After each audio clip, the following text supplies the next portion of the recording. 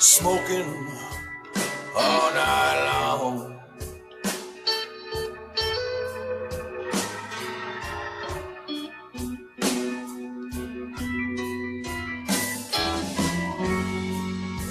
I'm doomed, I said I'm doomed. Never come out these blues alive.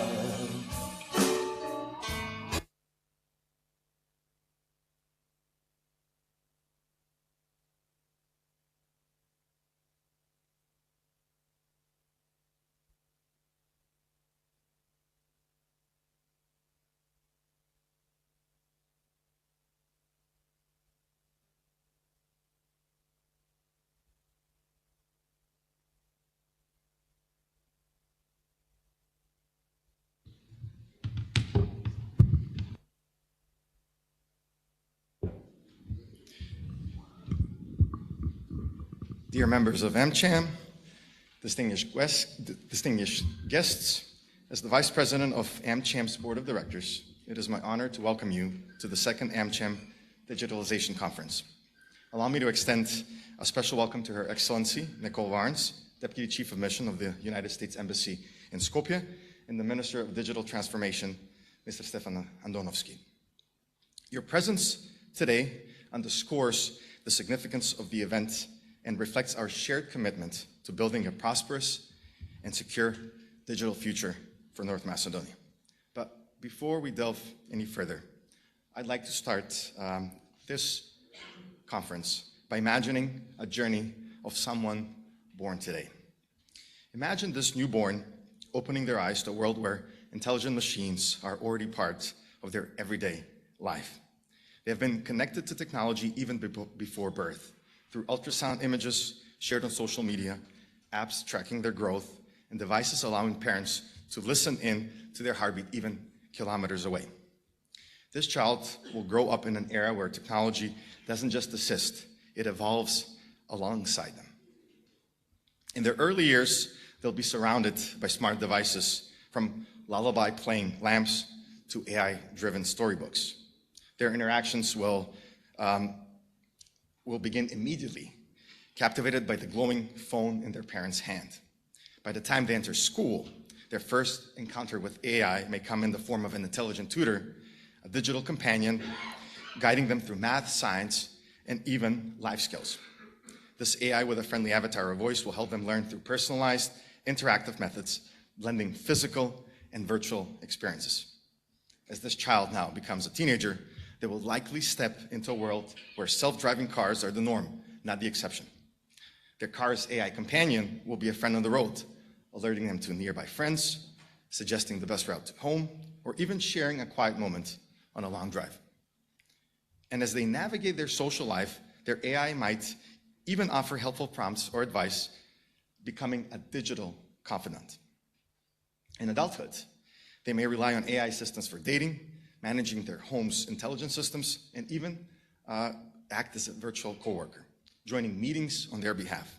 Their workspaces will be fluid, seamlessly adapting to their needs and moods, allowing them to direct their home environment as easily as telling a friend, "It's too hot in here." By the time they reach 50, the AI agents will be as embedded in their lives as any lifelong friend, helping them stay connected, organized, and even healthy by managing a continuous stream of passive health data from their environment. At an advanced stage, robots will act as personal assistants, taking care of all their personal and medical needs. Technology might even be the first venue to immortality, with our personas, thoughts, and even bodies captured and emulated so future generations can interact with our digital selves long after we've been gone. So the world of tomorrow will primarily be driven by technological innovation and the digitalization of every facet of our lives. So the culprit of this transition will be the private sector, while embraced by the public one, with business and government serving as the two pillars shaping tomorrow's economy. With technology's unprecedented progress, regulators will be responsible for ensuring that innovations serve our society securely, inclusively, and sustainably. Today's conference aims to deepen our understanding of how we can better align these two stakeholders, going beyond simple collaboration or common goals through the creation of synergies to address our most pressing digital ambitions and challenges. We're also gathered to underscore the urgency of tangible, impactful action for North Macedonia, so it can maintain a pace with digital trends elsewhere. This urgency has never been more pronounced.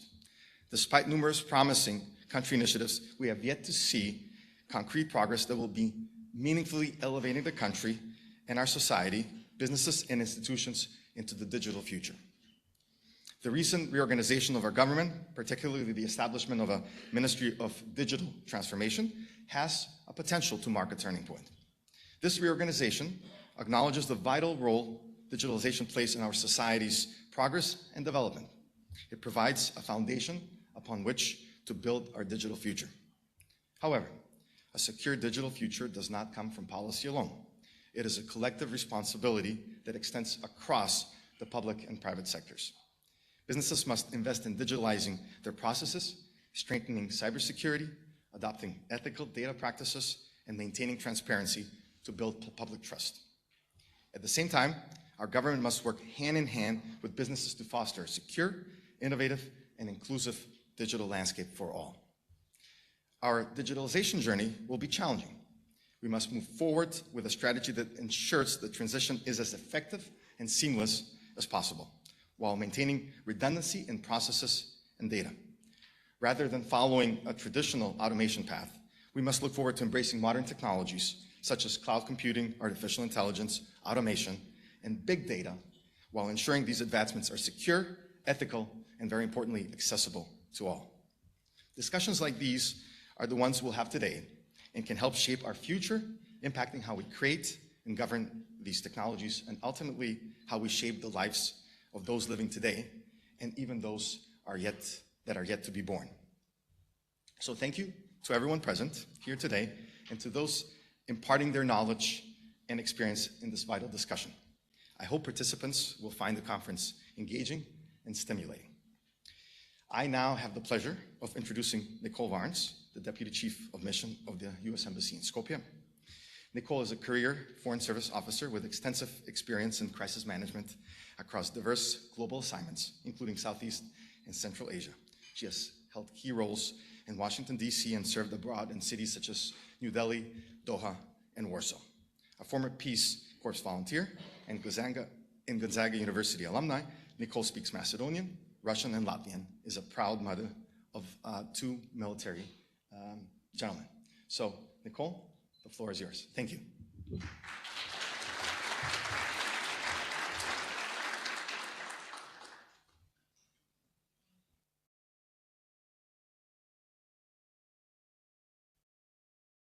Thank you so much, Ivan. I have to say, hearing your description of the future is giving me a glimpse of what I might look like in 30, 40 years, asking my future grandchildren, how do I work this thing? Thank you, Honorable Minister, Ivan, again, distinguished guests, members of the American Chamber of Commerce. Good morning, and thank you again for inviting me to join you on this very important event. With the recent establishment of the new ministry devoted to digitalization, this year's conference really couldn't be more timely. Today's discussion will highlight how the digital government of tomorrow is beginning to take shape today. As business leaders and government representatives in North Macedonia, you know that digital transformation is a complex and challenging journey. Companies must continually innovate and find cost-effective solutions to stay competitive, while governments must keep pace with the new technologies, adapting laws and policies to ensure protection and foster innovation. When it's managed well, digital transformation can fuel economic growth, it can enhance public services, and it can reduce corruption. So together, we have an opportunity to help shape the digital transformation and the infrastructure and economy and future of North Macedonia. But this future isn't guaranteed. It's one that we must actively build together. Achieving a secure, prosperous digital future requires close collaboration among government, business, and civil society. We must ensure that the digital landscape that we create drives innovation, boosts economic growth, and enriches lives. Yes, adapting to new technology, present challenges is difficult, but it is essential for growth. And as President John F. Kennedy once said, change is the law of life.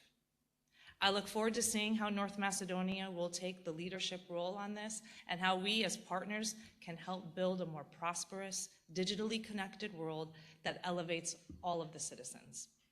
Thank you again for the invitation, and I wish you the best during the rest of this event. Thank you.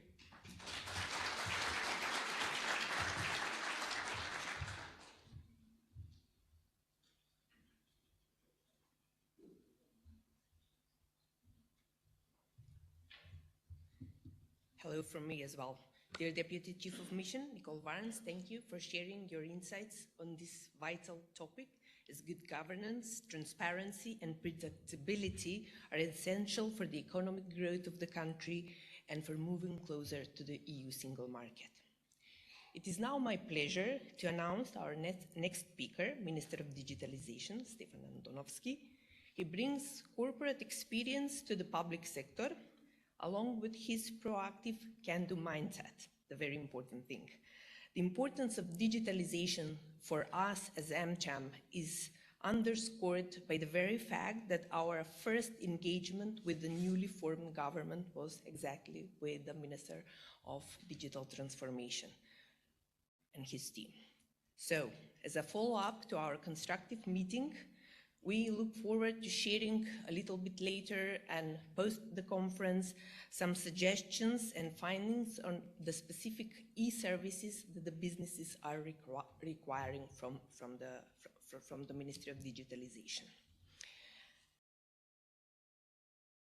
Esteemed Minister Andonovski, you will have the floor, and I believe that our today's audience is looking forward to hear what are the plans of the ministry and the government on our joint digital future and how we can all contribute to have a more digitized and more transparent economy.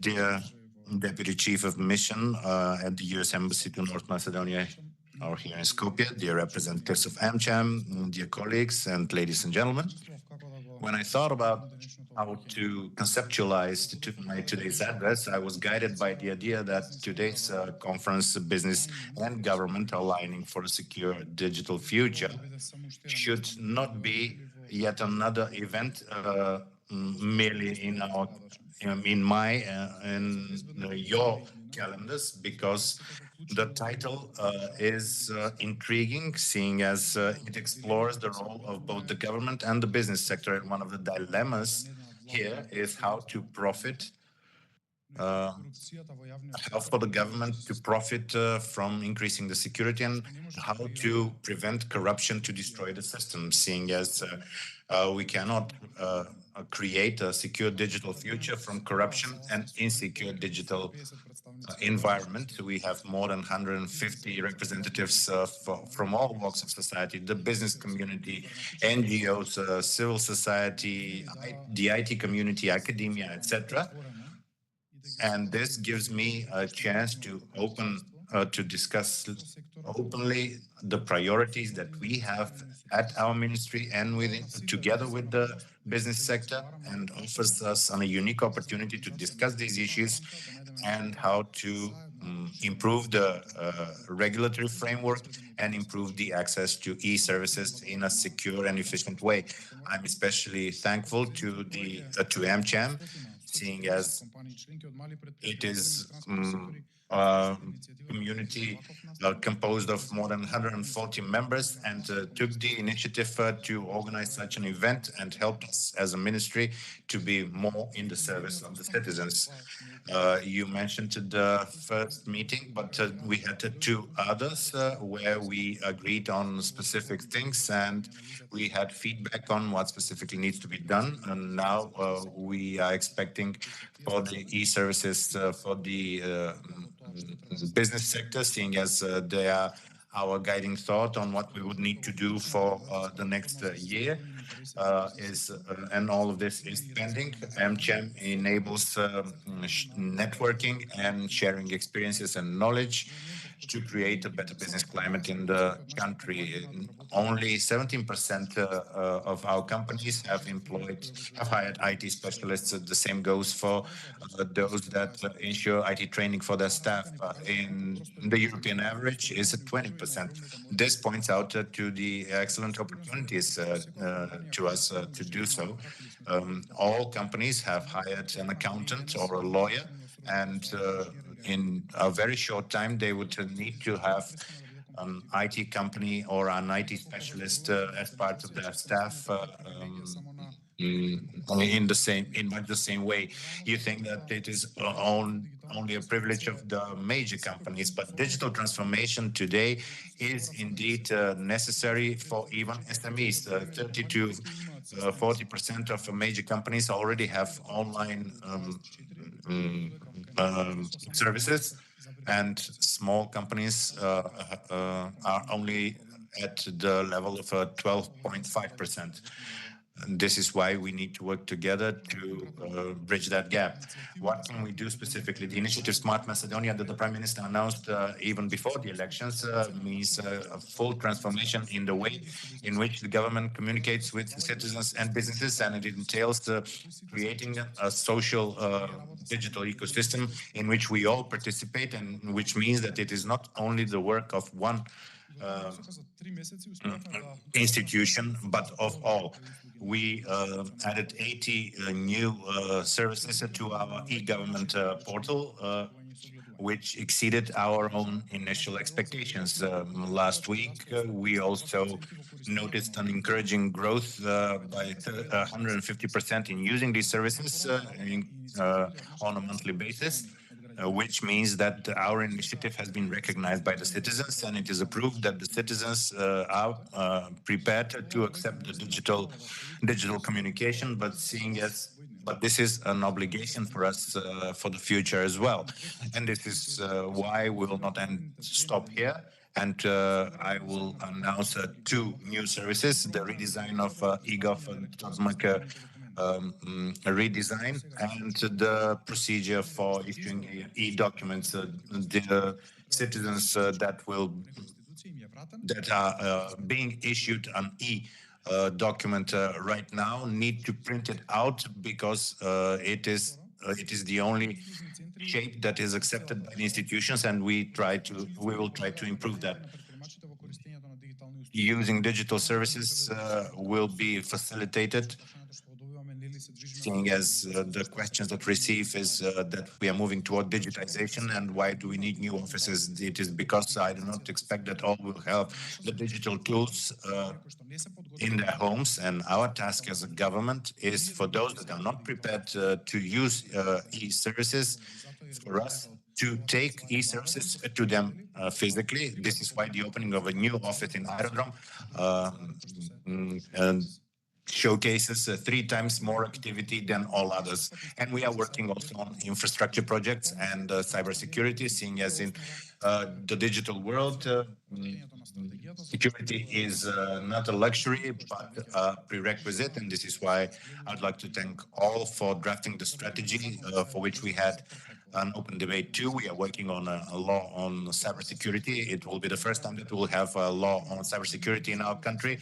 We're working on the minimum security standards and plans for hiring for engaging of institutions in cyber incidents. We are intensively working on the new national strategy on ICT. Our colleagues will talk about it later. And when it comes to the business community, all these plans and documents entail less time for administrative procedure and regulation and greater access to international markets. I would like to also underline that what I mentioned on several occasions, that we are not alone in this. We have our international partners in this, and this is why we take part in all international projects, as in the digital agenda for the Western Balkans of the European Union. And we wish to make Macedonia a leading digital hub in the Balkan. This would seem idealistic, perhaps, or populist for you, but seeing the quality of our IT engineers and the experience that our companies have both home and abroad, I'm sure that we can succeed. Dear friends, I know that for a lot of you, time is money and investments require security, and this is why we try to create an environment where businesses, or digital businesses, would be able to develop. This is why we will create clear rules of the game, and we need a partner to do so. Your experience, your expertise, and your preparedness to invest in the future of Macedonia are key for the success of our vision. When I think about the digital transformation of Macedonia, this must not only be equipment and infrastructure. It should also mean a vision for transformation. When we established the ministry, many asked us if we need another ministry. The 150% more using of e-services gives you the answer. But this is only the beginning. And this is why at this event and at all others, I would like to appeal to you to join us in building the digital future of our country together as partners with a shared goal to create a country where technology connects people rather than dividing them. And security in the cyberspace is the prerequisite without which we are not working. Thank you for your attention, and I hope that we will translate this vision into reality together. Thank you very much.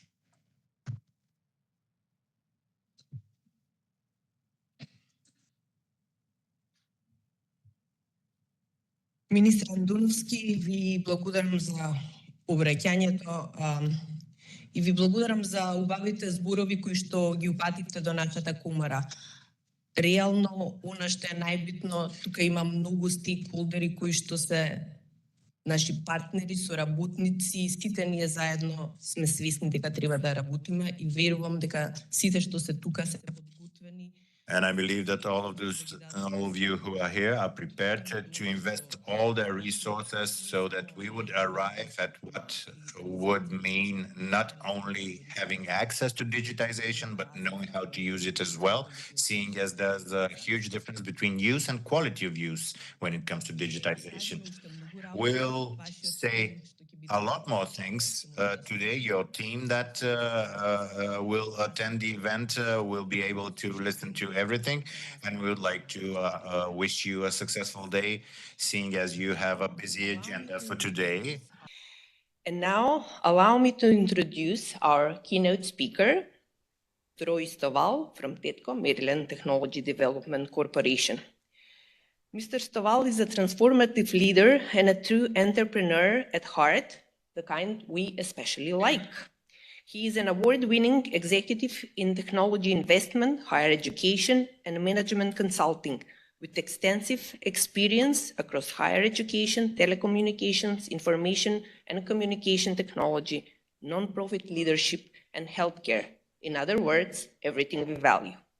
Please join me in welcoming this widely recognized and respected speaker who will share his insights on how forward-thinking governance can shape our future. Mr. Troy Stoval, the floor is yours.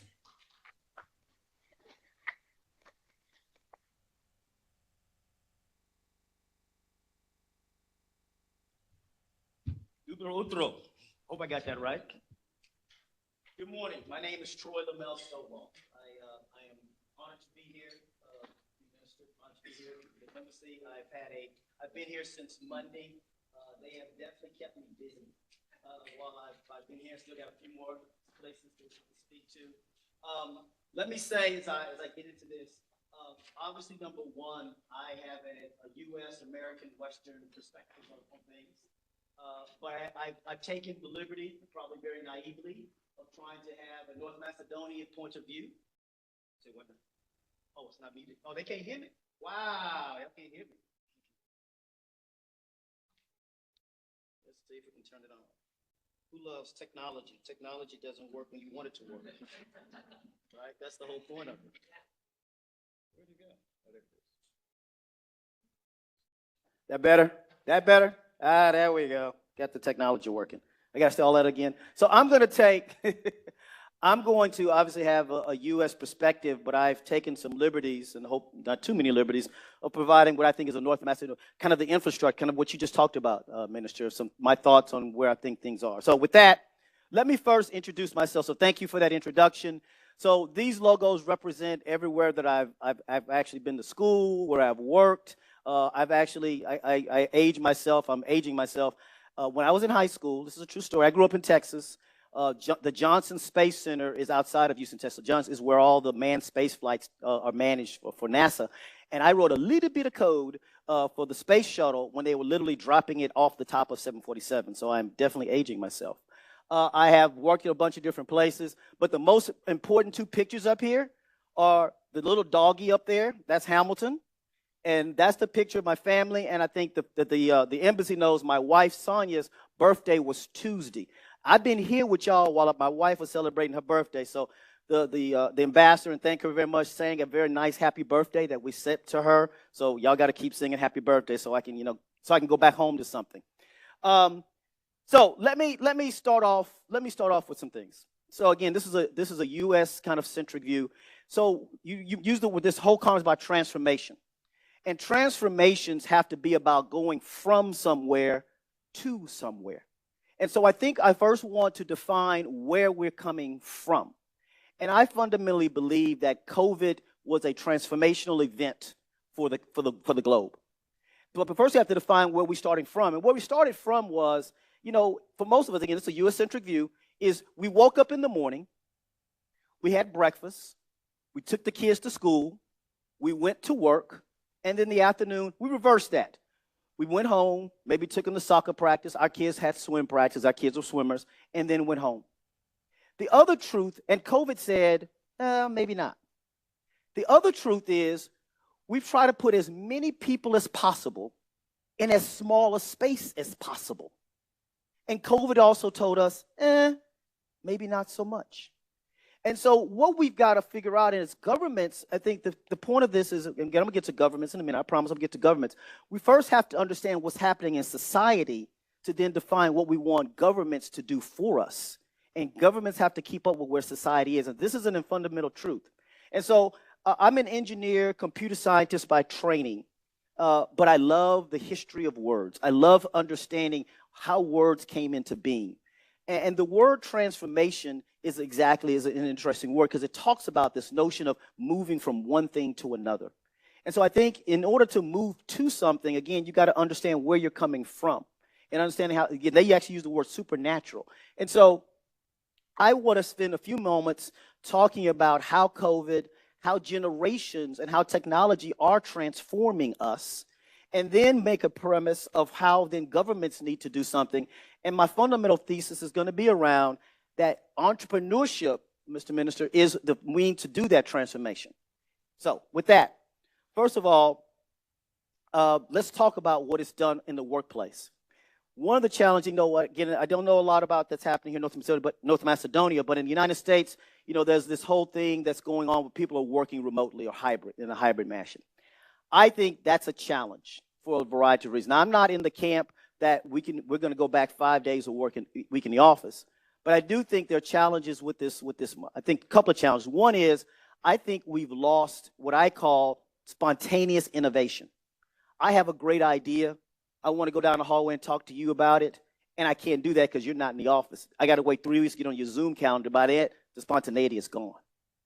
And I actually would love someone to do a study over the next 10 years to say, what's been the pace of innovation that we've had over, prior to COVID, and what's going to be the pace of innovation after COVID because of that lack of spontaneous innovation. I also think what we've lost in not being in the office, we've actually done a disservice to those individuals who are just starting their careers. Because when you're in the office, you get to see someone. You get to see how they carry themselves, how they manage, how they talk, how they dress, how they do all those things.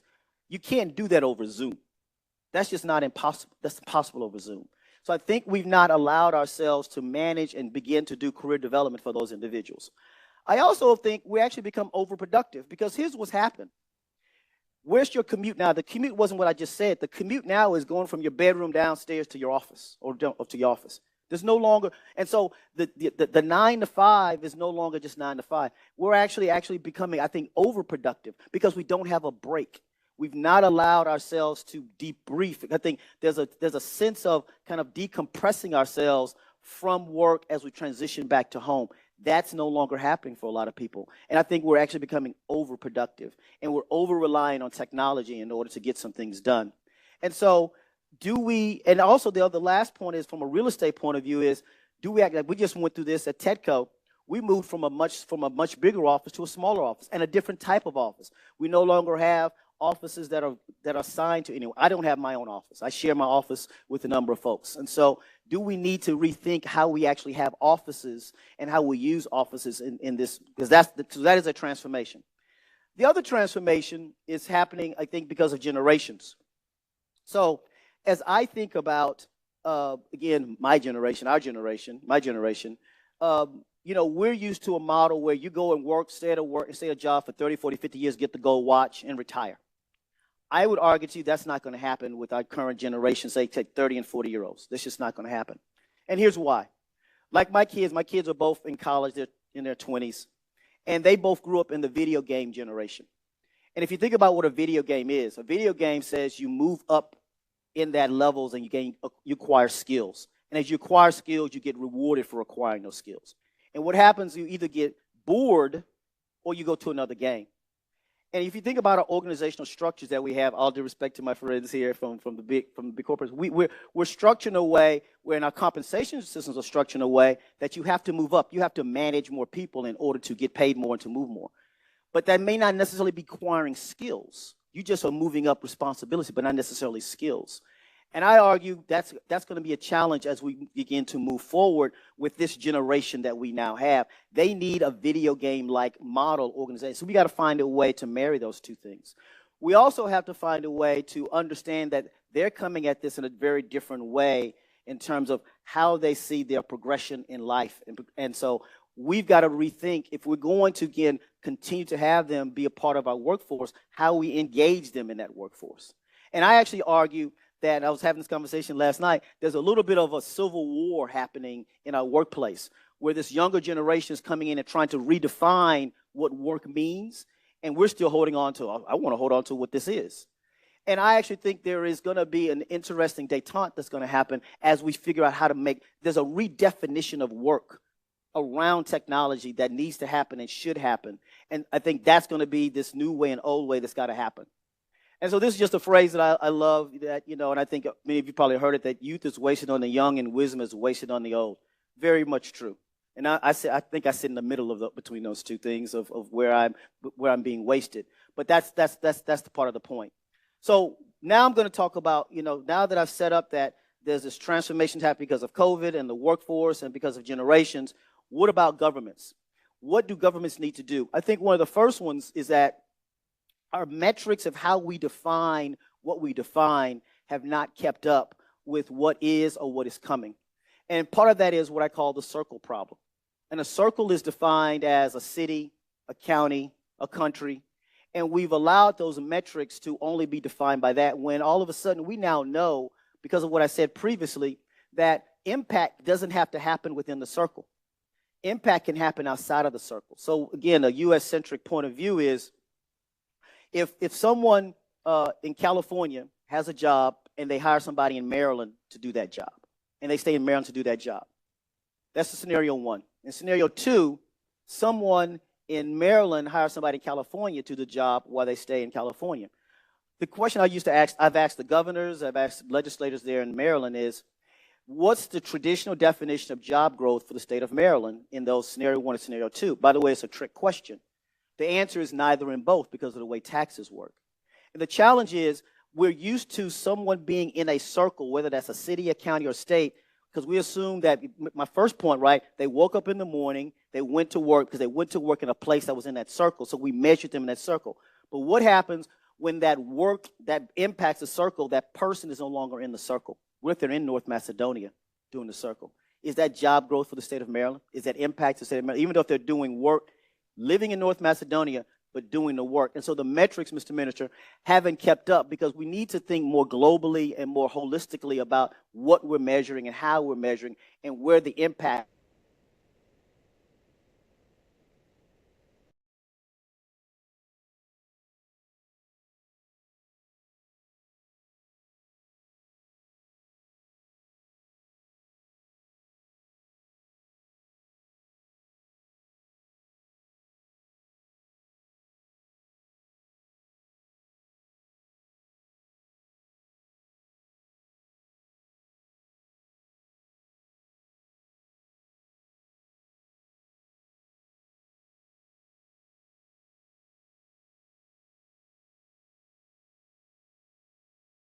Technology.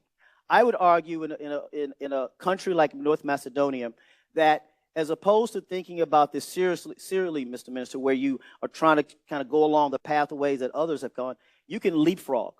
And one of the things I use as an example is what happened, for instance, when they put cellular networks in Africa. They didn't go from 1G to 2G to 3G. They went straight to 5G. And I would argue that in order to do that, though, we have to think differently about entrepreneurship and how entrepreneurship can really be that driver that does this digital transformation that I hear you talking about. Now, there's all kinds of studies out there around the role that entrepreneurship has in countries across the globe. I would argue that entrepreneurship can be the foundation by which you can make these differences and you can generate these, you can drive these changes. And so, again, there's been all these studies of whether there's a positive or negative effect. I would argue it's a positive effect overall, but I also want to make sure you understand the difference between innovation and entrepreneurship. Innovation is about creating something new, right?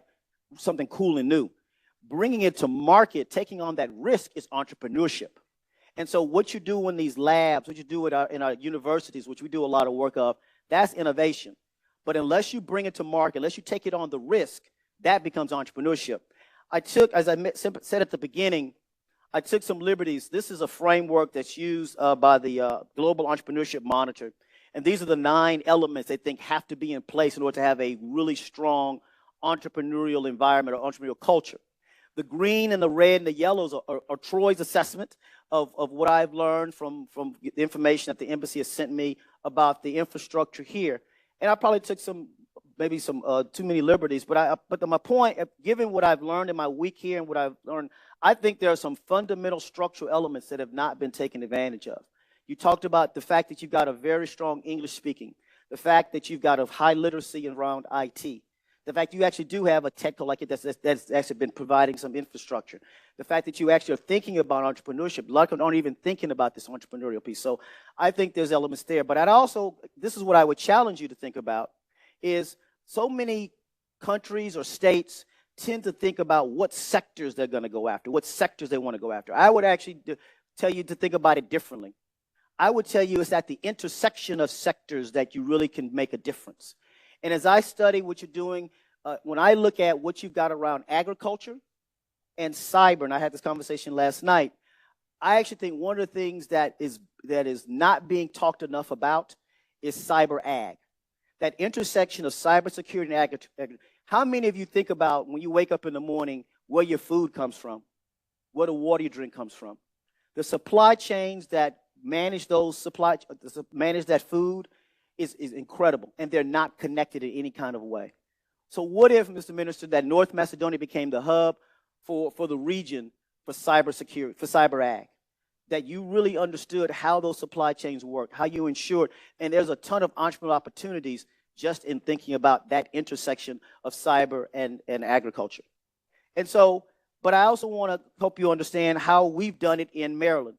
And so TEDCO is that element that I run in Maryland, that allowed us to do a lot of the work that I'm talking about, to be entrepreneurial. This gives you a sense of the org, and just also gives you a sense. I've been there for 4 years. The organization's been around for 26. I've been there for 4. And in 4 years, we've gone from about $20 million in revenues to over $60 million in revenues. We've gone, if you understand, for those in the finance area, assets under management, which is a term that's used. We've gone from about 120 assets under management to closing on $250 million of assets under management. We've gone from about 22 employees to almost 50. And so this is who we are, and this is what we do. What we do is provide early stage technology investments. And so we write checks that were from about $100,000 US dollars to $1.5 million in early stage tech and life science companies. PitchBook, which is an entity many of you may be familiar with, has named us the #2 venture capital firm on the East Coast. We're the #1 in ed tech. We're the #1 in social impact. We also do the tech transfer out of 5 research institutions there in Maryland, that being Johns Hopkins, the University of Maryland College Park, University of Maryland Baltimore, University of Maryland Baltimore County, and Morgan State University and HBCU. We facilitate the technology transfer. In other words, we help bring that stuff that's in the lab, we bring it to market. And we've also been able to invest in stem cell research. And we don't just write checks. We surround that entrepreneur with everything. But what we found out what the governor just recently found out as I close, was that Maryland was only growing at 1.4% GDP, 1.4%. The average in the states is 4%, and those with very high technology-driven growth is more like 8%. So we're nowhere near it. And so through an effort that we led, we developed this thing called Cultivate Maryland. Oops. So I want to introduce you to Cultivate Maryland. Is that the sound? Diversity, equity, and inclusion, and the infrastructure to support innovation. Once thriving businesses would struggle, storefronts would be empty, job losses would mount, industries would falter, and a mass exodus of talented individuals would flee to competing states that offer more attractive opportunities to both businesses and workers. Maryland was once a top 10 fastest growing state, but it slipped from its ranking. While the state's economy had been growing steadily, the growth rate of STEM jobs has slowed. Countless Black and Hispanic Marylanders have grown disheartened at the thought of having to wait decades or even centuries to achieve representational parity in STEM jobs. The result is many of our talented, innovative minds are looking to other states for employment, allowing Maryland's innovation, technology, and science industries to fall behind. To avoid missing out on the innovation and growth that a diverse workforce can bring, we must act now. Let's take a trip into the future. It's the year 2040, and thanks to a visionary $500 million investment for the Cultivate Maryland strategy 10 years ago, Maryland is now the shining hub of groundbreaking technological advancement and an epicenter of economic growth. Here's how an investment in research and development, education and workforce development, favorable government policies, and a supportive business environment move Maryland from the 28th spot in the country for high-tech growth into the top 15. A decade ago, we imagined a workforce that was truly representative of our state's diverse population. And today, we've achieved that goal. Black-owned employer firms now make up 14% of our state's businesses, while Hispanic employer firms have reversed their previous decline. But that's not all. Women-owned employer firms, regardless of race or ethnicity, have grown to 35%. This is a testament to the state's commitment to promoting gender equality and empowering women entrepreneurs to pursue their dreams. By creating an inclusive innovation ecosystem, we closed the STEM diversity gap, producing over 100,000 new high-tech jobs in emerging sectors like biotech manufacturing, medical device manufacturing, and software. Today, we can proudly say that Black Marylanders have increased their share of tech jobs to 34% and science and engineering jobs to 19%. Hispanic Marylanders have achieved parity in tech jobs and science jobs and increased their share of engineering jobs to 9%. Women, regardless of race and ethnicity, have increased their share of tech jobs to 32% and engineering jobs to 27%, while continuing to exceed parity in science jobs. This is the Maryland we envision. Join us in the effort to create a more promising tomorrow for our state. Your investment can help Maryland secure a better future, build stronger communities, foster collaboration, and create a sense of belonging for its residents. It's time to cultivate Maryland. So when you do that kind of investment, by the way, we didn't get $500 million, but we did get quite a bit of investment. We're about to issue, actually, if you do visit us in Baltimore, you'll hear some announcements that we're making around this. But this is the point, that when you do this, when you actually have this transformation, this is the kind of impact you can have. We've had almost $3 billion of impact to the state. We brought $1 billion of investments to the state that but for would not come to the state. Because we're rethinking how we think about entrepreneurship and the role that entrepreneurship should have. Again, how do you move that innovation and bring it to market? And so I leave you with this interesting piece that, you know, not everybody likes change. Everybody thinks change is something that somebody else should do. But I actually think if you really are going to take on this transformational journey, which I would encourage you to do, not everybody's going to look like this cat. But Mr. Minister, you got to get past these people that look like the cat. So thank you for your time today. I appreciate you.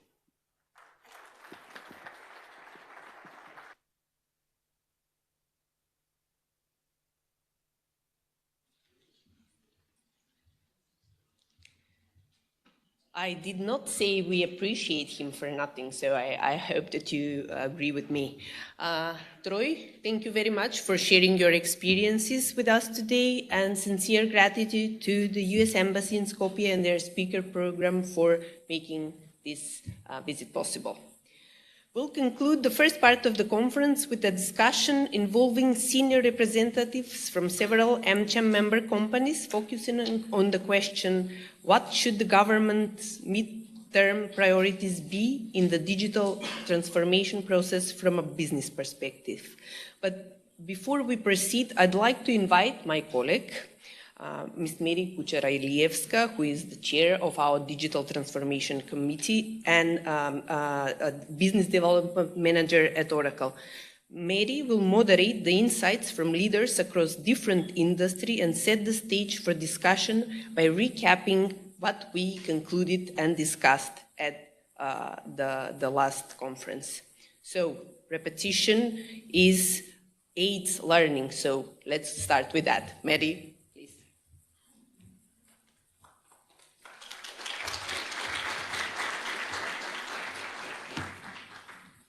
Thank you, Jelena, and thank you, Troy. Indeed, this was very exciting and entertaining presentation. It is a huge honor, pleasure for me to greet you all and welcome you to the second AmCham conference hosted by the Digital Transformation Committee, which, as Elena mentioned, this year is dedicated to establishing synergies between the government and private sector in building the digital future in the country. Those that attended last year's conference would remember that the focus there was on cybersecurity and how to have cyber-secure organizations. I will not tell you much about that, but the chief messages from the conference is that joint efforts between the private sector, policymakers, the academia, NGOs, and other interested parties is of key importance for establishing a comprehensive mechanism against evolving cyber risks. People are, of course, the most important element in the chain in cybersecurity, but they're also the weakest. And this is why it's necessary to work continuously on raising awareness and building capacities and skills for adaptation to changes. Some of the key challenges that were identified at last year's conference were also involved the inappropriate implementation of existing laws, limited capacities, the lack of a systemic approach, and the lack of centralized institution that would coordinate the activities on cybersecurity. Consequently, resolving these challenges is essential to encourage a safe and elastic digital environment. Additionally, it was pointed out that the existing legal framework needs to be improved to support digitization processes and would align the national legislation with that of the EU. an interesting question that was imposed at last year's conference involved if we need to be secure and be a bunker, or cybersecurity entails a way of thinking and constant improvement. The answer, of course, is not clear, and this is why we would like, through today's discussions and panels, to open the issue of how digital transformation through the synergy of all stakeholders could finally become our way of life and constant improvement in all walks of life. I will continue in English, saying as we reach the time for the first panel. First roundtable, the CEO roundtable. And for that, I would like to invite on stage Mr. Konstantinos Nicolaou, the CEO of Titan Cementarnica Usija, Mr. Andrei Petrescu, Cisco country leader for North Macedonia and Kosovo. We are going to have online Mr. Dalibor Fertonik, the CEO of Sourcix.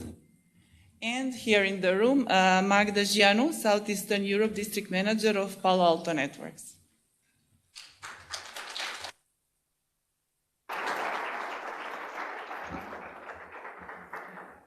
So this is a good beginning. We have applause even before we started. Thank you very much. Thank you to three of you and to Dalibor. Are you going to see Dalibor online? I'm here. I'm not sure if you can see me. So the goal of our today's, hi Dalibor. Our today's discussion is first of all to identify the challenges and opportunities that the digital transformation presents to the private sector, since you're all coming from the private sector, and to explore and understand the key expectations and recommendations from the business community regarding government initiatives in digital transformation. Let's start with the first round of questions, and we will start with you, Mr. Konstantinos Kostas. It's better, Kostas, yes. Yes. So we are aware that your organization went through a process of digital transformation in the past several years that has completely changed some of the processes and brought the company operations on a different level. And we are talking here about really good, huge changes and using cutting-edge technologies like AI, for example. So a lot of things, depended on your company organization, but a lot of activities were certainly connected to interactions with the government. So my question to you would be now, what is your experience with the readiness of the government institutions that you were cooperating with, supporting your organization in this transformation? Do the institutions have the needed knowledge, technology, people, processes, and so on? How would you present your experience? First of all, good morning, and Mary, thank you for having me here in this panel, and I'm honored to be here with all this audience. Let me put a frame on the question that for the last more than 120 years, the Titan Group, around 4 continents and in many countries, we are providing high-end building materials for resilient, safe, and affordable housing, but also infrastructures. But there are 2 big imperatives for our business that have changed during the last 15 or 20 years. The first one is the decarbonization of our industry, and the second one is the digitalization of our industry. So that makes us think that we have to approach the things in a different way. We have to think more innovative. We have to think about more greener products. And we have to have another relations between men and machines, and how we will bring all that, embracing this changing, and being good for the interest both of the company, but also of our stakeholders. Digitalization is a revolution, it's a technological revolution, and in my opinion, as every revolution needs effort, needs knowledge, needs time, and when I'm saying time, I'm talking about the right timing, that is the time, and it needs a close cooperation. So 3 things that we have to have in our mind is knowledge, timing, and close cooperation with the interested parties. The government we know that they have very high in their agenda the digital transformation, and this is good, both for the citizens, the government, but also for the private sector. But we firmly believed that in order to achieve better performances, what we're trying to do on the digital transformation on the private, but also on the governmental sector, we need to be together, we need to cooperate, we need to share our knowledge and our practices in order to end up the final results that we all want to have. So what we have to do, both as private and public sector, is to invite all the interested parties. And the interested parties is our employees, is our clients, is the society, is the investors, is the capital providers, and try to understand and deepen our knowledge on what are their concerns, what are their insecurities concerning digitalization, what we can offer to them, and work together towards a common shared value and goal that we want to achieve. Concerning the expertise, although I'm here in the country since last February, I can tell you that we are very highly ranked among the European countries on the level of expertise of individual people we have in the country. And we can see this also in our group, because a lot of our colleagues, my colleagues here, been working for our group towards IT project, but also work in other countries. And there is a very big human resources on IT expertise here in the country. So what we have to do is to have the will to implement. Okay. So having the skills, I believe what we need now is a will for implementation to be stronger than the skills that we have. So very nice, very good conclusion actually. Now we are going to you, Dalibor, so you can switch on your microphone. Dalibor is, as I mentioned, CEO of Sourcix, and everyone in the audience knows, of course, Sourcix, like the company behind Moitermin. But actually, if you Google them, you will find out that it's an Australian company, technology company that builds revolutionary and innovative solutions to streamline the delivery of care to patients and workflows for care providers. So Dalibor is a tech company with experience in public sector, namely healthcare, in several completely different countries, on different continents even. You are just the right person for the following question. Which actions or measures would you recommend to the government to ensure that digitalization projects are implemented properly, but even more important, that they are maintained properly in order to achieve continuous success? Hi, thank you, and thanks everyone for having me. Thank you, Mary, for the question. So, as you mentioned, Moitermin is a system that we actually built and still maintain. And Moitermin and the reforms surrounding it and its implementation as a digital project, I think this is one of the most successful digitalization projects by any government anywhere. It's still running. It's been 12 years. It's been built up, enhanced, and improved over time. It has regular engagement with the sector, and it has provided. Those of you outside healthcare might not realize the value of this, but I'll try and articulate it. Almost nowhere in the world is there a complete population level data set that is 12 years long, or a population of any size, let alone a whole country's population. As an asset in the country and to the government, this is huge. And the same is possible, elsewhere. For me, we've now done nation level projects in, I think, 5 or 6 countries. The most recent are in New Zealand. We've done some in Australia. We're currently working on one in Croatia. And something that stood out for me are a few points about how to get things very right and how to get things very, very wrong. Projects that have gone very, very wrong. Of course, we're not involved in any such projects, but we've seen these at a distance and where things have happened. And I'll talk a little bit about that. So something that I want to stress around the success of this Moitermin in Macedonia from a government perspective.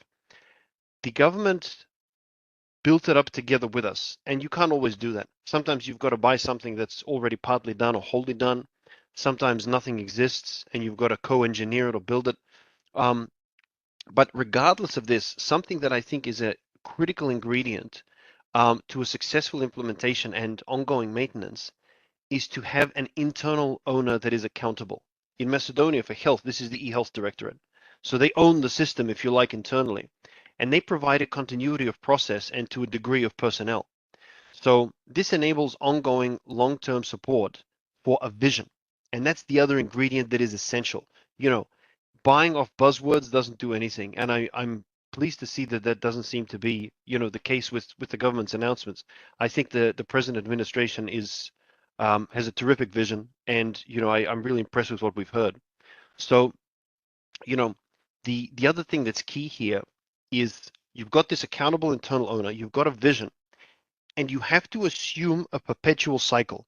Once upon a time, you'd make plans, and as engineers, we're a very engineering heavy company. We know what this looks like. You're saying, all right, I'm going to build this thing and it's going to last 10 years, 15 years, 20 years. That doesn't happen anymore. Today, in digital technologies and transformations, if you say we're going to make a plan for 10 years, it's out of date within 2 or less. So you have to have an ongoing cycle. The way I like to say it is you can't treat digitalization as a machine, even though it depends on technology. You have to think of it more like a muscle. You have to keep exercising it. You have to keep using it.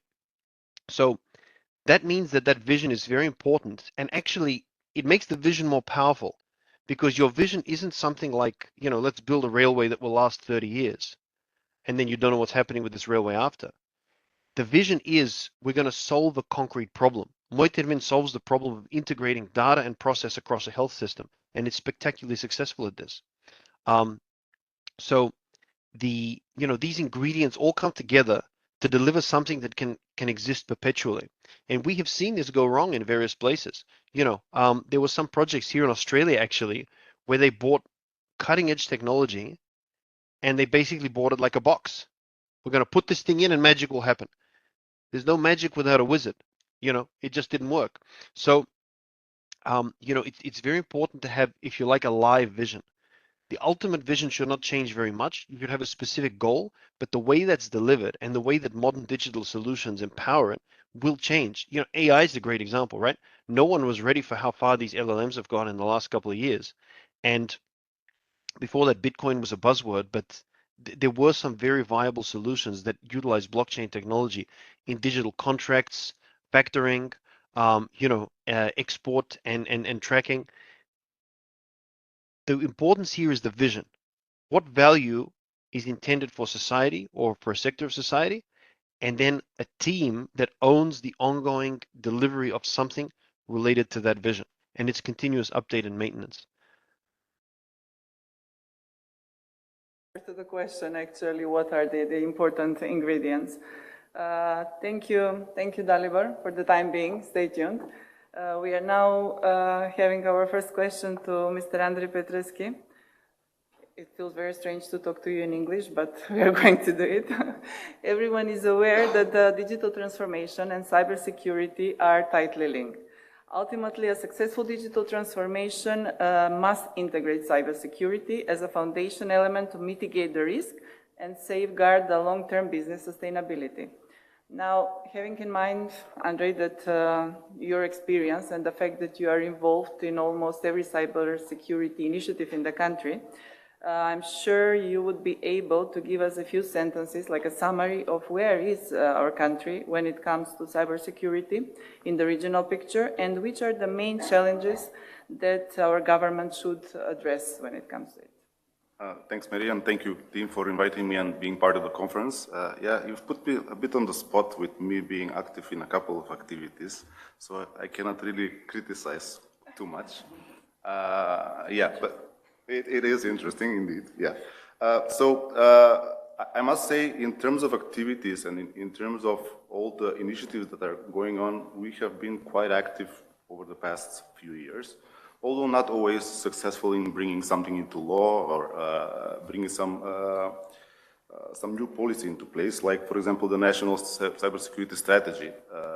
It's quite a nice version of the document that we have right now.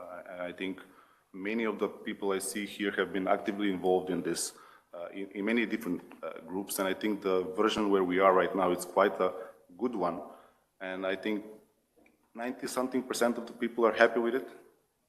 The issue comes now is the implementation of it, and really introducing it across the whole aspect of the government, not only within the public sector, but the interaction with the private sector as well. So as a first thing, what I would say is the policy and regulatory framework in the country is what needs to be focused on. Not only to put it into letters and into law, but also to implement it. This, I think, is the number one thing that we are quite active and potentially even better in some of the countries in the region, which was your question. But now I think the main thing is how do we implement it? Because implementation is not our strong suit historically.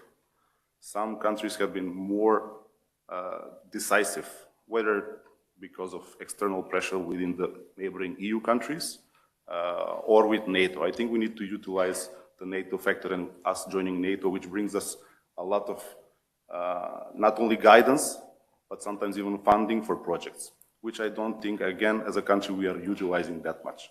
Many of the regional, our neighbors actually knows how to squeeze European, US, you name it, funds for improving the infrastructure. And I come to the investment part of the comparison.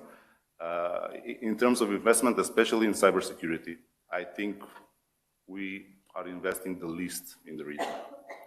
On the public level, private sector, I think we are a little bit better, but still on a public sector level, I think our investments are the lowest in the region, even if I compare us to countries like Kosovo that I cover. I don't want to even mention the EU countries, Serbia and Albania. So this is quite key, not only from investment from local budgets, but also the funds that are available, which we as AmCham are quite actively trying to help institutions get funding, but there is not always cooperation from that perspective. So this is a major thing I would push and focus on going forward and encourage the public institutions to work with us to try for us to help you create a framework and potentially get even some funding. So this is quite key and an important subject that I know, Mary, I'm sure you have issues, and I think some of the private sector people here as well have, as well as people that are employed in the public sector, is the investment in sustainability. Sustainability of a project. As Dalibor mentioned, this is not something that we are investing into a specific solution for 3 years and then forget about it, and then it expires, there is no support, especially in cybersecurity, there is no way not to renew licenses, support, etc., etc. And this is not only in cybersecurity, but in many of the other fields in IT and in digitization. This, especially in the public sector, has been a major issue here that I think is a major point for improvement that we need to do. It's, I would say, more than 9 out of 10 of projects are not being renewed. They are let to expire, even critical infrastructure projects within the country. This is, I think, a very key thing that we need to introduce, that maintenance is not something that is just assumed that it will happen, even if we do not renew a contract. So it's quite an important subject that I sometimes, I'm a local, so I would like us to be the example for the rest. And I hate it when I have to give an example from a neighboring country. They'll look at what these guys did. Somebody, I'm not going to mention countries, but some countries that were way behind us in development 5-10 years ago. So it's a key, this is quite a key thing. And finally, the people. You mentioned that we have a quite good level of knowledge and people here, and it's true. But this is a limited set of people. And I think we are squeezing them, actually you, to the maximum of your skill set. The generation of new talent in the country is not, I think, where it's supposed to be. And this is, I'm hoping that now that we have a new government, and from what I'm hearing, it's quite an important new thing that we will be focusing on. It's part of the new cybersecurity strategy, but I'm hoping it will be on every field, because cybersecurity is just one part of the industry and the country. But basically, we need to introduce investments into education, on digitization, and of course in cybersecurity from the very nascent levels of education, not only in colleges. I was doing some comparisons versus Bulgaria, versus Romania, versus Serbia. more than tenfold difference per capita in amount of engineers we are producing for the top vendor certification. Palo Alto, Oracle, VMware, Microsoft, Cisco, etc., etc. In terms of the numbers that are generated per year, it's just a terrible mix. So this is a thing that we need to focus on. We have quite a lot of number of programs together with USAID and the US Embassy. I think there is within the DAI and the CIDR program, specifically when I talk about cyber security, there is a workforce development component where we are trying to cooperate with the AmCham and the US Embassy and USAID to try to introduce programs to try to bring people more and more into the cybersecurity education and to create more people. Because I think not only we are losing people going outside, but even some of the people that we have here, just we cannot stretch them more than what we do right now. And I think the reason why they know more because they have to do a lot. So all of us are everything. We do the marketing and the implementation, and yeah, I'm the computer guy. That means even though I'm not an engineer. You're talking from personal. I'm absolutely from personal experience. Yeah, I would not. We have a number of points, but we will follow up later on. Yeah, thank you. Yeah, thank you, Andrei. And as Yelena said, we'll make sure that every message is sent here today will be forwarded further. So it will come to who it needs to come. Now, Ms. Magda Jean, okay, Magda, you're coming from a company that is helping organizations to secure their digital transformation. I saw that on your website, and actually I liked it very much. It's very short and very strong. So as you're managing a wider region, you can tell the audience which region it is. I cannot repeat all the countries. I believe our audience would very much be interested to hear how do you see North Macedonia on the cybersecurity map of the region that you're working in closely? Mary, thank you and good morning. Let me take 30 seconds before I answer that to give a very personal message because my first international assignment was for North Macedonia. And I have a very special connection to Skopje. My first manager was from here. The first trip that I ever took on a business perspective was Skopje. So I'm really happy to be here. I want to thank the organizers for giving me the opportunity to be in front of you. Yes, Palo Alto Networks, that's the company I work for. We're the cybersecurity leader globally. And our message is indeed quite short, but that's the only thing we do. We do cybersecurity and we hope we do it well. And my role is regional, Romania, Bulgaria, Moldova, all former Yugoslavian countries and Albania. So yes, I have this privilege to see more countries in the region and to compare. Where is Macedonia? North Macedonia is in a very good place. And let me give you this optimistic perspective of things. Because I'm based in Romania, and Romania was behind everything. It was a very frustrating experience as a citizen. But that gave us the opportunity to do everything right from the start. And that's how when we introduced the internet to the country, there was nothing there, no infrastructure, nothing to transform. It was so much easier to build it right from the start. That's why we have the second fastest internet in the world and probably the fastest in Europe. And it goes the same with 4G, now 5G, and a lot of other projects that we've implemented. That's the opportunity, and I encourage North Macedonia and the North Macedonian government and the citizens and the companies to look at things from this perspective, from the opportunity perspective, because you can get it right from the start. And there are several best practices that you can use and implement to get there, but absolutely you're in a good spot. Andrei was mentioning the quality of the people. You have it. The labor or the workforce is very skilled. You have the ambition. You have the international partners that are standing by with you. There is knowledge. There is know-how. So all that needs to be done is to take this, put it all together, and do a successful project. And I'll close with this.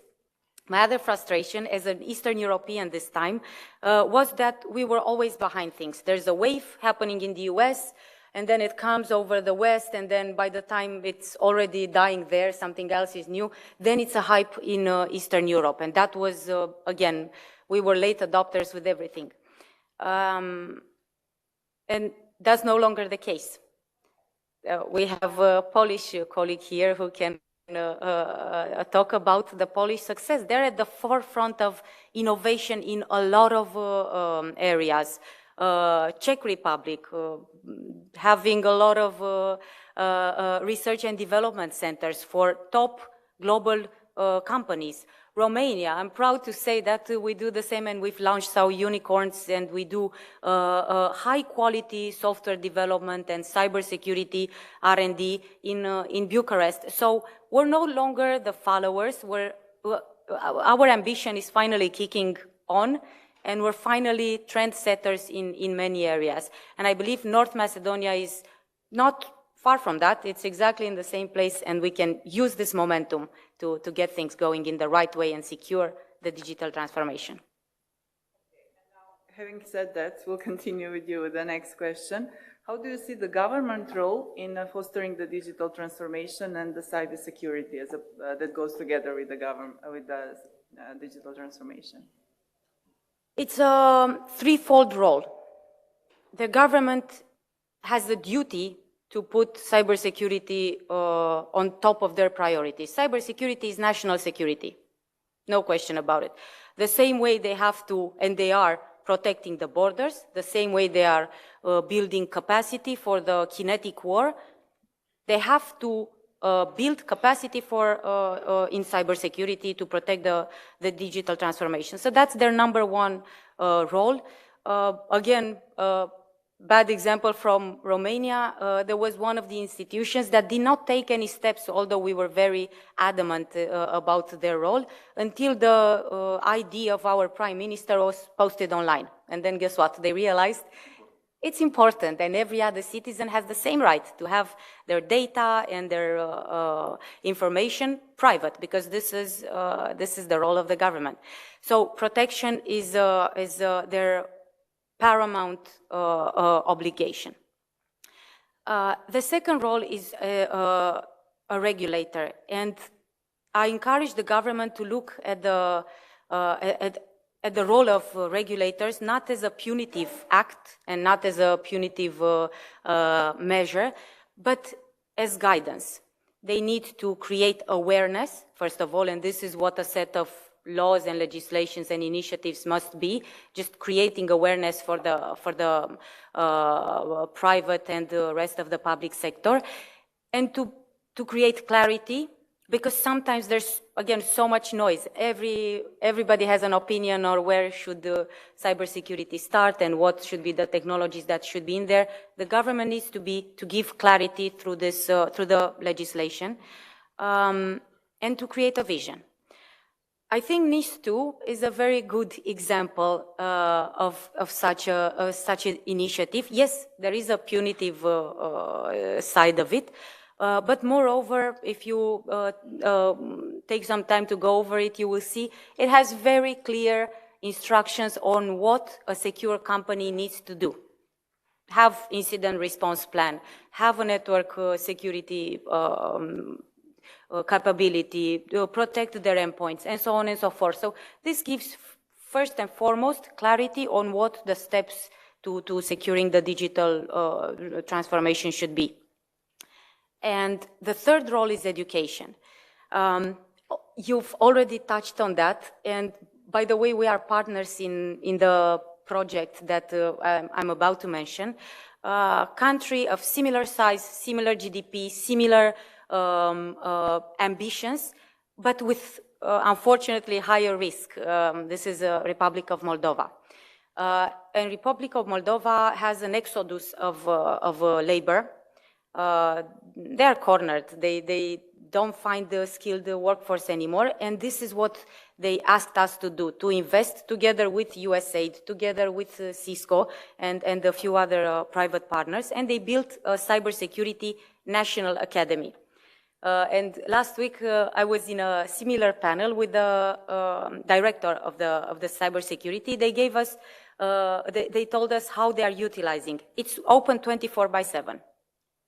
You have a card, you place an online request, you get a key, you go to because they believe and they expect that these people are already probably working, but they need to continue to educate themselves during the night, unfortunately.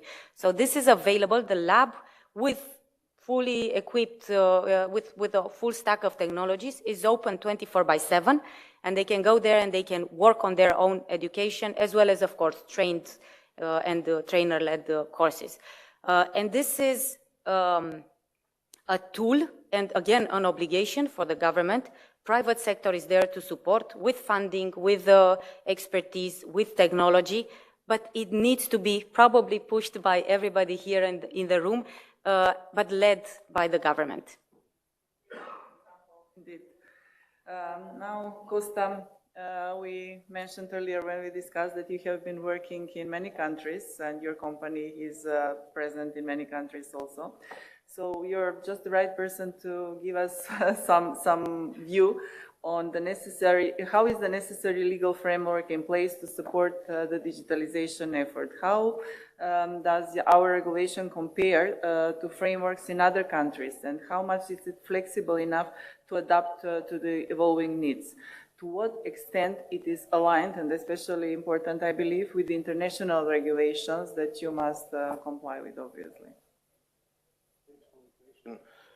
First of all, I believe that we all agree that legislation and legal framework is here to serve our day-to-day needs, both of companies, citizens, and the society.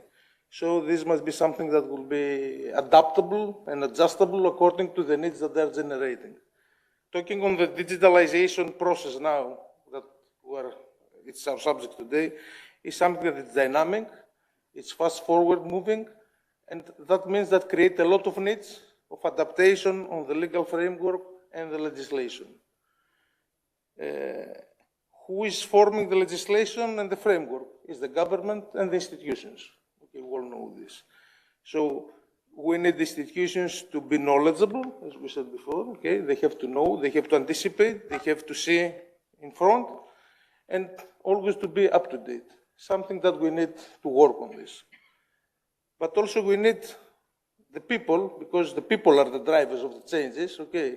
And these are the people working for the institutions and from the government that is doing the framework, the legal framework, to be fast on the decisions and to secure an environment that will adapt pretty fast on the needs of the digitalization and the company's needs and the society needs. Actually, what we're trying to do here, and this is the good part, having the experience all around these countries that I have worked for, is that, and this is the good part, that all of us were trying to achieve a common goal. Okay, we're trying to achieve faster, easy, accessible services for both companies and the citizens. That's what we're trying to do. So the goal is a common one.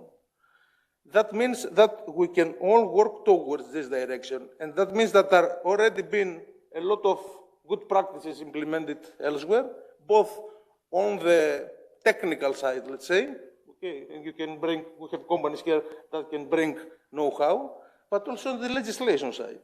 So it's not something that we have to invent the wheel again, okay? We have to just copy and paste the good practices. But, as I said before, the driver are the decision makers, are the people, are the government. This is the one. I would like to refer a good example throughout our company and how we implement this. We implement a new operational model through the digitalization transportation. Okay, we try and we start with a small pilot project in one out of our 15 plants, and we scale this up to the rest of the plants. It was a centralized, managed project, but it was implemented by local expertise teams. As one here we have in Russia and in the other countries. That means that we share the knowledge, we share the expertise, we learn throughout these implementations. So what I believe is the most important thing is that The good side is that globally we will have to standardize these procedures because they are equal for all of us, for all the countries, and this is something good. This is good for the developed, but also the less developed countries. So we will have all of us, more or less the same standards. But this needs a cooperation, a collaboration, and an exchange of expertise between the private and the public sector. Yeah, that's the topic of the conference today. Thank you for that.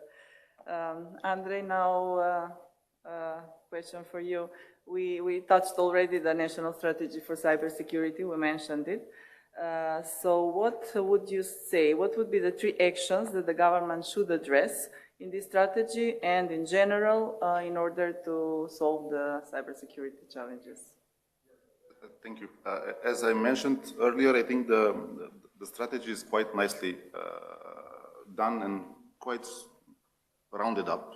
So the 3 should be implement, implement, and implement. But if I'm serious, I would pick maybe 3 of those that I would focus on. And one is, of course, to prioritize the legal framework for all of this to be able to be implemented and followed up. You mentioned NIS2. It's quite an interesting and important thing, not only for the public sector, but also for the private sector. And very importantly, it also has legal repercussions of doing something and not doing something. I think this in our country is not really something that is followed, and we have to introduce the legal framework of what everybody should do, but also have a system that will follow and audit this, right? What happens when somebody has not implemented whatever policy that is introduced?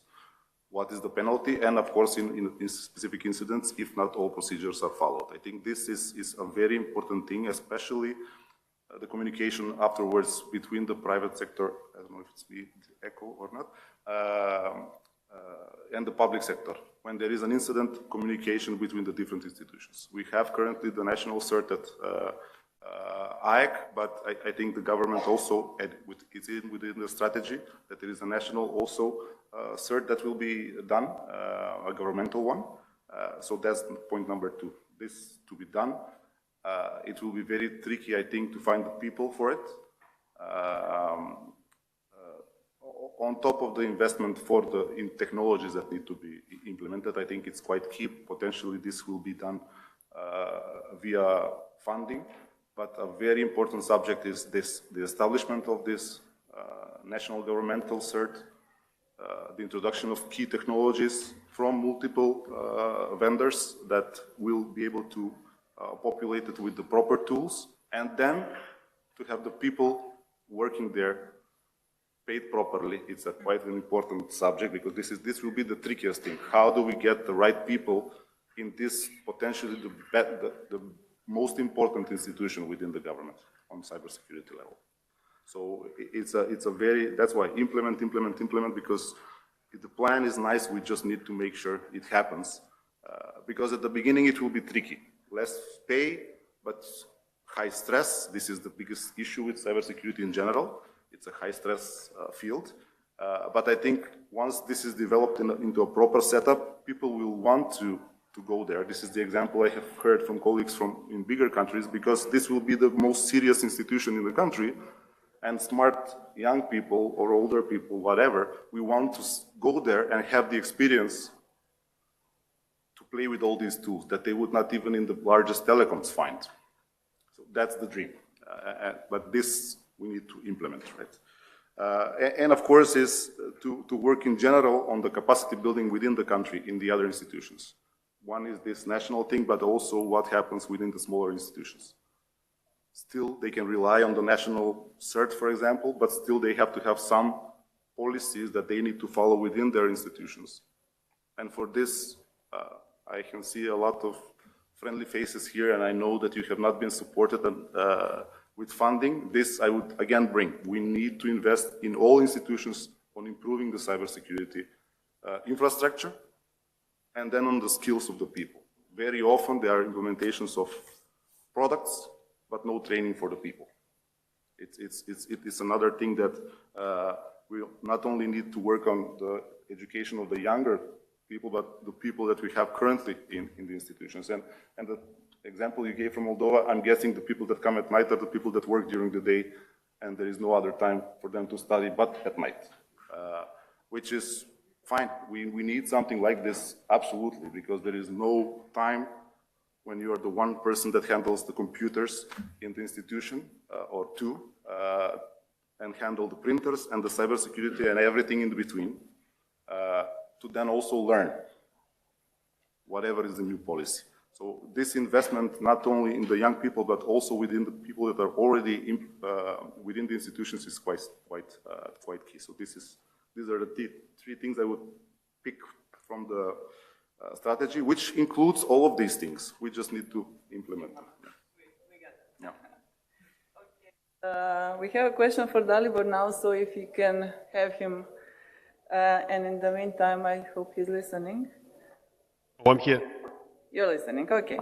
So, Dalibor, the question for you, oh, you're there, I didn't see that. The question for you is, with the pace of change accelerating thanks to AI and the new technologies, how do you think that the government can be in a position to provide the citizen with the best values in the long term?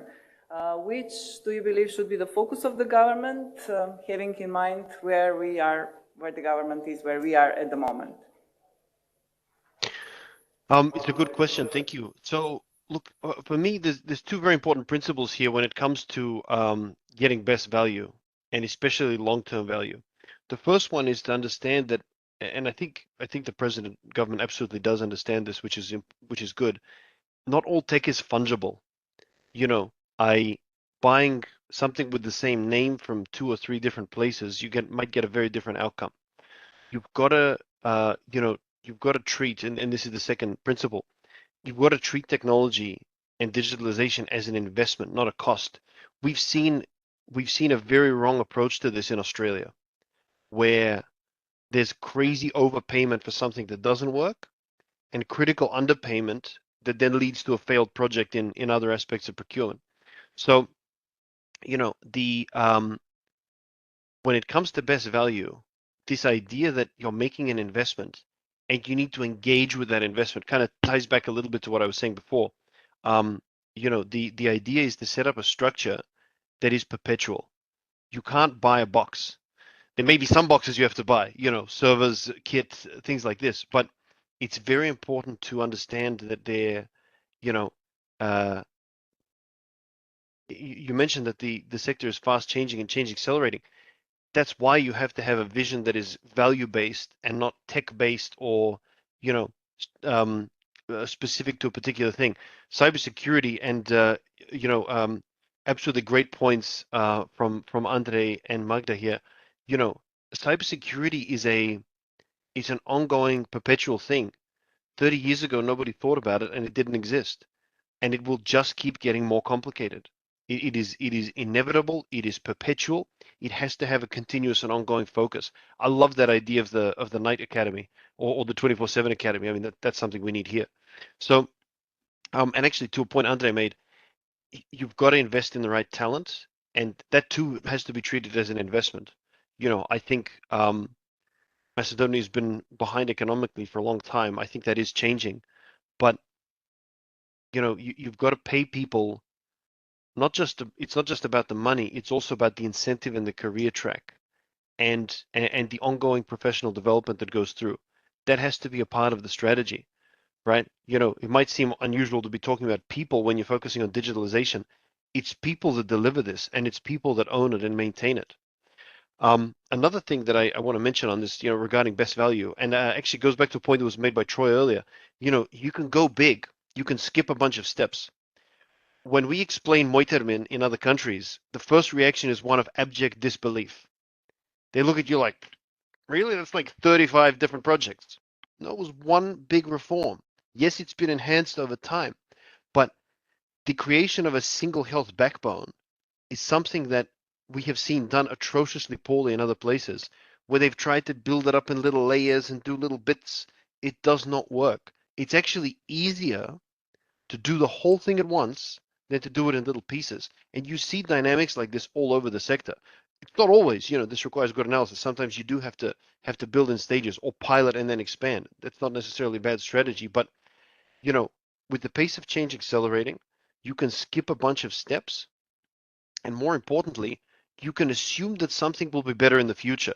I think, I remember with some of the early AI models, you had people looking at them like, oh, but it can't do fingers, or it can't do eyes properly or something.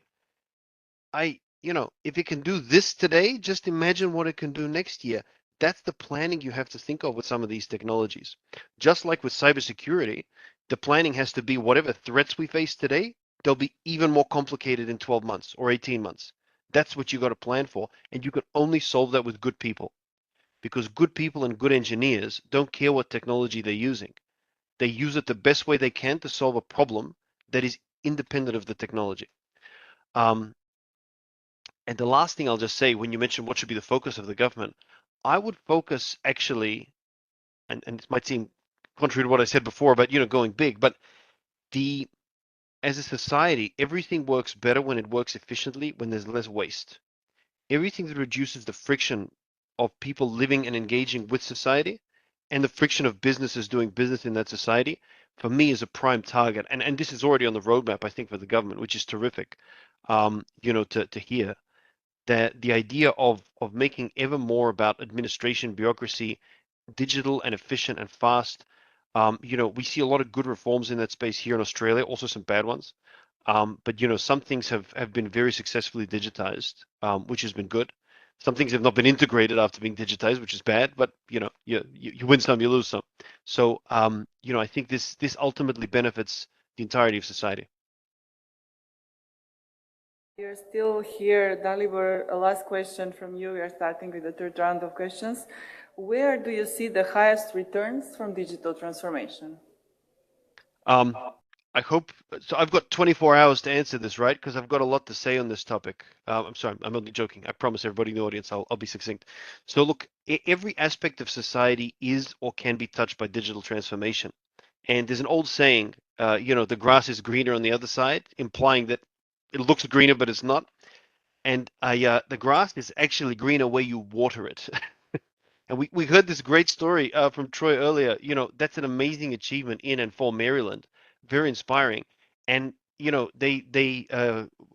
in that little clip as well. They had a declining situation across the board economically and with certain groups, and they were able to turn that around and create incredible value for the state. So the highest returns come from any sector where you have a strong vision and, to an extent, where appropriate, a strong or at least supported industrial policy. You know, this idea, it can be as simple as something like the school Magda mentioned. You've got an institution created that supports the entire sector in a critical aspect, right? Which is ongoing education about security. So speaking for the health sector, I think there's already been a very significant return. One thing that we would be very high return adjacent to this, I've got to mention it. I know this is not a overall point, but just better digital education for experienced professionals. A lot of folks who have been in a particular job that isn't implicitly technological are left behind with technology education. And people keep up and they try and keep up and they become more modern, but some kind of understanding that, especially with the pace of change accelerating, the government needs to build in ongoing, I think, support for programs in industry and in the public sector for basically anything to do with digitalization, especially for jobs that have a strong legacy aspect.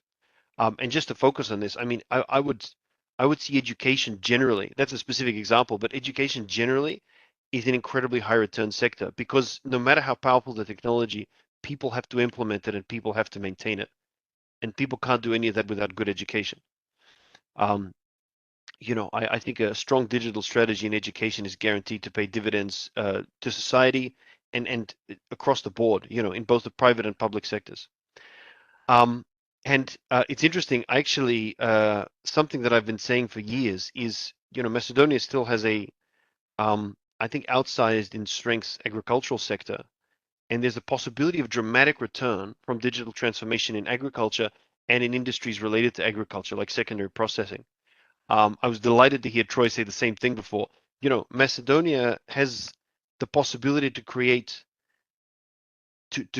domestic technology, intellectual property that can be exported. And the faster digital change goes, the easier it is to export. You know, you don't need to ship equipment anymore. You don't need to ship devices anymore. You don't need to ship floppy disks. Some of us might have even forgotten what that looks like, except that the save icon is still a floppy disk. Kids ask you what that is. You know, it means nothing to them. It's just an abstract icon that means save. So I think this idea that there is transformational change yet to come in some of these industries, especially as the the physical manifestation of digitalization, like drones, gets cheaper all the time. The ability for something to jump out of the cloud and into the world around us is becoming ever cheaper and easier and more accessible. I think support for domestic development of intellectual property will have a huge return. Agriculture is just one area that I've always found extremely interesting from that perspective. But that concept of creating an environment where Macedonian companies can build something and take it global, I think it has the opportunity to pay an enormous dividend.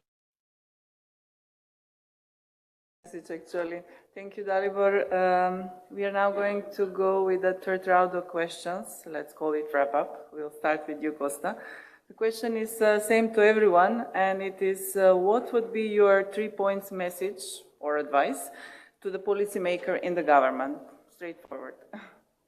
What I like from your statement is that you start with implementation. I will go on timing. What do I mean about timing? Okay. We can go big, as we heard before, okay, or we can go small. But what we have out of our experience to share here is that we must go fast. Is this the first thing? We must make a lot of trials. We must not be afraid to fail. We must fail fast, learn, and go on the next. Okay, this is very important. And what is also important is that we have to scale up fast again what has been successful. That's how we're going big. This is the first. The second one is that we have to be fast on adapting on our educational system. I will fully agree with you about the current students. I'm not talking about the professionals, okay?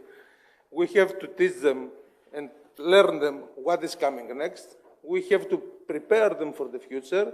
And this is not only obligation of the government. This is obligation of the public sector. This is obligation of each one of us and each company in order to be involved, share what we need, show the way, and show the way that students can stay in this country and can have a career in this country. Okay, this is very important for me. This is the second. And the third one is, again, time sensitive, and it's important about timing again, is all the services, now that we are speaking, are reimagined. All the services, everything, having to do with the public or the private sector, okay? We, as a country, as companies, as society, must be present and very much inside this discussion. Okay? We don't have to leave the things passing by. And the last one that I have to mention is that we are not digitalized in order to be just digital. We digitalize because we want to achieve an excellence operation. We want to have services that will respect the people, that will respect the society, and will respect the environment. And we must co-create the future, and the future is happening now. Don't wait that it will happen sometimes later. Okay, that's my 3 points. Thank you very much, Costa, for this. Magda, what would you say? What would be your 3 points message?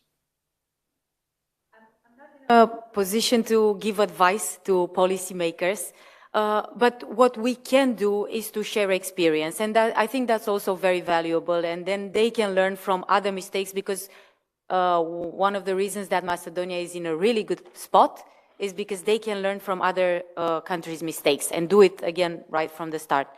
I would encourage policymakers to focus on fostering and building a framework that allows 3 things to happen.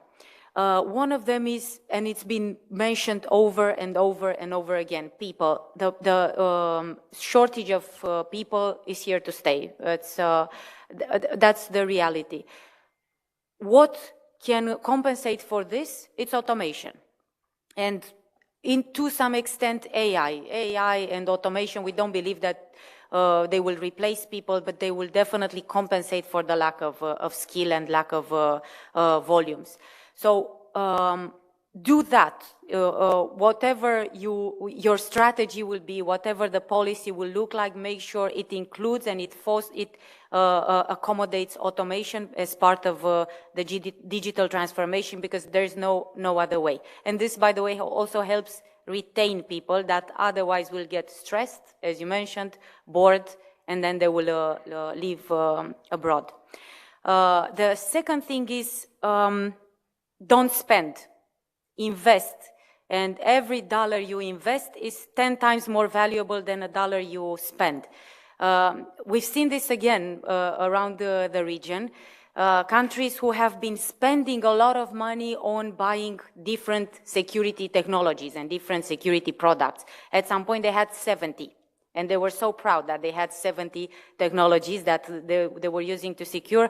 The problem is that they were not talking to each other, they're not integrated, they're not interoperable. So actually this gives a false sense of security, but it leaves more vulnerability and more space for failure and for cyber risk. So again, don't spend, invest, and invest wisely in technologies that are here to I loved what Dalibor said, by the way. He said, think about the next 5 years, think about what's coming next. Spending on a technology whose future is, or which is uncertain, it's a waste of money. Everything is public now. Check investments, check roadmaps, check strategies, check vision of every cybersecurity partner you have, and go with that. Go with the vision, not just with something that had a good sales pitch at some point. Well, you know, that would be it. Use the private sector a lot just to share ideas and understanding, because there's a lot sitting there and you may miss some angles. Andre?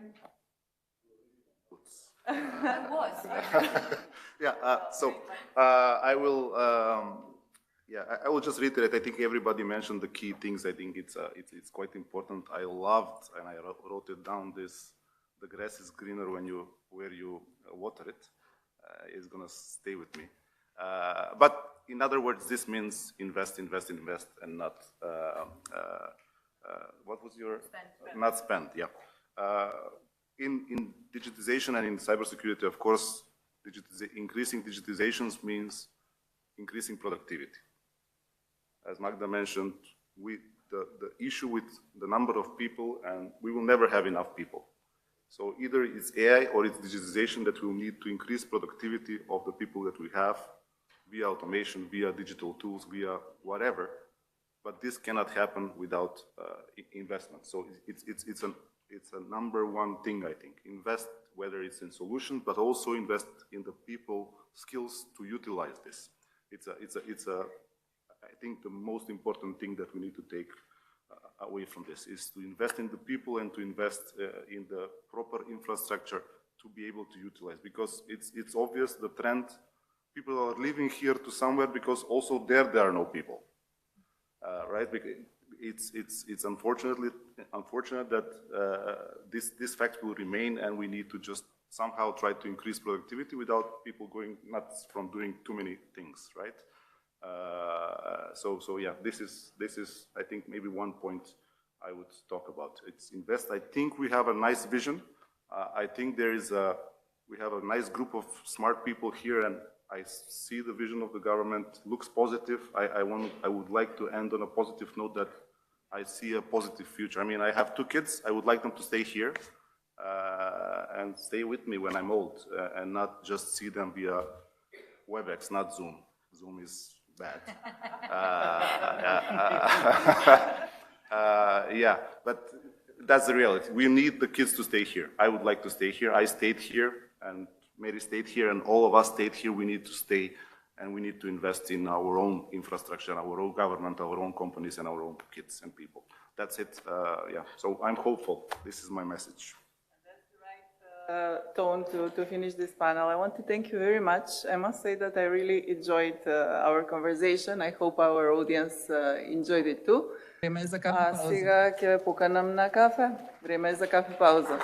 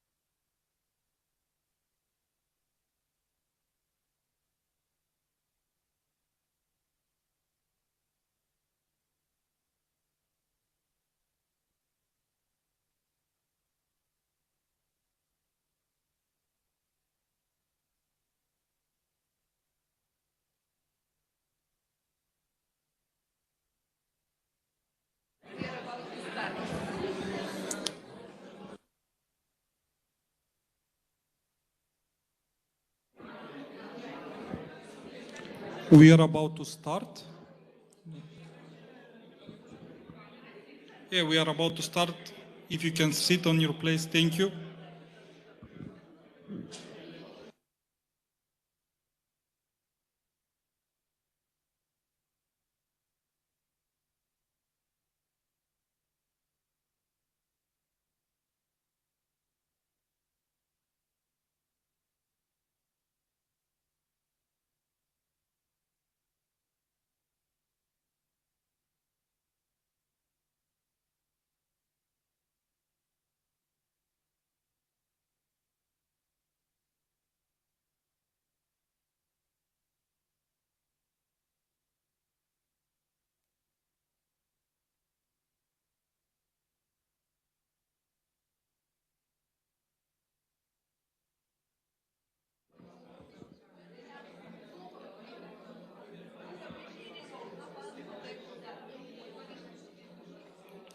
We will start at any moment.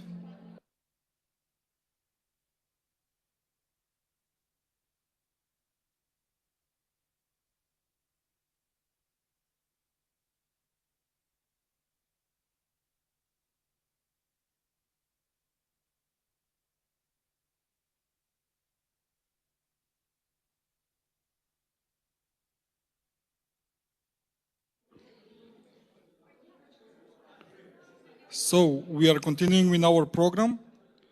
Next is the panel discussion, Efficient and Service-Oriented Public S-Services, moderated by Mr. Blagoy Christoph.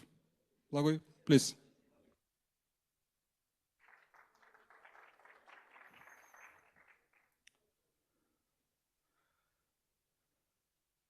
Thank you.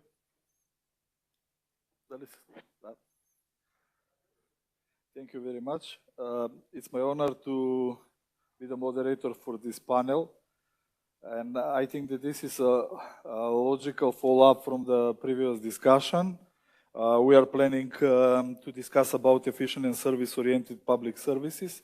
And since we need good panelists, I'm honored to ask and to present them in following order. Miroslav Grozdanovski, advisor from the Ministry of Digital Transformation. Poveli Miroslav. Then Mari Kanelopoulou, Head of Sector for Institutional Building, Economic Reporting, PAR, etc., from the EU delegation in Macedonia. Please have a seat. Then Ms. Iskra Belcheva-Ristovska, Program Coordinator at Center for Change Management. Iskra, take care. And last but not the least, Mr. Sasho Jakovchevsky, Assistant Auditor General in the State Audit Office. So the idea is to have the panel in bilingual because we will discuss in English, and with the local panelists we will discuss in Macedonian. The aim of the panel is to, let's say, to preview the need. Actually, there is no preview, but we should consider that there is a need for more and more e-services, variety of such services, and what will be the benefit from introducing it.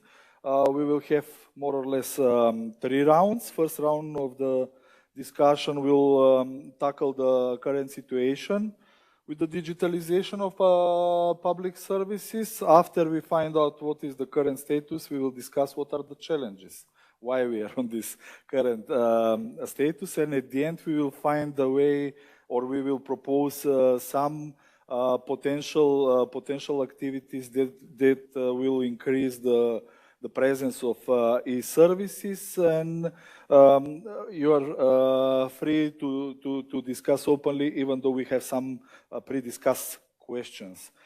First of all, I would like to mention that AmCham, following last year conference, discussed and has done some survey about the necessity of public services, and with this survey, actually, we cover a lot of participants, and we find out at least some list of the necessary services that will improve business environment.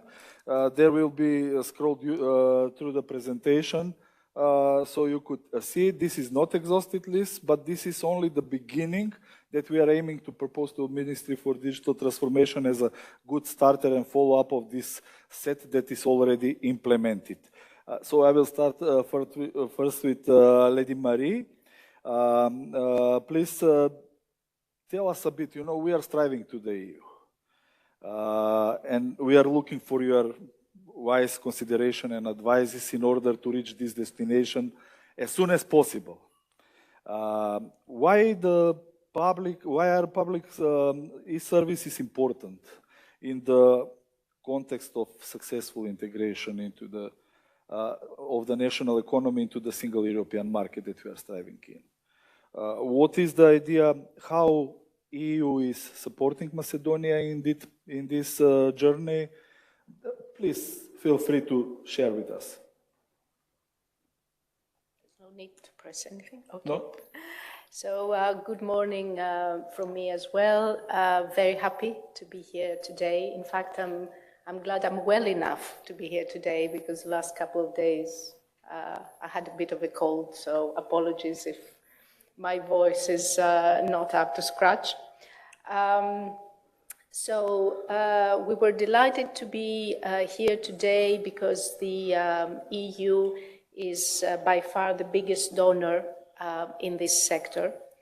And for those of you who are familiar with the sector, maybe I'm not saying anything new, but it's worth repeating that this path has been quite a lengthy one. The EU started like more than 10 years ago assisting North Macedonia when the first request came to introduce the interoperability framework between government institutions. Then there was another request to develop a national population register as the principal register in the country. And then the Commission found itself in the position to support the single point of services, the National Electronic Portal for Services. This we did by abiding, as you would expect, by all the legislation on data protection and traceability of how the documents were requested, processed, and delivered. And we were just discussing informally before this panel started that really North Macedonia was in the avant-garde of Western Balkans 10 years ago. But unfortunately, this path has not been sustained. And despite the efforts by some enthusiasts, one of them is here on the panel today. But for different reasons that maybe it's not the right forum to discuss, the reality is that it didn't happen. In the last country report, the Commission has noted that the National E-Services portal is up and running, but the most commonly requested services are not yet available online. It has a satisfactory number of users, around 300,000, but the number of monthly transactions is very low, so it's about 2,000 applications. And the country report goes on to explain where alignment with the EU legislation is needed in terms of the European Interoperability Framework, the Interoperable Europe Act. And the national legislation is aligned and harmonized with the electronic digital identity and authentication regulation. But all these regulations, because that's the nature of the beast, they get superseded quickly. So there is an updated version, so the country needs, again, to rise to the occasion and align the legislation. and establish the new EU digital identity framework, which will include the setting up of the digital identity wallet. Maybe we will get the opportunity to say a few things about it in a minute, but to answer your question, I think it's inevitable. I mean, this is the way the whole world is going. The importance of digital with advantages and disadvantages it presents is inescapable for every country. This is the way the EU is going with its digital strategy.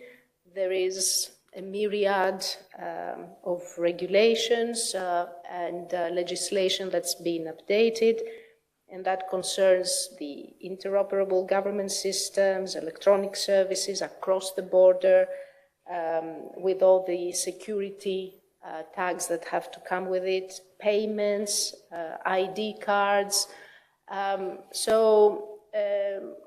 It's an inevitability, if you want, why this is important. It's also part of the so-called first pillar of the reform agenda. Some of you may have seen it already because the government has published the full set of documents. So the digital identity wallet has a number of actions. The first one being the national scheme that needs to be created, then a regional Balkan identity, and then interoperability that comes into place and access to the EU one. How the EU has supported the country in the past decade, I think it's a very wide range of interventions, starting with the necessary IT infrastructure, IT systems, backups, applications, digitalization of registers, creation and configuration of electronic services, but also support in having some feasibility studies to bridge the gap between the urban and rural areas and access to fast and ultra-fast internet. So we are assisting the country in deciding on the suitable financing model to deploy broadband. Also in creating a long-term ICT strategy. There were some efforts to start with such a strategy in the past, but sadly the document was not adopted, so now the new version is underway. Discussing now with the new administration in the country, we see that there is a new wind and interest and emphasis given to digital transformation with the same ambition that the EU has on its digital compass. And obviously, as I said, this is the way the whole world goes, so this affects all the areas of administration. So it's not only the public services, but also agriculture, judiciary, you name it, digital is there. Just today, I was speaking to my colleagues, we received another request from the ministry for support and assistance. We were, calculating, that's a very, very rough estimate, that only for the horizontal interventions, EU support exceeds 11 million euros, plus all the different policy interventions. And as I said, the latest tool in the arsenal of EU support, that's the reform agenda. And there is a very big and chunky part on digitalization.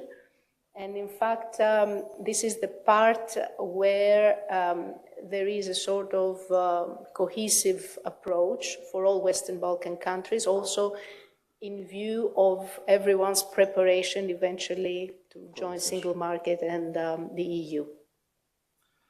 Thank you very much for initial considerations. We are very grateful to the European Union and to USAID and American people for supporting such digital initiative and giving us a way how, when, and where to go.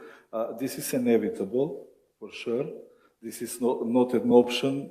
We have to jump on the train and join the digital journey as soon as possible. This is why our next debatant will be the representative of the Ministry of Digital Transformation, the man who needs to clarify the current state of play in this area. The minister already mentioned something, but I would now like to encourage Miro to tell us where we are at right now and what will be the challenges in the coming period. So thank you. Thank you for inviting me to this panel. First of all, I'd like to confirm that the entire sector of digital transformation relies too heavily on foreign donors, whereby the biggest one is the EU, but in cooperation with USAID, we are also working on developing e-services. I would say that declaratively, all governments say that digital transformation is one of their priorities. And they're saying this because they need to create the necessary budget for it. All institutions, for their own budgets, have to discuss digital transformation in their sector with the Ministry of Finance, and it is very rarely that they are prioritized. We, on the other hand, are forced to have these horizontal efforts to develop their own services and processes and to devise some solutions that will help them in these steps. And this is why, after 5 years of the existence of the e-portal, we have around 290 electronic services that we have made accessible. Half of them are fully accessible, and half of them provide links to other portals or web pages, and a single entry system is used, which is good, which means that a citizen needs to log in only once, regardless of the service being accessible at the very portal, single portal, or at a portal of another institution.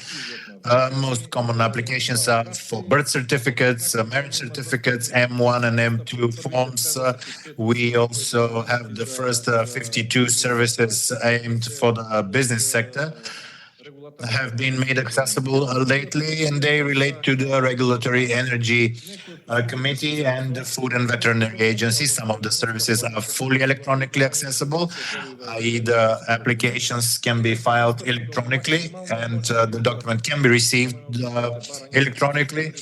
An application for a new passport cannot be a fully digitized service because the citizen needs to be photographed and a passport to be issued to the citizen, which is not in an electronic form. And this is the reason. There are some services offering an app also for some services. We serviced more than 2,000 applications monthly in the last year, and in the last 35 days we have around 45,000 applications, which is an increase of by 55%, and we are working on parallel promotion of the services themselves, because a lot of the citizens don't even know that there are some services that are offered, and or do not even know that the portal actually exists. On the other hand, we are working with US partners on identifying the most frequently asked services by the business sector, but also by the citizens. And we disseminated a questionnaire to 155 institutions offering services and are registered in the catalog of services, where we wanted to get an overview of the 50 services that are most demanded by the citizens, so that we would prioritize their development. In the last period, we further digitized what needed to be digitized, but now we need to consider what else is necessary for the citizens and for the business sector. In parallel, we are also working on developing horizontal solutions. I would mention ESCR platform here, offering an opportunity for developing and digitizing institutional registers, especially those institutions that have no technical capacities to develop them in a digital form. This is a project that we're working on with together with USAID, and we expect to launch it this month.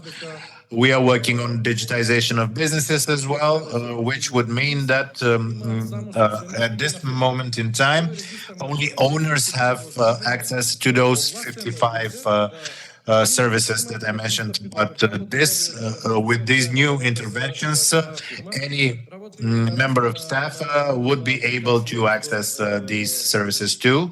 At the companies, we are also working on an app at this point, which we hope will be complete soon. The goal is for the entire interaction with the government by the citizens and the business sector by 2027 to end and start in the mobile phones of the citizens. Thank you. I must say that this is very commendable. We, as a business community, liked the fact that at the beginning the government announced that one of the 4 pillars in its work will be digitization. And I hope that what you said will not only be declarative, as you put it, and that it will be put into practice, and that you will ask us as business community to help. During the coffee break, you mentioned that it is very simple to criticize and say that public services need to be digitized. But first, we need to look at ourselves in the mirror and say that digitization of businesses is at a very low level as well. And all stakeholders need to get involved to make it possible. And in creating such an environment, this will be consequentially connected, and we would be able to find a much simpler way how to motivate citizens and businesses to use these services more in order to clarify where we are at with this. We will hear from Iskra Belcheva, who will tell us a bit more on what your experiences are in developing the national e-service portal. What were the challenges that you faced in developing it?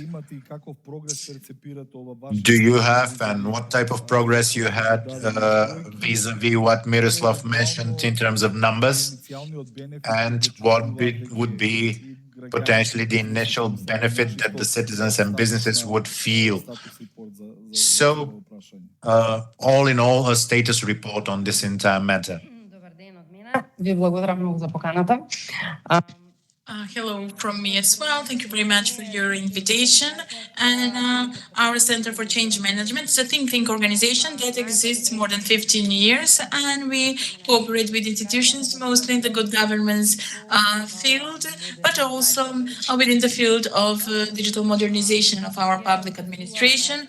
We have participated in the creation of the national portal of e-services, but not in terms of the program coding or anything. It was developed by a different project, but we analyzed more than 80 laws at the moment, and many more additional bylaws, so that we could take all the information that the citizens can get on the services, and they can access them on the portal today. What was our initial idea? And in my opinion, this is one of the best stories that goes across both methods, because 15 years ago, the domain was created from a previous government. Then in 2019, it was open as a portal with the first electronic services. And now we are continuing to work on it,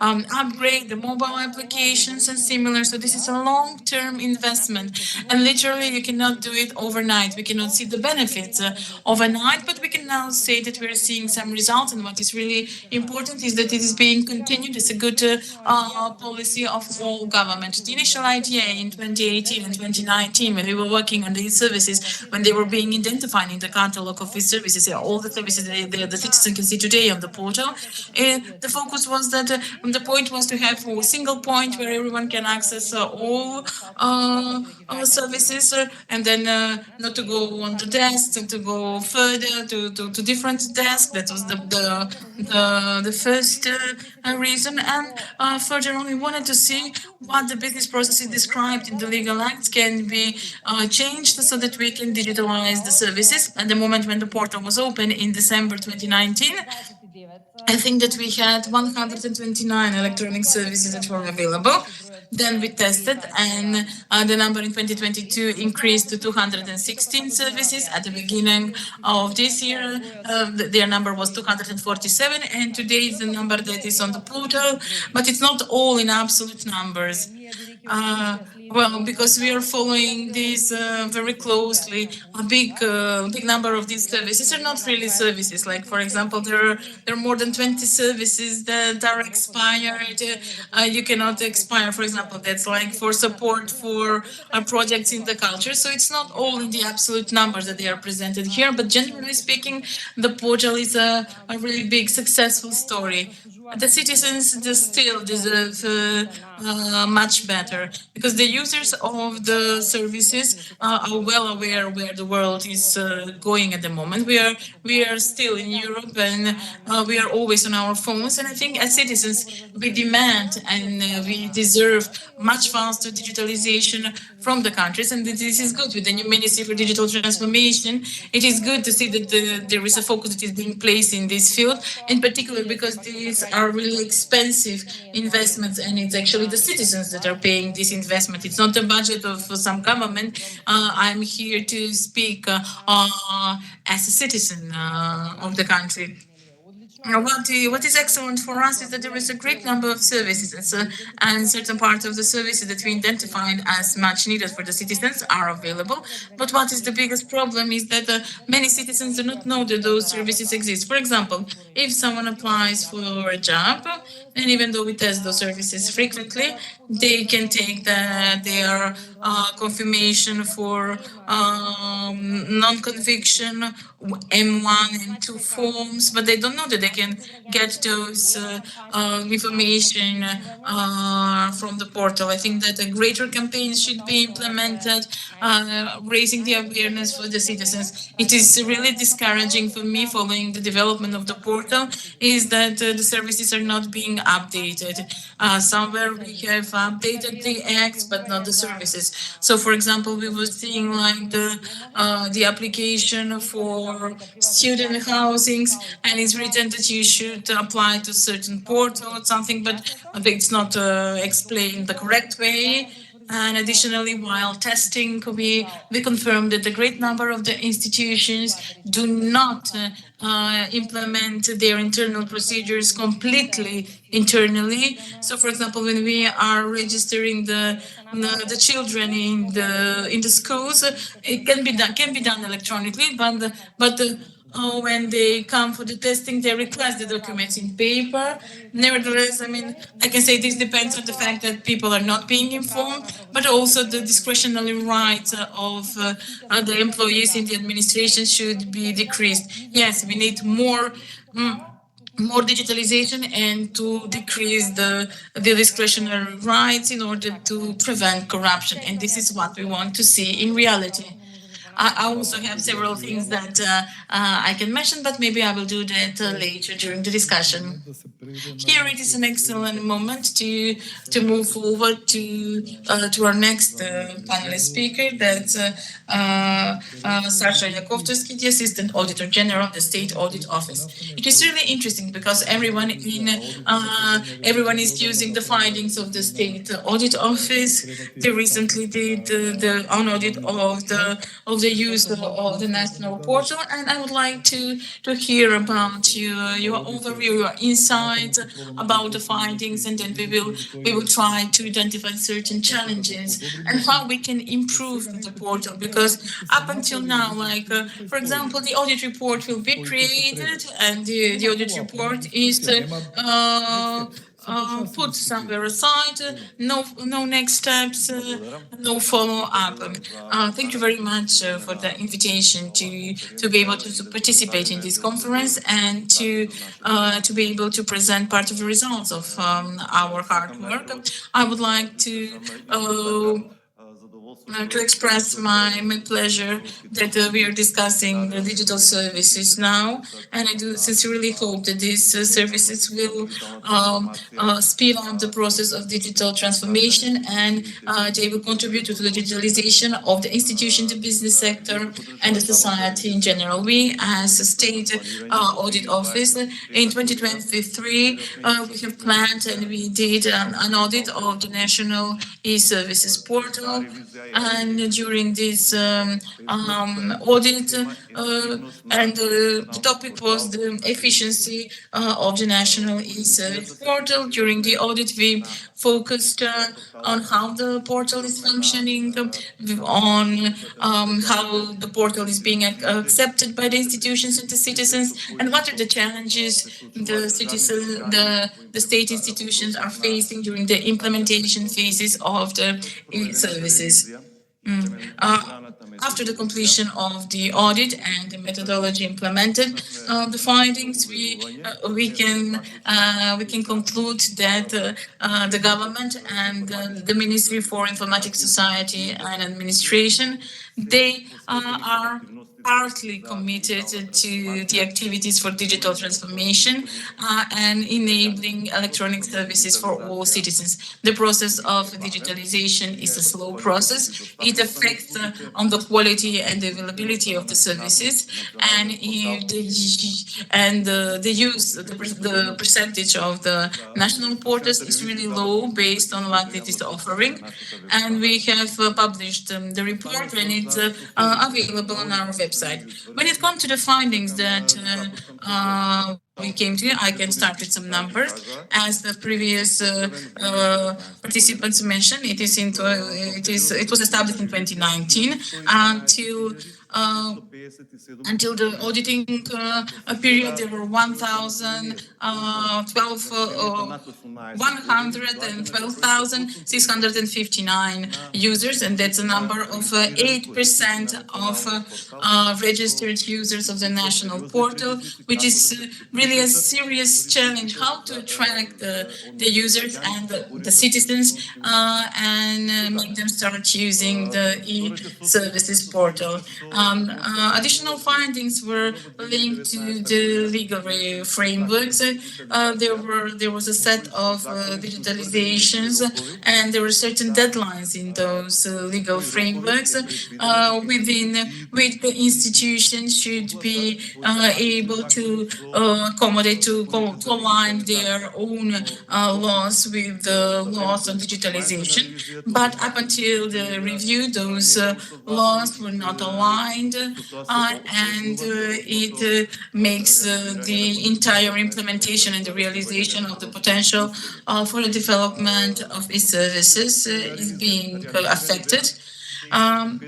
We have had 65,000 services that were realized, fully completed, and taking into consideration the complete number of users of 112,000. We can say that half of the registered user didn't use a single service from the portal. And I would like here to point out that this number is such because there is a lack of synchronization between the institutions that provide electronic services from their own institutions. They're not integrated with the portal. We don't have synchronization with the statistics, so that we can't have the correct number of the services that those institutions are offering. As far as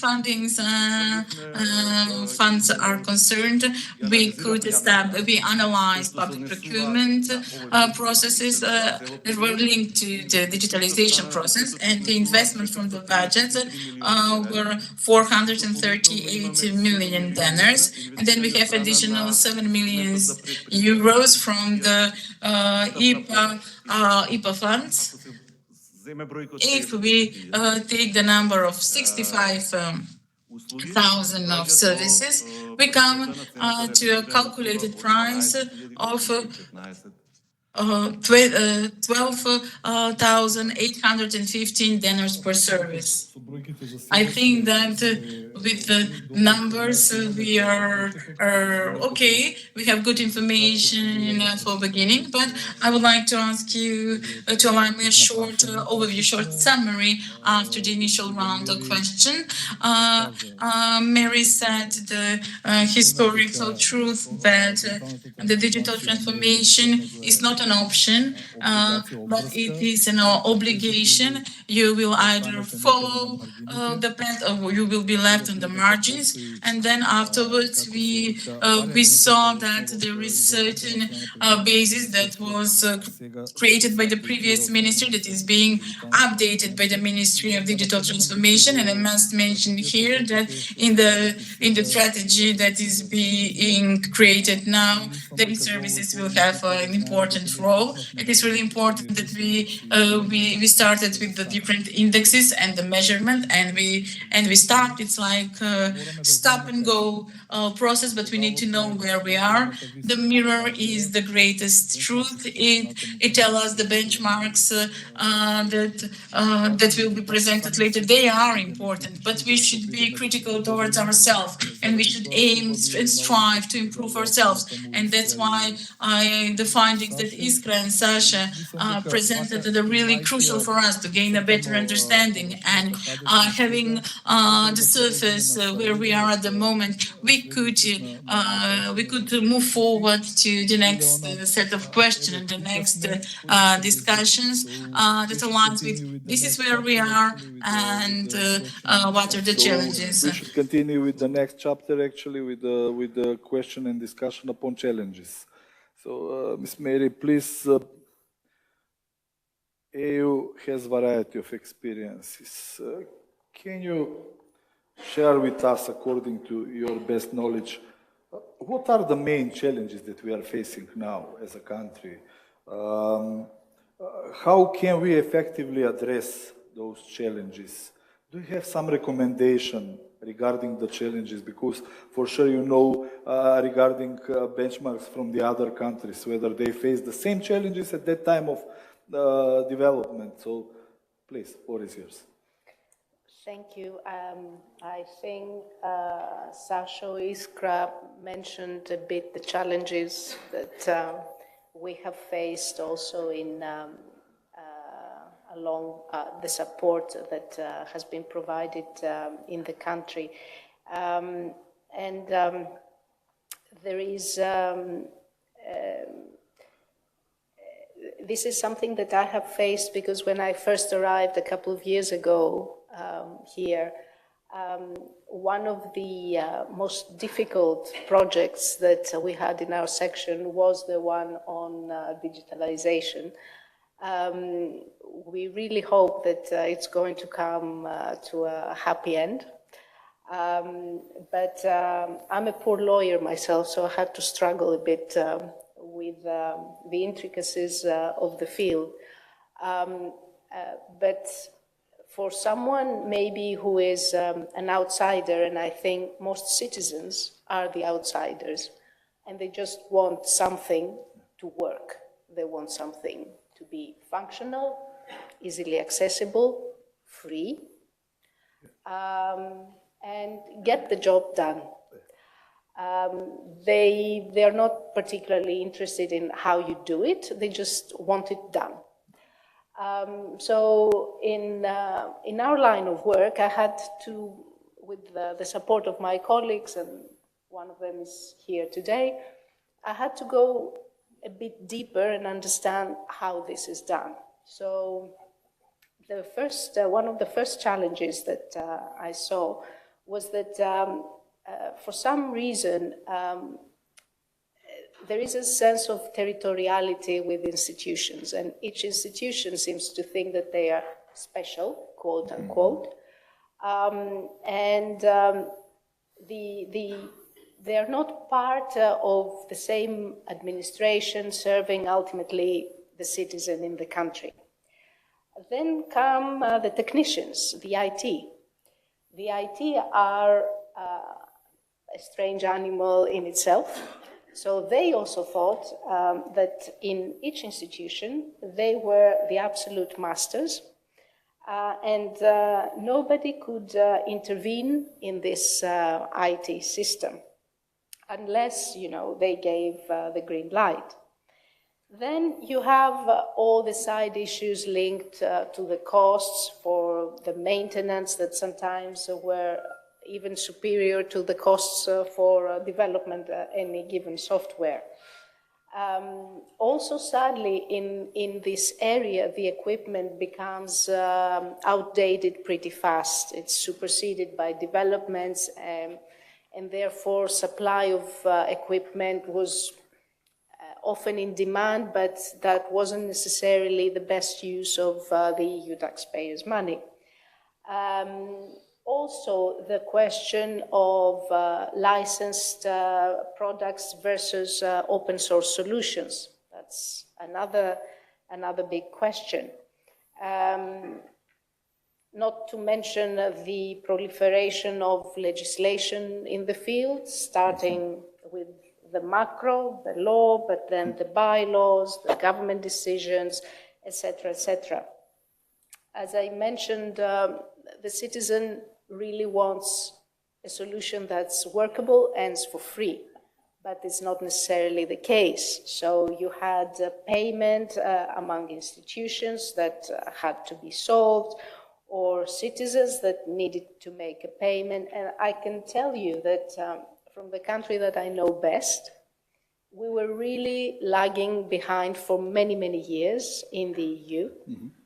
And it took an IT professor from MIT to come to Greece and revolutionize public administration. And this brings me to your question, whether it's possible, and how you can learn from your peers in the EU. Yes, it's absolutely possible, because I have seen it happen. And in fact, he has been the most quiet minister in that administration, but everybody knew him by name because he was never, in the media or whatever. He let his work speak for him. Yeah. And everybody in the country, I kid you not, knows who he is because he had made the impossible possible. And we are all eternally grateful. So if we did it, I'm sure you can do it as well. Sure. I have a very long list here of technical challenges that citizens have faced, businesses have faced. But as I said, it's not all doom and gloom. You have people who really believe, yes. And we have here people present and I'm sure in the room. There is also the pressure from businesses that need to compete in this environment. So to come back to how inevitable all this is, if there is this combined peer pressure from the citizens, from the business community, I think inevitably decisions will need to be taken. And as I said in the beginning, it's good to see that the ministry itself has this wind behind its sails to go down this road. And we have seen in the country also examples where it actually works, and it works very well. So the banks, it works perfectly well. E-commerce works perfectly well. So it's doable. It just takes the political will from the top, the instructions that are clear, specific, and time specific as well. Because if you work against a deadline and in the next round of questions, I will say something a bit more. So if you work with tight deadlines and you need to deliver, then it can be done. Thank you very much, Mary. I really appreciate your citizen-centric approach with surgical precisely how you identify the bottlenecks and the challenges that we are facing. We are facing with the brutal facts, and in line with your let's say list of challenges, we also have our Bible, which is called Progress Report, and in the Progress Report, all the things that are challenging our society and businesses and administration are noted very carefully. Сега ова ме води веќе во ова што го имаме направено на локално ниво, па Искра тука би ни помогнала од перспектива и од нивните истражувања што ги имаат направено. How can you, Iskra, tell us what are the challenges in this field? Can you please tell us, can we bridge those gaps or not? Or as Mary said previously, we had someone that used the whip to come to us to be able to do this, and then we will continue with the other discussion. I'm not sure about this. We heard that we are working on these processes for our own sake, not only to integrate, and this is a change in the narrative. I would like to follow up on what was said with regard to the good experiences in EU countries and in the Western Balkans countries, which denote that we do not have to go step by step as the others did, but the previous panel we heard that some steps can be skipped and go directly to what's current. Seeing the data from Balkan Barometer for 2024, we have the lowest grades for using e-services. It is 5 for citizens and 3 for businesses. I thought that businesses have better e-services, but in comparison to how high in the other countries in the region, 60 for citizens and 50 for businesses, this is devastating. And no matter how much I say that the e-portal is a successful thing, we can see that we have a lot more work to do. Another thing that was also mentioned is legislation. Sasha mentioned it. Our legislation is literally from the 19th century, and we would want to jump to the 21st century services, and the ministry has no task to create services for the others, but to aim them to think to improve the legislation and also provide instruction in another very important direction, and that is to advance the e-services that they provide and to obligatorily provide e-services wherever possible. The minister mentioned the opening of the citizens' office. From a practical standpoint, this is not really economically viable because we already have one-stop shops for citizens, and I feel that it is not a viable investment to open new such offices. But this is a policy of the ministry, and it is okay, I would say.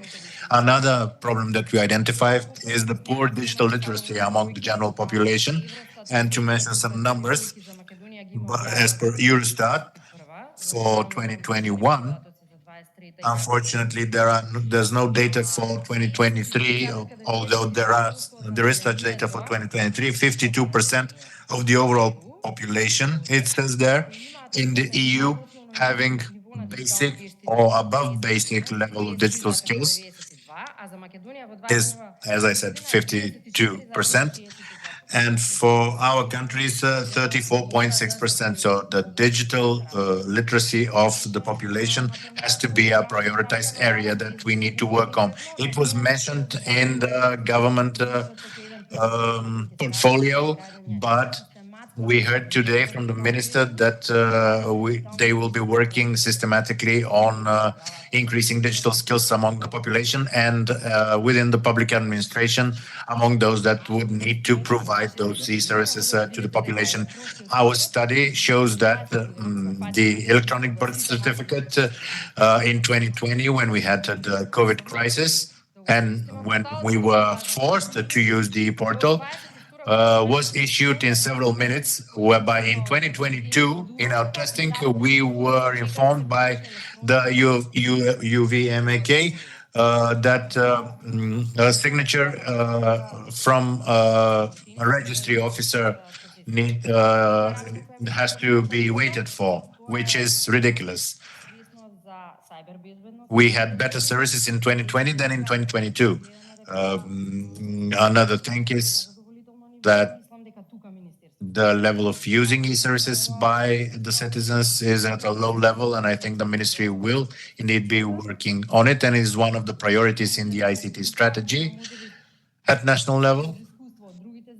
I have some other things that I've listed here, but from experiences of other countries, the main issue is building trust. This is where the main problem lies. My doctor's appointment was mentioned as an excellent gateway, but there's also another tool called My Health. It seems that citizens can see that they've used some medicine there that they've never used, so incorrect information listed there.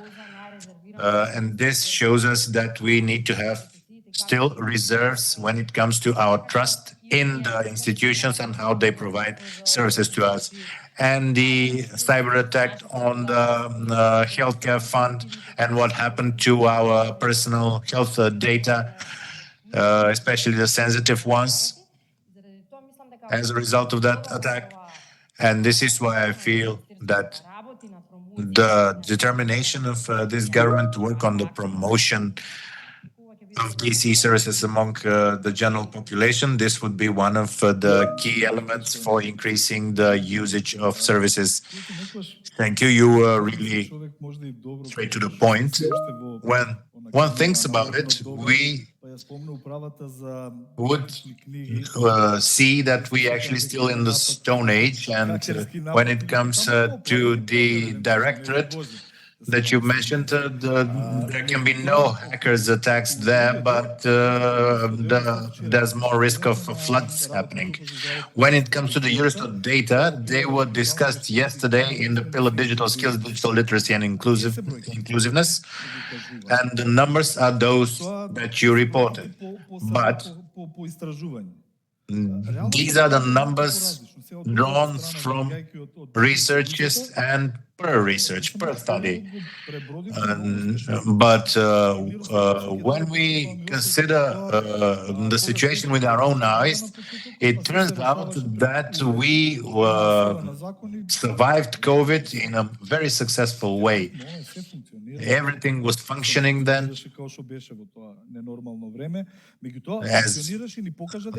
Considering that it was really not a normal time, but everything was working quite well.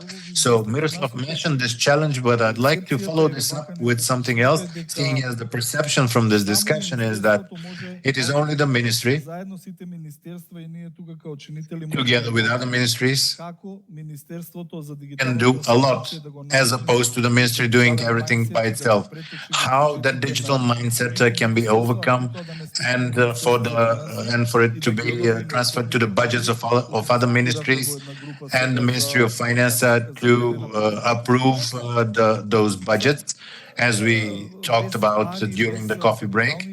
And I think that this is key. Without money, without capital, without some necessary prerequisite, we cannot move forward, regardless of how much those services would cost, but we have to start with something. And this is why I would reflect on Mary's and Iskra's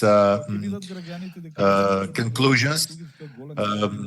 When I would say that when the citizen sees that those services have value, usage value, that would be as better as possible. The same goes for services.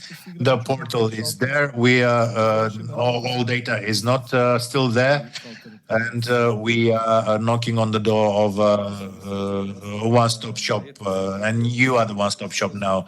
Please, you have the floor.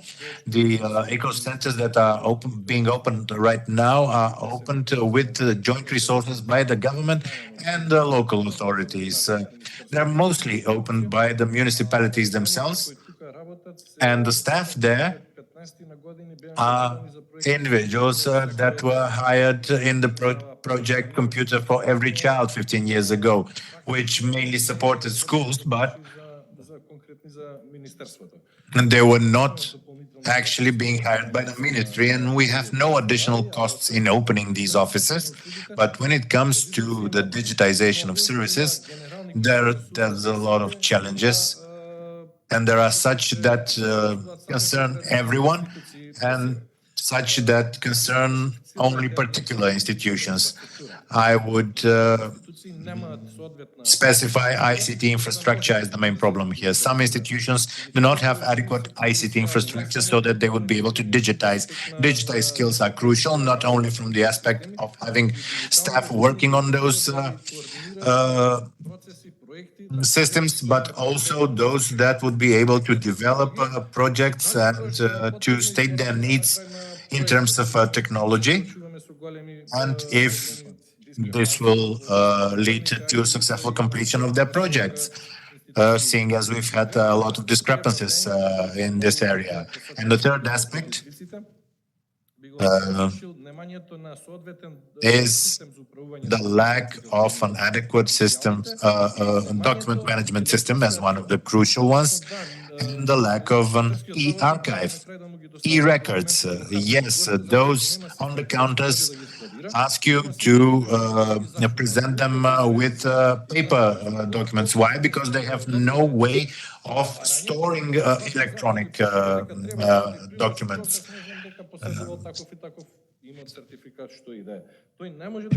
They cannot store those documents so that they would use it in, let's say, court procedure. This is why an adequate system and structure should be established for storing e-document, depending on how much it would need to be kept in those records, 50, 100 years, etc. We have 60 institutions engaged with the interoperability platform and have a communication client, but they do not use it actively. What does that mean? It means that when a citizen visits an institution, I would say, let's Intermunicipal Center for Social Work, then I would reflect on the alignment with the law on general administrative procedure and the law on electronic management and e-services, the staff there and the institution in keeping with those laws to collect the documents that are available ex officio. When we go to that center, we have a list of documents that we need to submit there, and this is not the fault of the staff, but the government, because it did not align its regulation with the law on general administrative procedure and law on e-services. 5 of those 6 documents are owned by the institutions themselves. Birth certificates, nationality certificates, etc. These are, in general terms, documents that we do not get issued with for ourselves because that they are necessary for some other process. And there's tons of unnecessary documents that are required of the citizens. And this is why we need to first digitize our process so that we would be able to use them.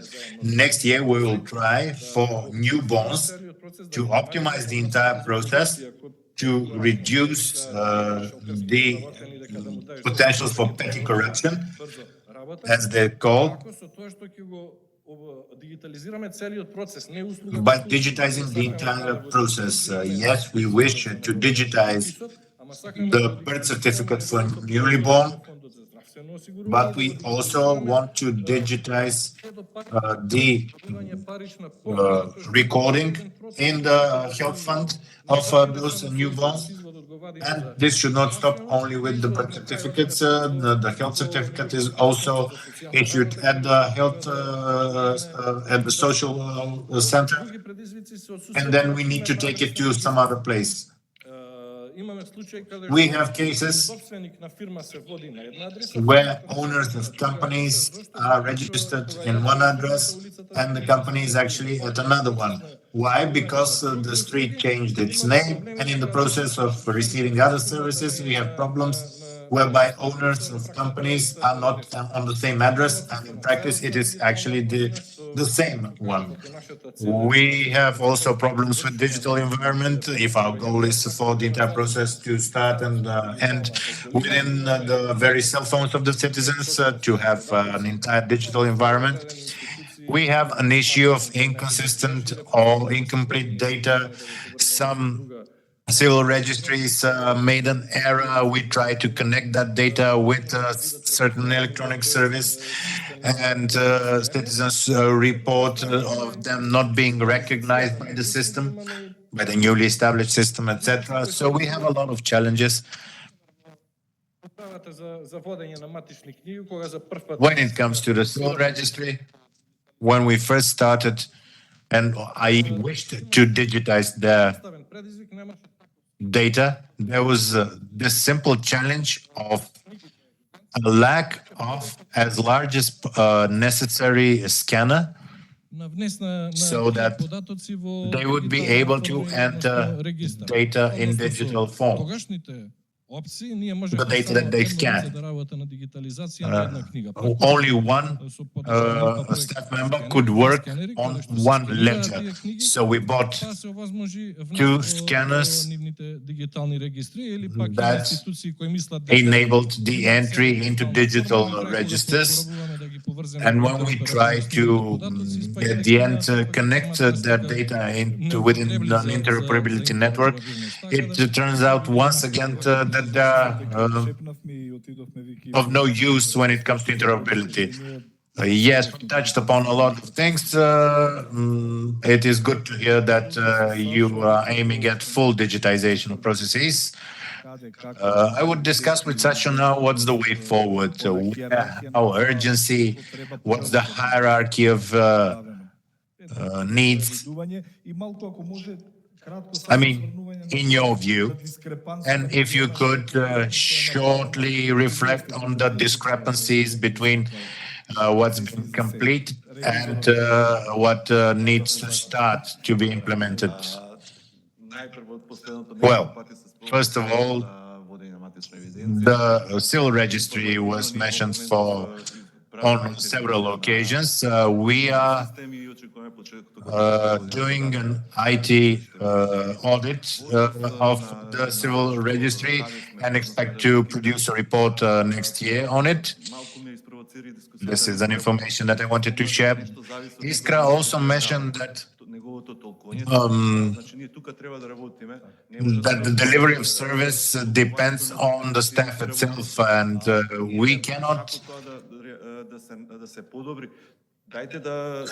How should we improve it?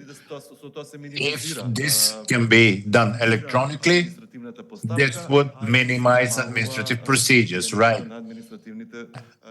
And the impact of administrative staff in terms of petty corruption will be reduced.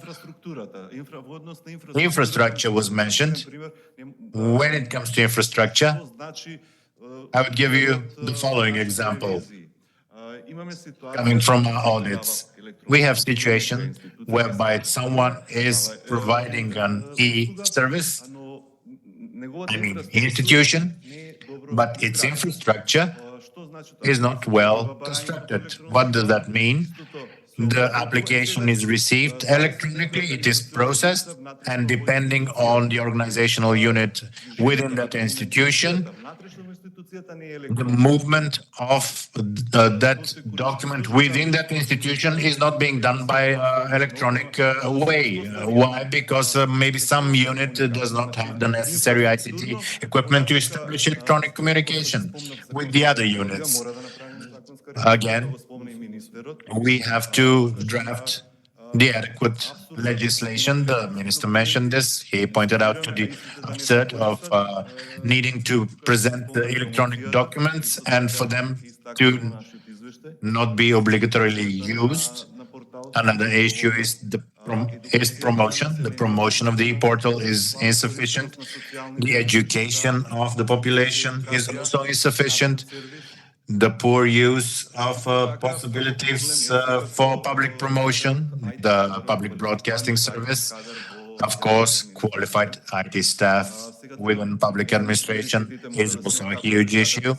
One of the priorities needs to be how to keep that staff there or how to attract new, qualified and quality IT staff that would be able to maintain those systems. The integration of systems was also mentioned, i.e. establishing a single entry or single login system.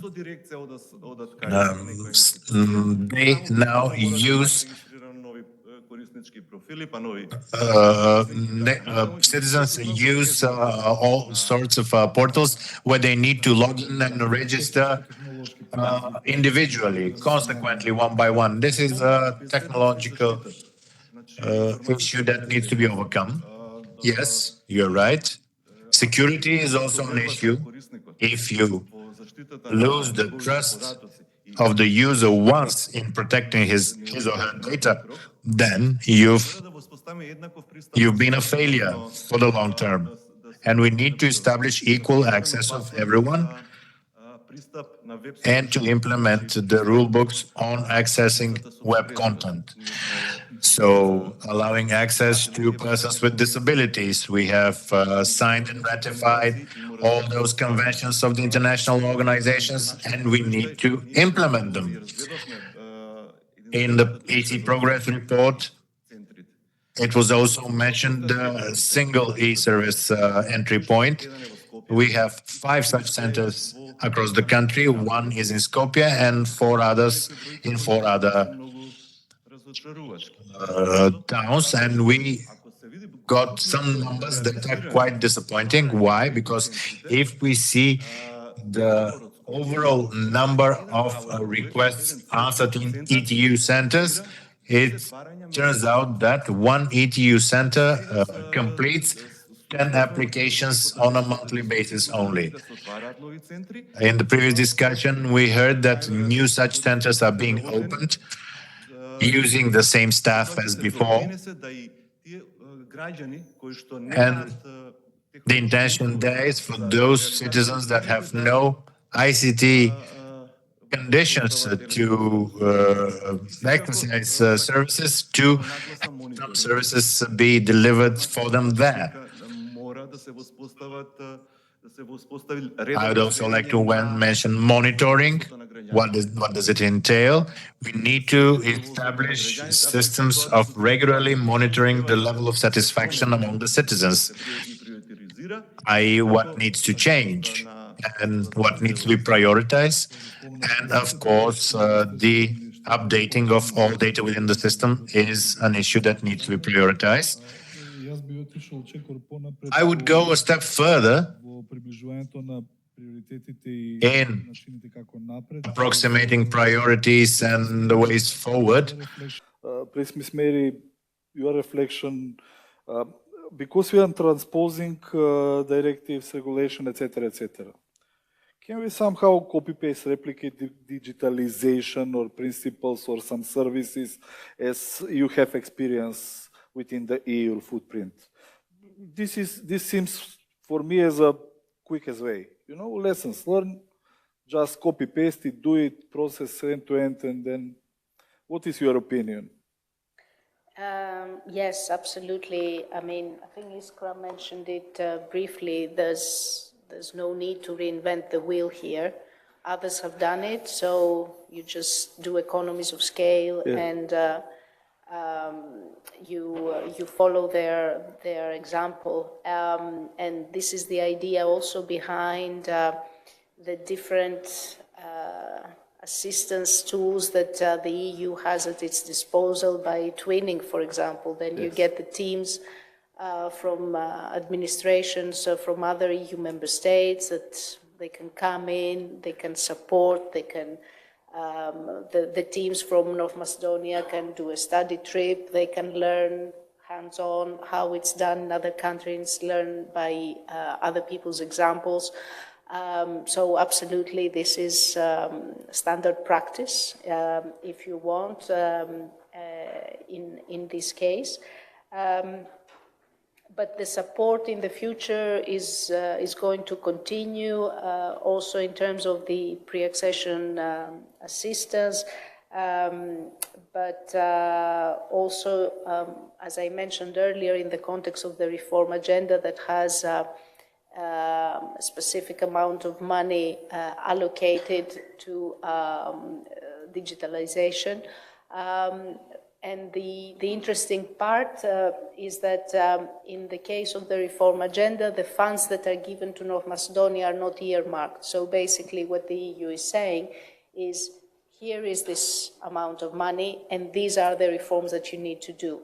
How you use this money, it's up to the country. You decide where your priorities lie. We do, and for those of you who will visit the website of the government where everything is published, actually, I have to say it was a very brave decision, because civil society now will have all the tools at its disposal to follow how the government is progressing and call the government to task if there are delays in the implementation. What the EU is going to check at regular intervals, and this will be twice a year until the end of 2027, is whether you have delivered on what we have jointly identified, because this is not something that the EU invented. It was agreed with the government, and that's very important for the ownership. So at these two moments in the year, we will be checking what has been done and what not. And then the money is going to be dispersed. Already, you've probably read in the media, the Minister of European Affairs submitted the request for the advance payment of 7%, which is roughly 52 million euros. And then, interestingly, this tool creates also a sort of competition between the Western Balkan countries, because yes, there is a certain grace period if something is not achieved within the deadline, but ultimately, if the grace period expires, then the money goes back to a central pool, and then the other Western Balkan countries can pitch and get for it. And because in North Macedonia, we've seen from the pre-accession assistance that there have been considerable decommitments, our plea from the EU side is that this is money for the country, and this is money that the country should use really for the benefit of the citizens. So this is something that our ambassador also says in every encounter he has with the different ministers or the prime minister, that now is the time of delivery. The funds are there, the tools are there. Please use them to the best of your ability to get the job done. Okay, great. Thank you. Then we will continue a bit more with Miroslav in touching upon government-to-business communication. Are you thinking about developing such services? Are the institutions the only ones discussing this, or are you including in the discussion businesses? I'm talking about developing e-services through a share model. I'm talking about municipal services mainly. How to develop avenues to have a competition of sorts of which one will do it best. The most successful examples from EU member states concern tools and services being developed together with the business sector. We have digital wallets established somewhere, developed together with banks and other stakeholders, using the system of identification in registering and using the digital wallet. In practice, there's an obligation to publish legislation on the ENER database or portal where all institutions and citizens and businesses can give their opinions, but the method of doing this is regulated under bylaws, and different institutions act differently. Some pursue public consultations with other stakeholders, but others only adopt bylaws without any consultation, unfortunately. There were secret client, quality barometer, or traffic lights that were used in the past where users could provide comments on certain services and legislation. There's a taken number system in some EU member states where all citizens can assess the work of a particular member of staff and the quality of service, but this is not enough, I would say. In 2019 and at the beginning of 2020, 3 documents were drafted. One of them was a guidebook on optimizing services. The other one was methodology of inclusiveness of end users in developing and improving services. And I feel that this should be the key document that would be used to consider the delivery of e-services. And the third document that was drafted was called Services Standards. There's a huge gap in terms of time from 2020 to this point, and these documents need to be revised for the most part, not in terms of how they have been drafted. It has already been regulated. It needs to be done in consultation with citizens, but because it is only outdated and because it needs to be rearranged mnemotechnically, so that they would be consequently adopted by the government. This seems quite a satisfactory answer. Let's see what Iskra will say from her standpoint as regards her perception on how the cooperation between different stakeholders could be pursued, because so that we would level up our activities. The strategy that Miroslav mentioned, yes, I would say was published in 2020, but has not been used at all. I worked with the Change Management Center to include citizens in gauging the quality of services, and we tried, at least for those services that we worked on together with institutions, to make them accessible to citizens. This concept of co-creation of services is a shift from the main concept of digitizing services simply to simplify processes, greater efficiency, and reducing costs. Quite to the contrary, this would perhaps create additional costs, but the services will be made to answer the needs of citizens, special groups of citizens, and businesses. We are not seeing it as a prerequisite within the reform agenda and in the growth plan, but I hope that co-creation of services will be an obligatory step that will be imposed by the government to the institutions, so that all services that will be created in the future to be created together with the end users. On the other hand, when we worked on developing services, digital services in education, I would say that the services available on students' meal and student scholarships were drafted together with institutions.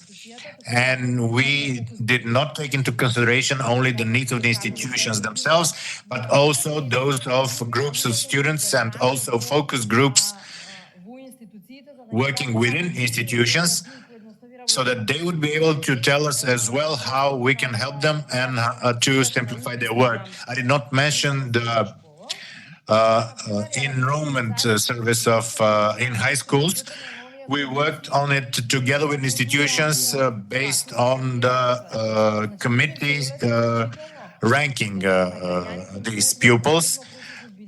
This facilitated their work because the listings are being updated regularly in real time, and what we achieved allowed them to do that in a much easier way. We also worked on gender issues. We had a number of, let's say, mini projects identifying issues among women, precisely, both in terms of entrepreneurship and civilian. For example, receiving benefits for a newborn came as a result of the Ministry of Labor's work, but often the application was filed by the father. The father would provide their own bank account, and this is where the services were considered to be gender insensitive. And this is why we need to include citizens in the drafting of all services. When we worked on supporting women entrepreneurs, we discussed that women entrepreneurs would use best the regular update of personal data in the employment agency, etc., etc. And I feel that without this aspect of answering the needs in real terms of the citizens, bureaucracy would only be digitized for its own sake. This was an excellent example of the way forward, because the engagement of all relevant stakeholders can only lead to providing quality and giving adequate services as per the needs of the citizens, and will increase trust, because all of this would be filtered and there will be no delays in the work of the system. We are trying to finalize this panel now, and Sasha, I would like to ask you,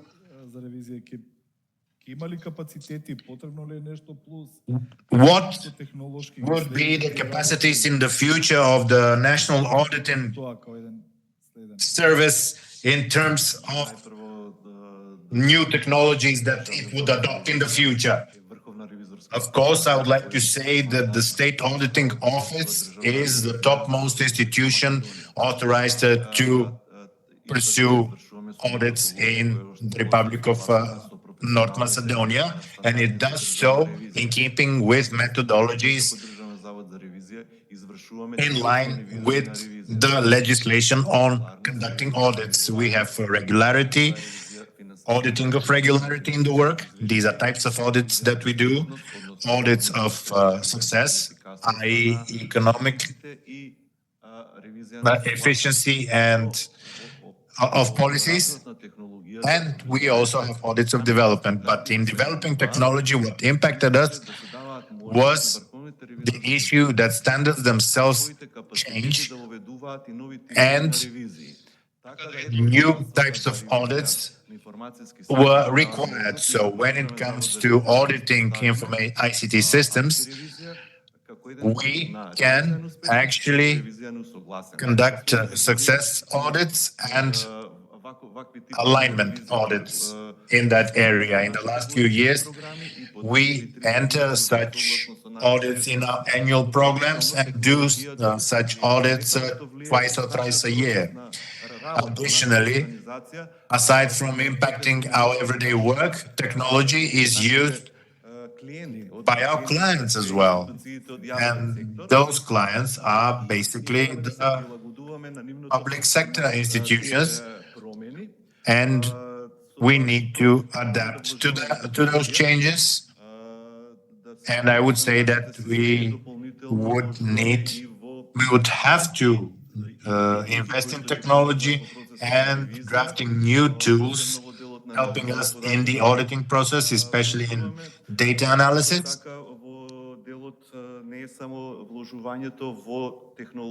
And it is not only investing in technology, what's also necessary is adequate knowledge of those using that technology. And I would say that we are also investing in the knowledge of our staff, continued education of our staff. Last year, 7 of our auditors graduated from the Data Science Academy, and they use data science in auditing in their auditing work when they face digital technologies and in analyzing large data or big data.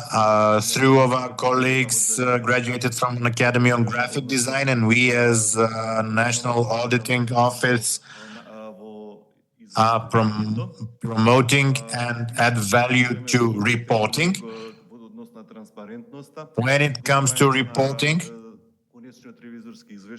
and transparency of drafting the final audit reports, when it is complete,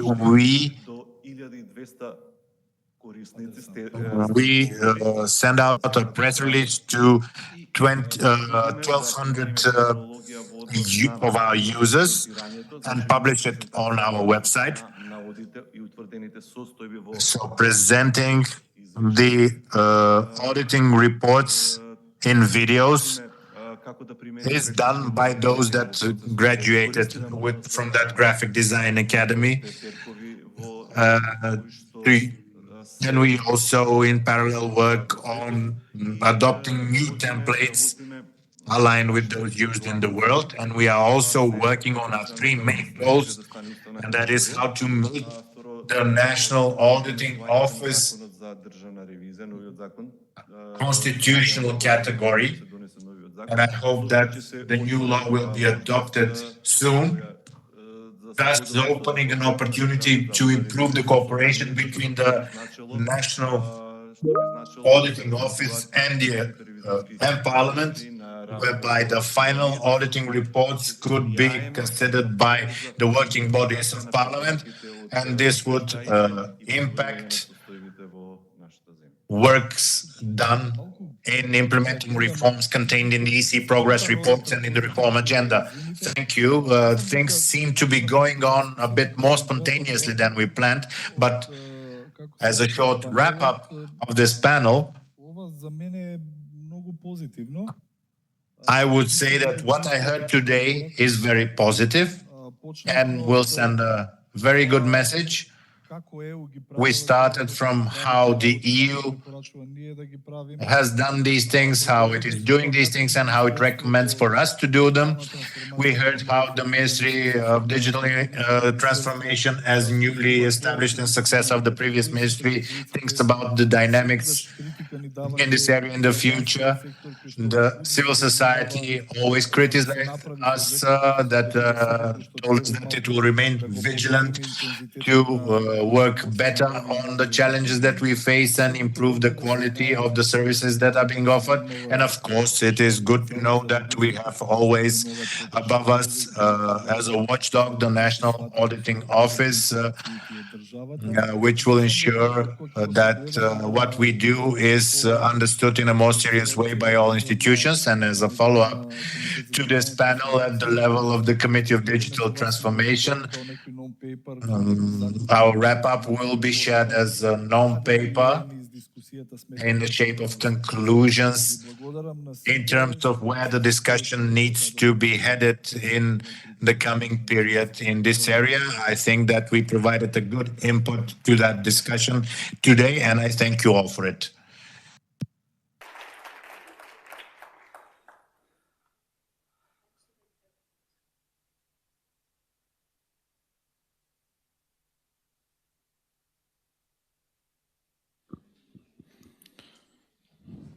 Now I would like to announce the next transformative tools. If connected, it's protected, by Mr. Alexander Pavlovich from Cisco.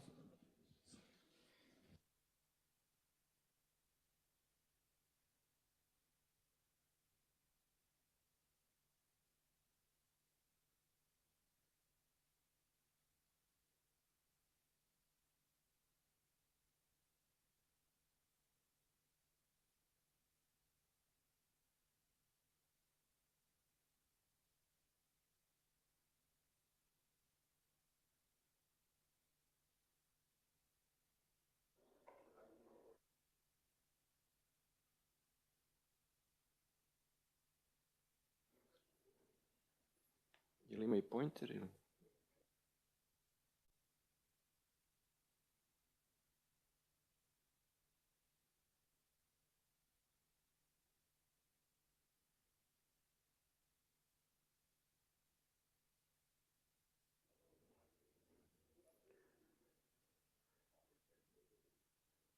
Good afternoon, ladies and gentlemen. My name is Alexander Pavlovich. I am cybersecurity solutions sales manager for regional sales manager for Central East Europe, and I'm coming from Cisco. Thank you for the opportunity to present Cisco portfolio and the views on cybersecurity trends and challenges. Thank you for participation in such well-organized event, and let me know if you have any questions during the presentation itself or afterwards. The first slide is regarding you are not alone in this world. This is some statistics we are collecting from various reports. Some of them are ours. First of all, 30% increase is on incidents which are occurring due to stolen credentials or malicious insiders. So threats are everywhere, but most of them are coming, or the biggest growth comes from internal threats. 45% of attacks starts anywhere. This is the latest statistics, meaning from cloud. And this is very interesting data, very interesting percentage. 90% is due to a compromise through a business partner. So even if you are not breached, but your business partner with whom you have cooperation and business together, if your credentials are stolen from your business partner, it's the same like the threat is inside. 37 of IT and security SecOps say that alert fatigue is something what is bothering them. So too many alerts, too much information. And 22% is the average increase of the cost of a breach which happened due to hybrid work as a new factor. This is result of a Cisco report. We run a report every year with our customers. So based on customers who have Cisco solutions, we make a query. And these companies are coming from the top multinationals, which are Fortune 500, to the small companies which have Cisco solutions. So it's commercial, enterprise, public, all segments. And only 3% of companies, of the people who were asked for the opinion, said that they are ready to tackle with today's threats. Even though only 3% are ready, 80% of companies said that they feel moderately or very confident that they have ability to stay resilient in this evolving security landscape. So although they are not ready at the moment, they are convinced that they will be ready in the near future. And finally, which are the industries which feel the most prepared or the toughest at the moment, most resilient? Financial services, logical. Technology services, okay. Software companies, technology companies, vendors. Media and telecommunications. Okay, telecommunications, yes, we understand why. But media, so they are aware of their vulnerability and importance. And finally, manufacturing. This is new in this report, manufacturing as well. The same report for this year, over half of the companies say that within the next 1 to 2 years, they will upgrade their IT infrastructure heavily. Let's stay relative comparison between report in 2023 and report in 2024. This is the increase from 1/3, from 33% to more than half of the companies. So this is 50% increase just inside 1 year. So companies are much more willing to invest in the upgrade of their IT infrastructure. 97% of those companies expect that they will have increased budget for cybersecurity in the next year. So focus is on IT infrastructure modernization, and inside that, the biggest focus is on cybersecurity modernization. Now, common pain point. Nearly 50% of companies have more than 10 open positions, not fulfilled positions, for cybersecurity roles. Okay, we are talking in average about the bigger companies, but scale it down and you will see our reality. And our reality is that in almost every company, at least 1 or 2 cybersecurity specialists are lacking. Either you issue an advertisement, but you cannot find the appropriate person, or you have to build a junior, or you even don't have a budget to hire someone. And finally, 11% of companies are afraid of artificial intelligence-related cyber threats, a new trend. Tactics, technologies, and procedures that once only impacted nation states or governments now are available for common attacks, for everyday attacks. So it becomes our problem now, not only governments, but also enterprises, also commercial, also smaller companies. And to address such threats in the future, we have to change our behavior and how we detect and perceive those threats at the moment. So if we don't start changing the approach now, maybe it will be too late tomorrow. And now we are coming to one of the new solutions and new trends in the industry. A couple of vendors already there, the others will join. This is extended detection and response. So on top of endpoint detection and response, network detection and response, we have now extended detection and response. And in Cisco, this is entirely new product, not developed from endpoint solutions. How usually attacks look like? I'm sure that you are aware of this, but let's see on the screen how it looks. 80% of threats, or more than 80% of threats, still come from email, phishing attacks. First, you receive an email, it's personalized, it's well-tailored, and now, due to artificial intelligence, it can look very realistic. Then you click on some link, not you, but somebody from your company who is not that skilled and that educated in technology and security, and it goes to a questionable website. That leads to a strange process on your machine, and that leads to connecting to another machine and doing something with your data, either encrypting it or exfiltrating or etc. But now this is well known. But now let's take a look what happens in the background. So we detect the spear phishing with one vendor, with one tool, vendor A, let's say. Then we go to domains.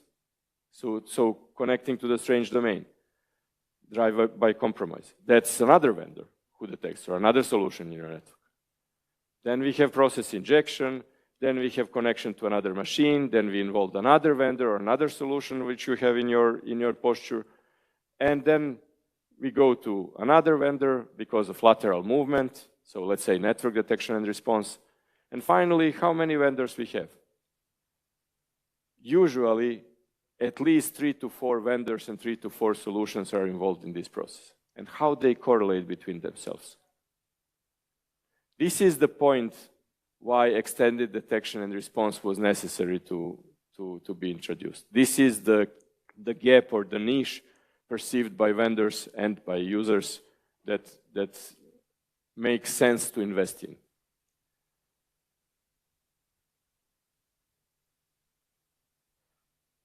Why we need XDR when we have, for example, CM? CM collects logs, but CM does not make an inquiry or prioritization or any kind of response. So that's the reason why you need, on top of CM, you need XDR. Some companies have CM, some do not, but most of them are interested in XDR. And CM, SOAR, XDR, that will be another, let's say, posture which is breaking through in security at the moment. We need focus on the attacker. We need to dispose false positives. And we need to focus on initial compromise, but as well on lateral movements and privilege escalation and data exfiltration. This is the topic or the main reason for XDR. This is how Cisco XDR dashboard looks like, this in the middle. But what is important? Important is to realize that network is involved, endpoint is involved, email is involved, cloud, applications, identity. So that is something what Cisco already has in its portfolio, and not only Cisco, but many vendors.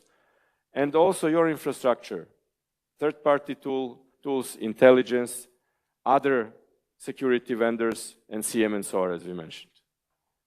And it is built on the Cisco security platform, so it's cloud-based product, but no particular data from your system goes to cloud.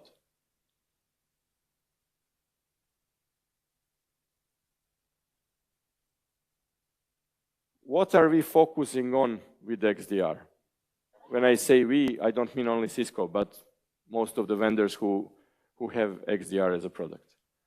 We want to detect things sooner, where we are most exposed to risk and how good are we at detecting attacks early. Second pillar is prioritized by impact. So in the ocean of alerts, we have to select what is our priority. And the most important thing is how we are selecting that, based on what we are selecting that. And for that you need experience, and for that you need vast install base and customer base, so that you have sufficient statistical data in order to feed the prioritization. Next is speeding up investigations. How quickly we are able to understand the full scope and the entry vectors of the attack. And finally, accelerate the response.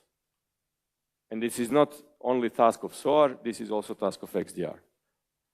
Confidently respond, how much can SecOps automate, and are we quantifiably getting better or not? And let's mention key XDR use cases, 2 key use cases. First is prioritized incident response. As we said, we have to prioritize what is most critical. And for that, experience is important. And second is on-demand threat hunting. If we think or we are suspicious that something strange is going on in the network, we can create on-demand threat hunting with XDR, using all security solutions for the positive outcome.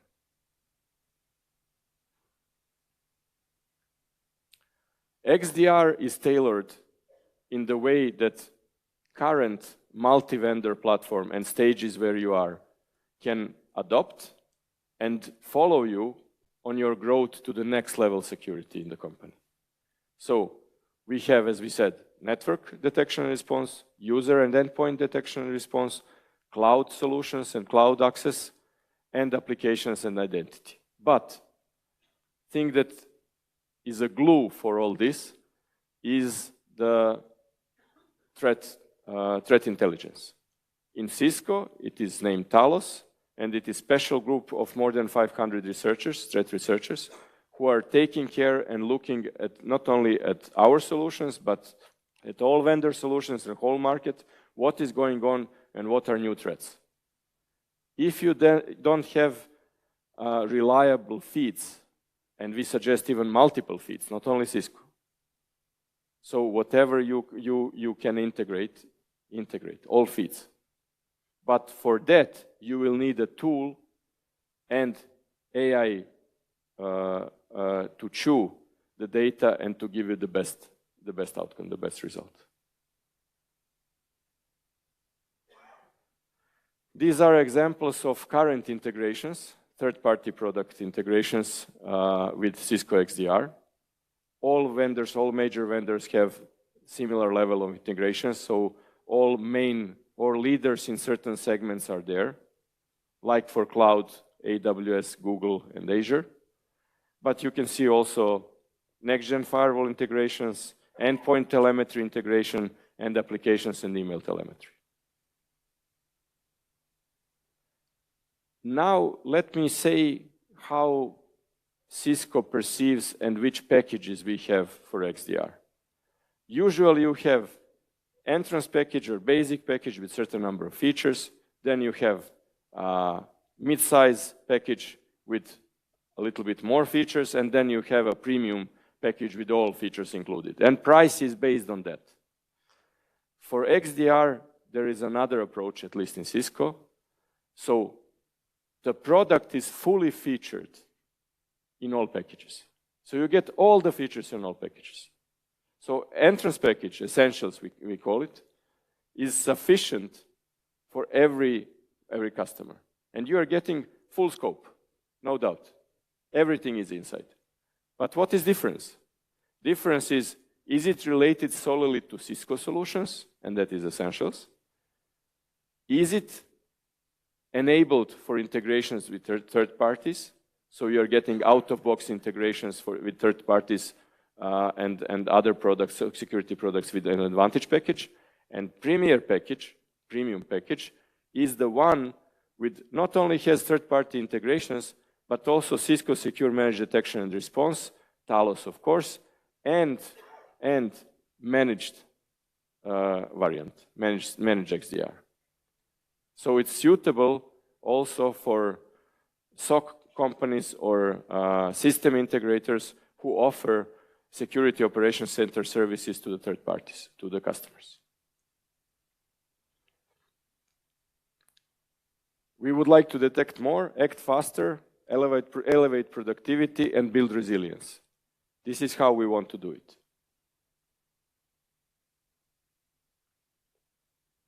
What is bothering us?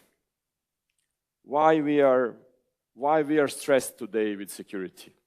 Okay, AI-based attacks, governmental hacking groups which are not harming only state-owned companies and ministries, but also smaller companies and private users. But basically, we have a sea of devices.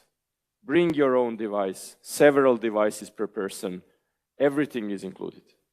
So we are fully, how to say, open on the devices policy in most of the companies.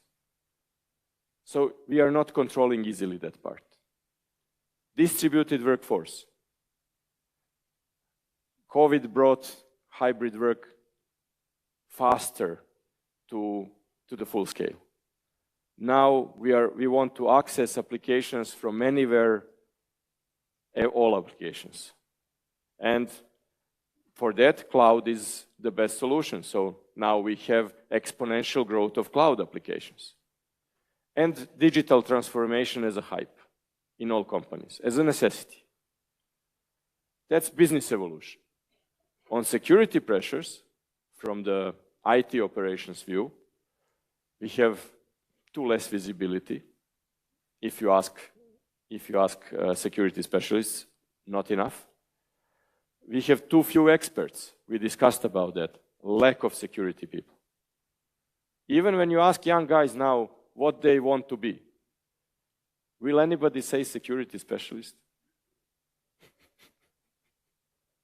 No, they will say software engineer or manager immediately, but not security specialist. It's stressy. In our countries, it's a little bit better. But when you go to Western world, where comfort zone is bigger, they say no. Comparing to doctors, to medicine, who are anesthesiologists in all Western countries? Foreign guys, from Eastern Europe, from Asia, because it's much nicer to be pediatrician, not anesthesiologist, or not orthopedic surgeon. Too little integration and too much exposure. These are the things you will hear frequently from security experts working in the companies. And now if you are a CIO or CISO and you are taking care about security in your company, these are the aspects you have to take into consideration. These are the stakeholders, the pillars. You have to think about user education, security operations, career development of your people, threat intelligence, framework and standards. But this is just a slide where we tried to put everything together to see how comprehensive security in today's companies is. And of course, we cannot have the equal attention to all this, or undivided attention. So we focus on certain areas and usually on the burning ones, not on most strategic ones. And now, since this is a Cisco commercial presentation, I should tell you, okay, these are all Cisco solutions, and if you buy all of them, you are protected. Will this happen in the real world? No, of course not. First of all, companies have multi-vendor strategies, a lot of companies. Second, you don't need maybe immediately all this and you have limited budgets. Third, if you will have all this, how many experts you need for this? So we are talking about ideal case. Forget it, how the real life is operating. It's a patchwork. So we think about strategical and most important things, but we are acting about the burning issues. And how it works? Well, we have vendors for spam, for web threats, for ransomware, for everything, yeah? And usually, you build your security posture based on available budgets and based on the most visible, or at that moment, most proactive threats. And you find some vendor which is at that moment appropriate for the budget, and it is a niche market vendor and niche market solution, and you try to integrate it into existing posture. So what you do, you put a patch. And this is how we work. Because is there any company except a startup which can build from scratch entirely a security operation? No. Even startup does not have enough money. So we are doing compromises and we are doing patchwork. There are more than 3,500 security vendors in the market. And some of these vendors have multiple security solutions. And some of the companies we interviewed have more than 76 security tools that they take care or they use. Can they use it on a daily basis? 76 security tools? How many people you need for 76 security tools? Okay, some companies have really big number of security experts. But you know what happens with them? They have fluctuation beyond your imagination. They have fluctuation of people with double-digit number per year. Can you imagine that more than 10% of your staff you replace every year? And you need to train new ones, integrate new ones, put them on the right stuff, find them on the market. This is reality.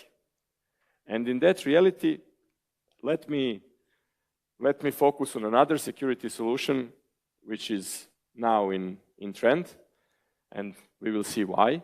This is secure access. We all have VPN, I believe, and everybody are familiar with VPN. But beyond VPN, there is something else. Because where have we seen the biggest growth of attacks in this year, in past 1.5 years, let's say? On VPN. On VPN. VPN is under attack.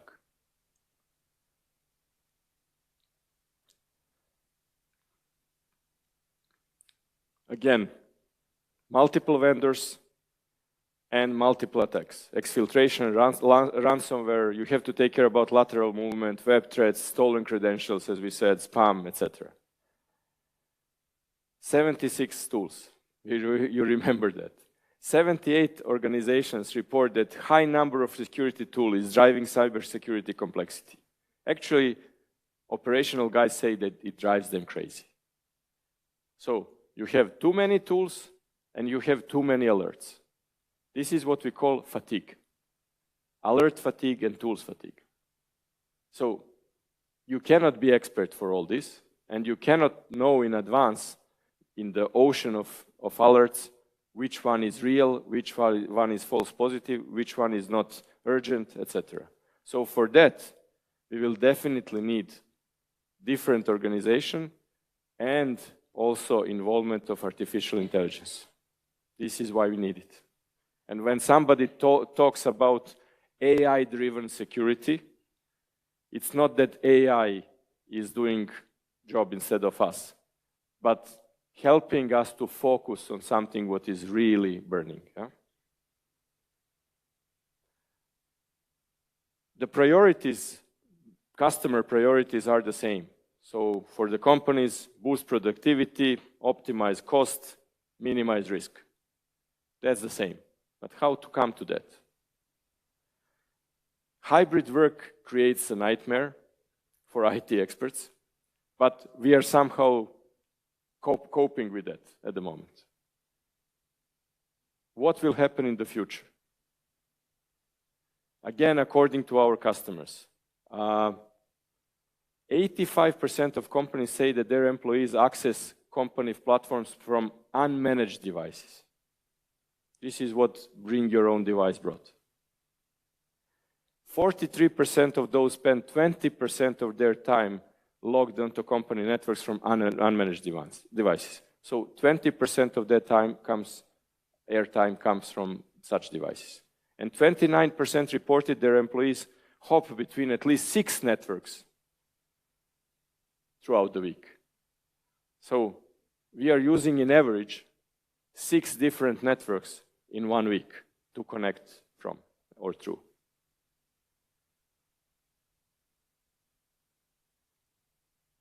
Some more statistics, but second one is important.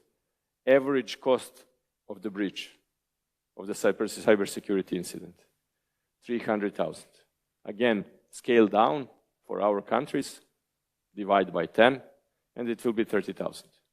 Do you think it's realistic? I think yes. That some company spends 30,000 to get their files back or decrypted.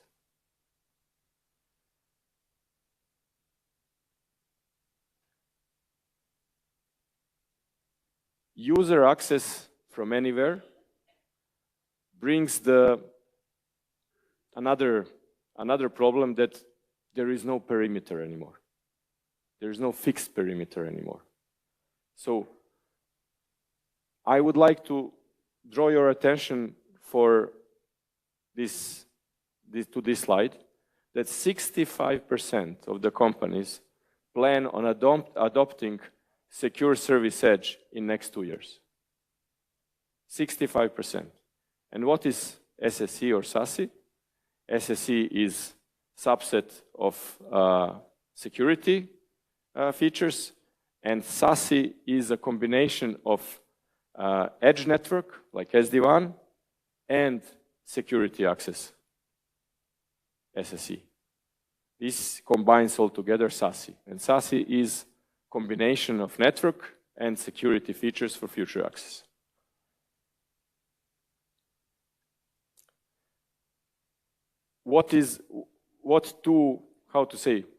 Two areas we divide with SSE, with Secure Service Edge.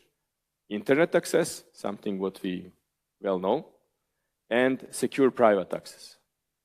So we have internet applications, we have SaaS applications, and that is subject of internet access, and there is a secure private access for private applications. Cisco is for a long, long time in the access, in the secure access. As you can see, 12 years ago, Umbrella DNS acquisition, OpenDNS. Umbrella Secure Web Gateway for years, CASB, cloud access, remote browser installation, etc. And all these solutions, more than 220 million endpoints served by these solutions, and more than 70,000 customers, are combined in one single product now, Cisco Secure Access. And most importantly, it's a single console, a dashboard, single client, and unified policies for all these solutions. It's better for users, it's easier for IT specialists, and it's safer for everyone.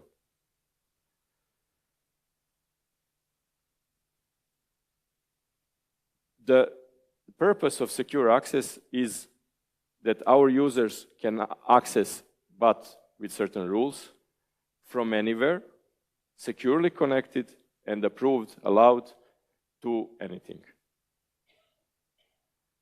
Let's do the analogy with water, with plumbing, yeah? If you want to drink water on this event, do you care from where it comes if you are thirsty? No. You would like to have a water. Glass of water, bottle of water, whatever. And how it comes? It comes either through pipes, or it comes through, as I said, a bottle, or it comes from steel pipes or plastic bottle or whatever, but the various ways to come. Similar is in IT. We have to eliminate unnecessary decisions for the user. So, user is not interested how it comes. It's important that it's fresh, clean, and having where they want it. So, how would you like your water to be delivered? I don't care. I don't care. And customers, users should not care. And this is the analogy. VPN, we know it. Zero trust network access, direct or as a service, doesn't matter. It should be safe, fast, and simple. But we have private applications, internet applications, traditional applications, applications as a service, and we have also to take care that access is allowed. So step 1, authenticate. Step 2, go to work. This is how it should be at the end. So we handled the plumbing.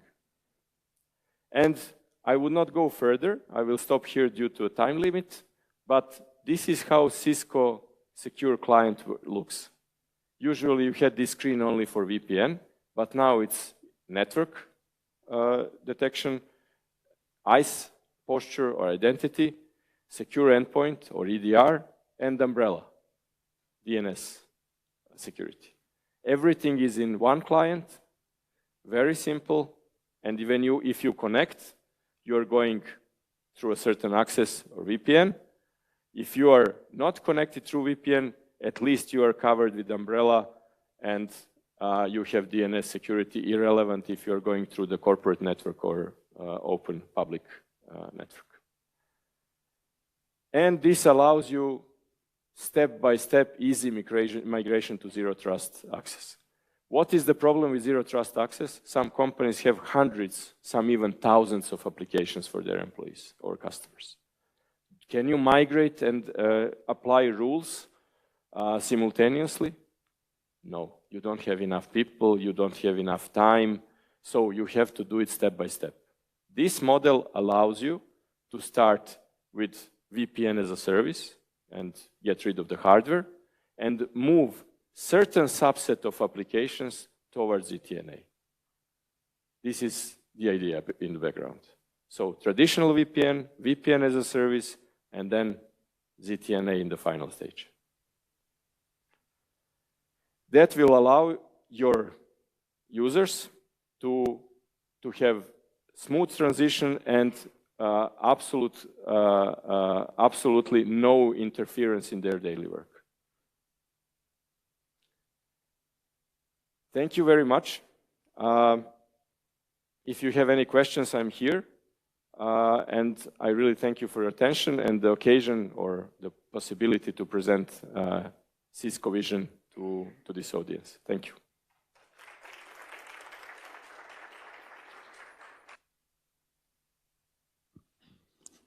Now we would like to invite you to the networking lunch for a half an hour.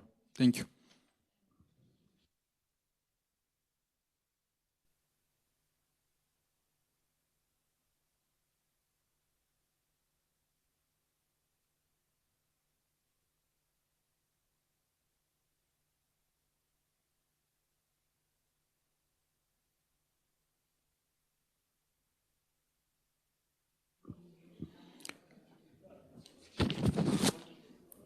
Dear guest, we continue with our program. The next on the program is the Fireside Chat, Modern but Balanced and Context-Sensitive Regulatory Framework, moderated by Mrs. Filomena Pliankovska-Asprovska. Sorry.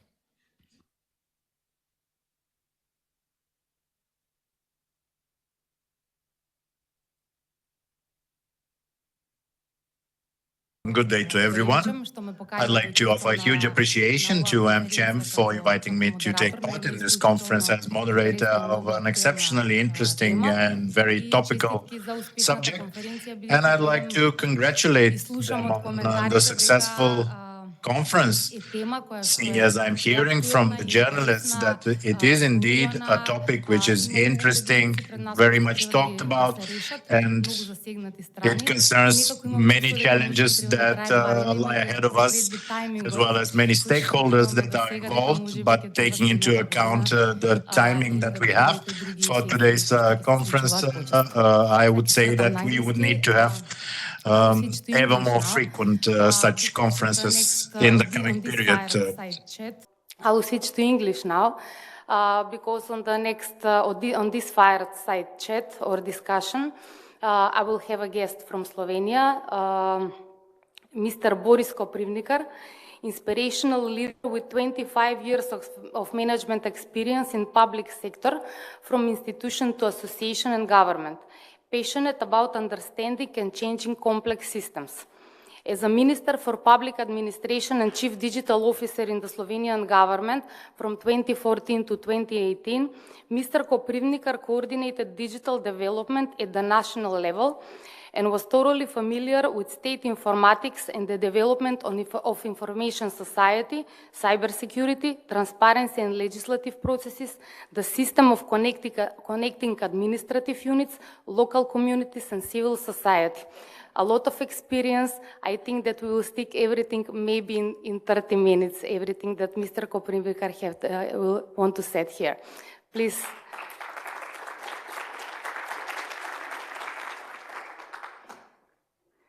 I didn't know that I was so experienced, but I guess.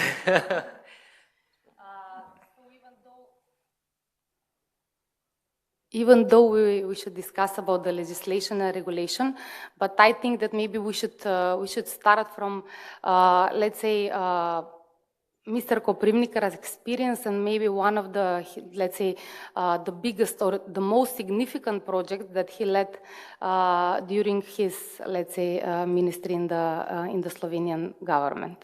Maybe we can start with the state cloud.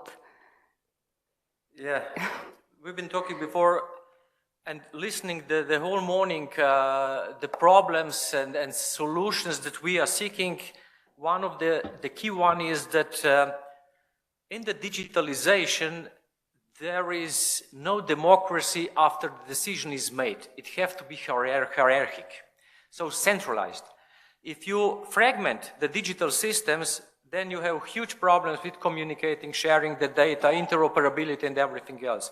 So the state cloud that we did in my mandate in Slovenia is basically, it's not a technological problem. You buy technology.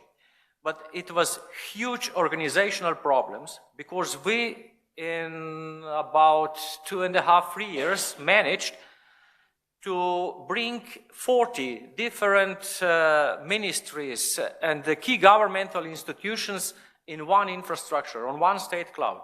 And when we did it, then now we have for a building e-services. It's like going in the supermarket. So you just collect the data from different ministries, agencies, and provide new service. And there is a demand for, I don't know, some different service. You just check, do we have all the data? And you collect it. So concentrating digitalization in one standard interoperable platform is the key for further development. So, but this is something that you have to start. And listening these discussions in the morning, I see that maybe there is one of the key problems.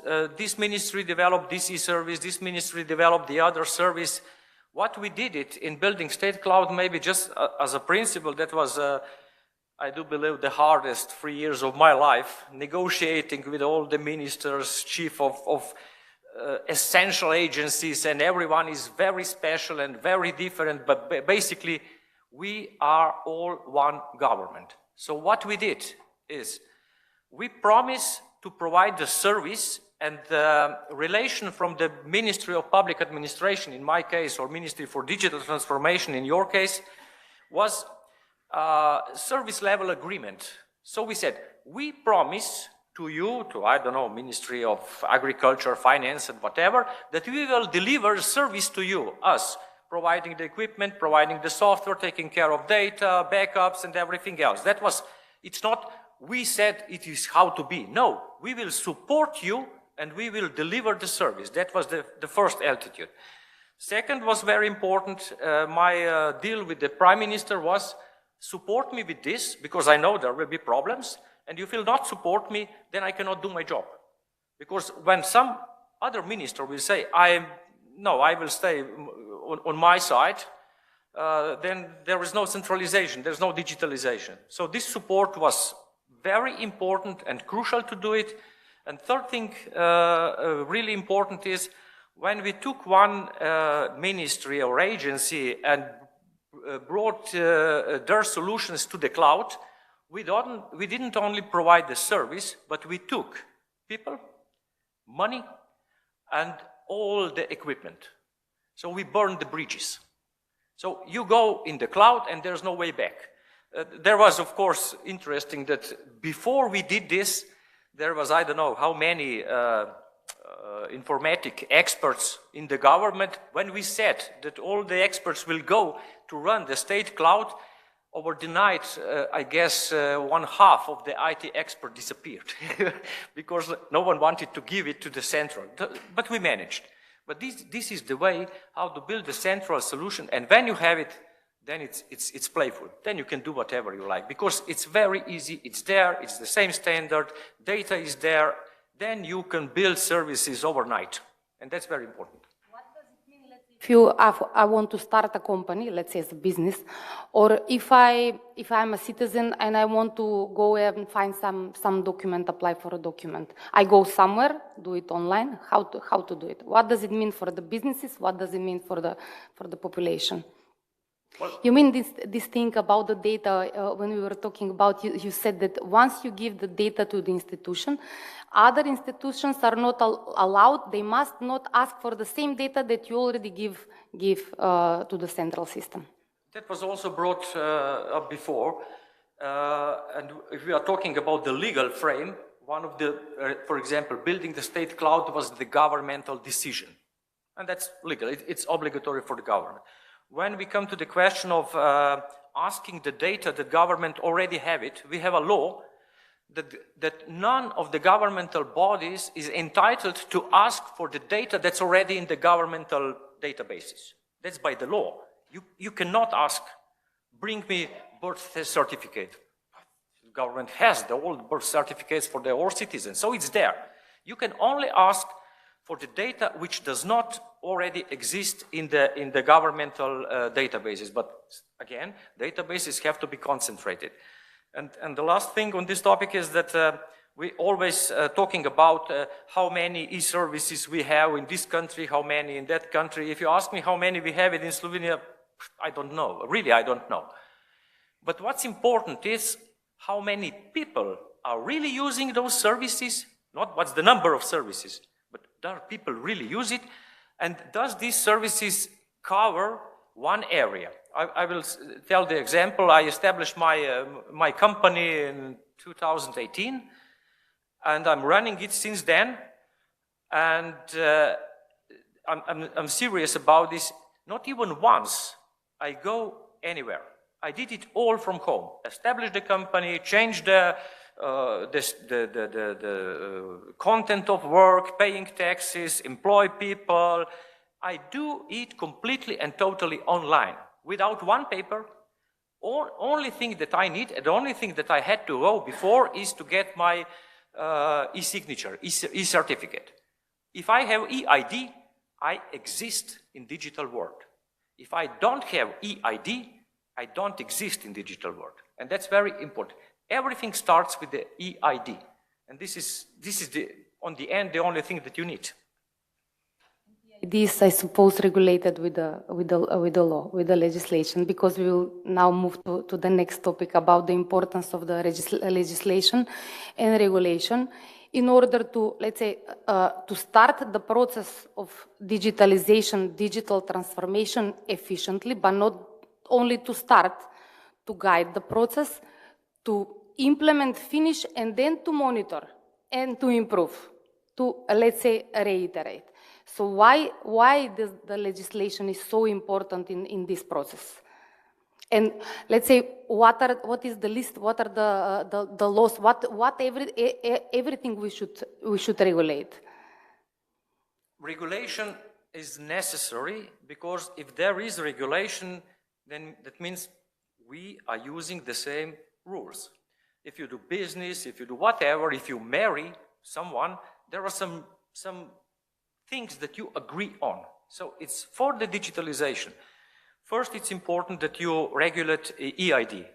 We have a very nice package of digital identity and trust services regulated on the European level. Take it, apply it. There's nothing to discover about it.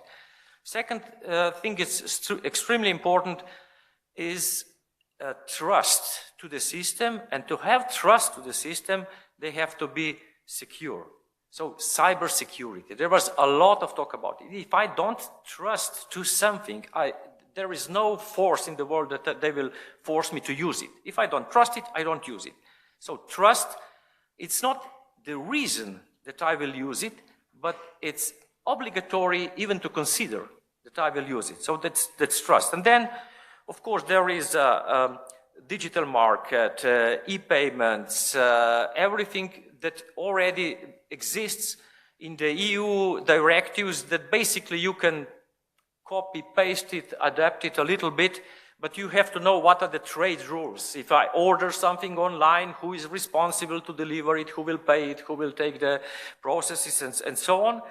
And one of the things that from the legal point of view, it was really important for me is public tendering. How you do the public tendering. It's one of the, let's say, tricks if you want, but I will use the analogy. When you buy a car, you don't go to the car dealer with the design of a car and say, I would like to have that kind of a car, and I do design by myself. I'm not an expert, I don't have a clue how the car works and so on. You go to the car dealer and said, I need a car for, I don't know, going to work, going to the seaside, and then you see what they have, and say, this one suits the best to my need. You take it, you buy it, and you use it. The same approach you should use to the public tendering when we changed the law and said, we will tender functions and problems. So we didn't say we need, for example, state cloud with so many processors, so many terabytes, so this one. We said, we have a need to concentrate everything. These are systems that exist. We would like to have them in one place, secure and safe. So this is our challenge. And that was tender.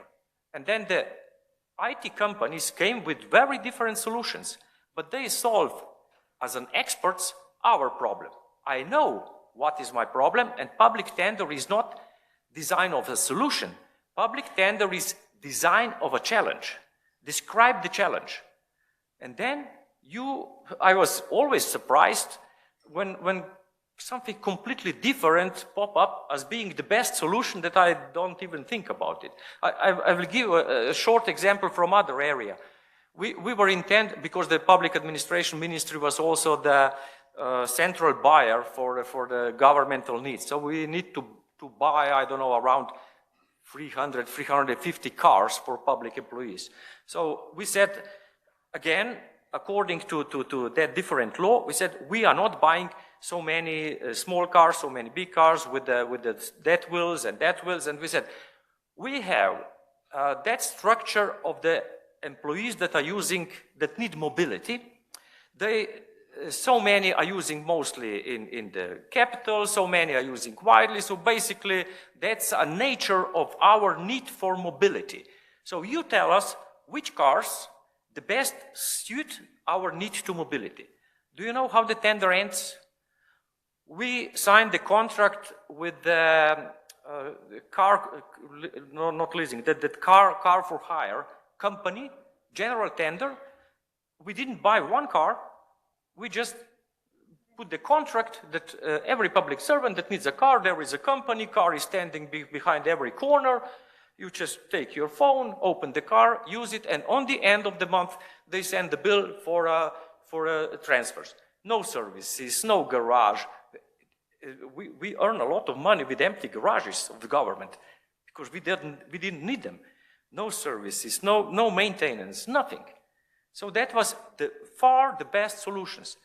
But we came to this solution because we didn't describe a car to buy, we described the need that we have, and they said this is the best solution. It's public tender, it was transparent, it was open to everyone, it was best buy for this public money, and it goes completely by the law and worked perfectly. In this context, you established a legislation sandbox. So it was something completely new for me. I know that it exists in the IT world, but I didn't know that it exists also in the laws and legislation. So how do you use it? What was the importance of this sandbox? The problem of different new innovative solutions is that they usually don't fit in the existing set of rules, in the existing legislation. So my personal experience always was when you to say someone, I have innovative solution, can I present it to you? And they say, yes, I will call my lawyers and they will come with me. And said, don't call the lawyers because they will say it's not possible because it's new, it's not regulated. And the regulatory sandbox is a shortcut how you can avoid the problem that you are doing experiments on the whole system. Because you change the law and then you see how it works. And then you have problems and you change it again, and change it again, and change it again, and so on. So take a small part and say, by the governmental decision, we said for this part, which have to be clearly set for, I don't know, one center for social work or one case, he said, we will do it different way, not by the existing law, but in frame of the regulatory sandbox, we will try how it works if we do it differently. You have then proof of concept, and if it works, you can change it, try it many times, and then you accept the law. It's very similar, again, analogy, like, for example, how Scandinavians are laying the paths in new living areas. They build the flats, the people moves in, and after half a year, they look where they walk, and then they lay the paths.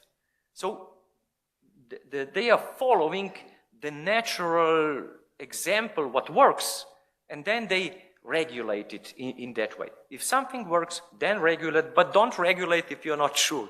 A regulatory sandbox is perfect for that kind of topics. And I have to add also, not only the team for regulatory sandbox, but we also established the team, how we call it, for innovative problem solving and so on. So something like this, because there was a group of people skilled in, I don't know, Lego play, design thinking methods, different kind of complex problem solving, which usually involves many different people from different ministries and outside public, that they come to the common solution. And if you put them in some kind of a play between themselves, they will enjoy, they will find the solution. If you put them in the formal environment, they will protect their positions. And with that unit for innovative problem solving, we get very fast, very good solution, and very important side effect was that we established the cooperation between the silos which were hermetically closed. So they said, don't come to the negotiations. We said, come, let's play on this, with this problem together. So the people from the Ministry of Finance, Ministry of this and agency of that, they sat together and they were playing with the problem. And on the end, we had interdisciplinary, inter-field teams that they are willing and able to cooperate to common solution. And that's one of the ways, because you need on the end common digital solution for the whole government and for the whole country. A good base.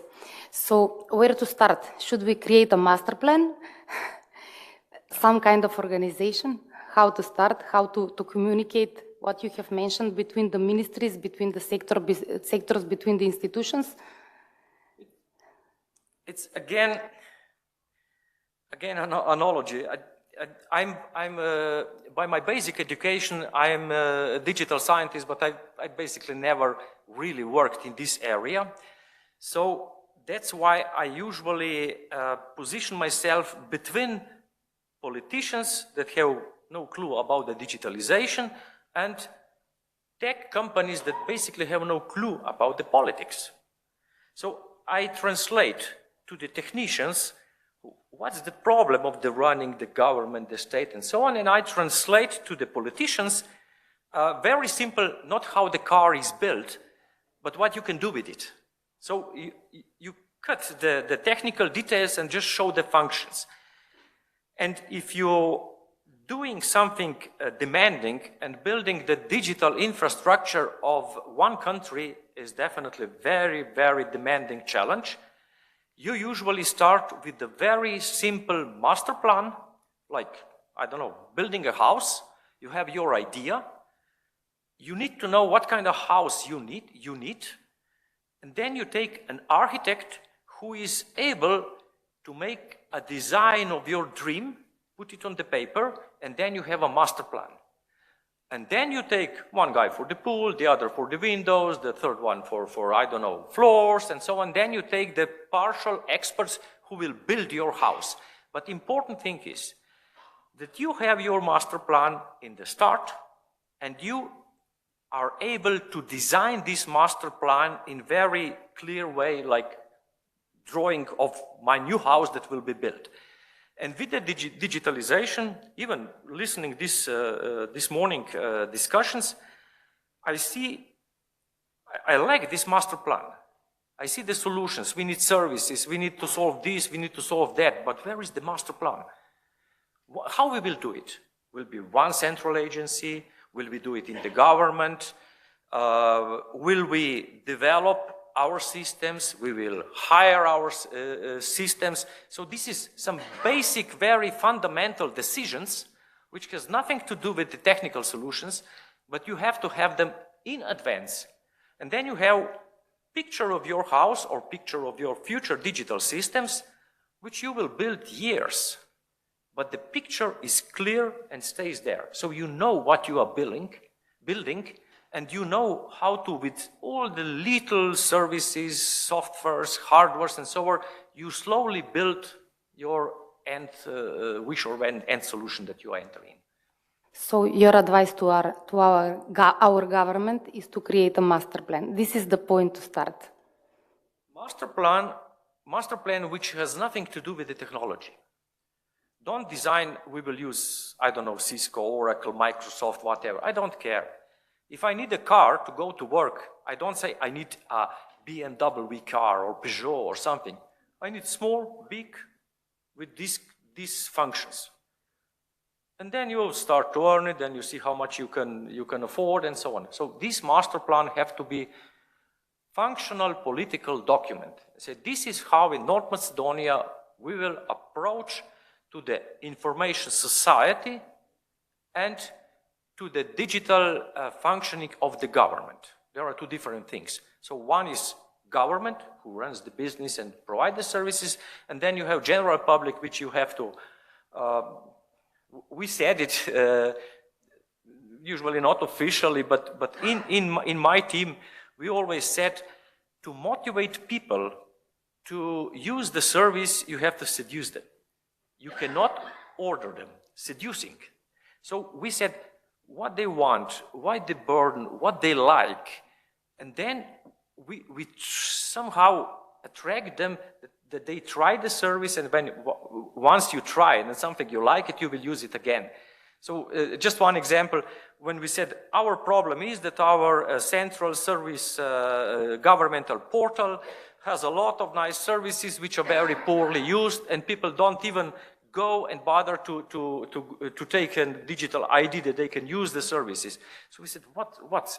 And for example, one of the most effective thing was that we put the number of points that you get from the police officers, which last, I don't know, for 2 years. We said online data about how much points you have and how long they will be valid to you. You have, but only in digital way on the governmental portal. So if I want to check, does these points from, I don't know, a few years ago that they gave me 3 points for my speeding tickets, are they still valid or not? If I want to look it, I have to take a digital ID, I have to go to Ego, and then I see the service. So these were the little tricks that we really massively encourage people to use digital services. That you are building them to use them, not to have them. How we should communicate this whole process of changing things, digitalization, let's say, how to ensure this intersector cooperation, how to speak to the public. Should we promote the digital services? But because now during the discussion I said, I think that I have enough high technical skills, but somehow I don't know for much of the services, e-services that are, let's say, available here in Macedonia. I don't know why. They said we cannot promote them. So how we should, let's say, talk to the public, how we should speak to the, let's say, non-experts, politicians, how we should, let's say, drive the process to talk about the digitalization.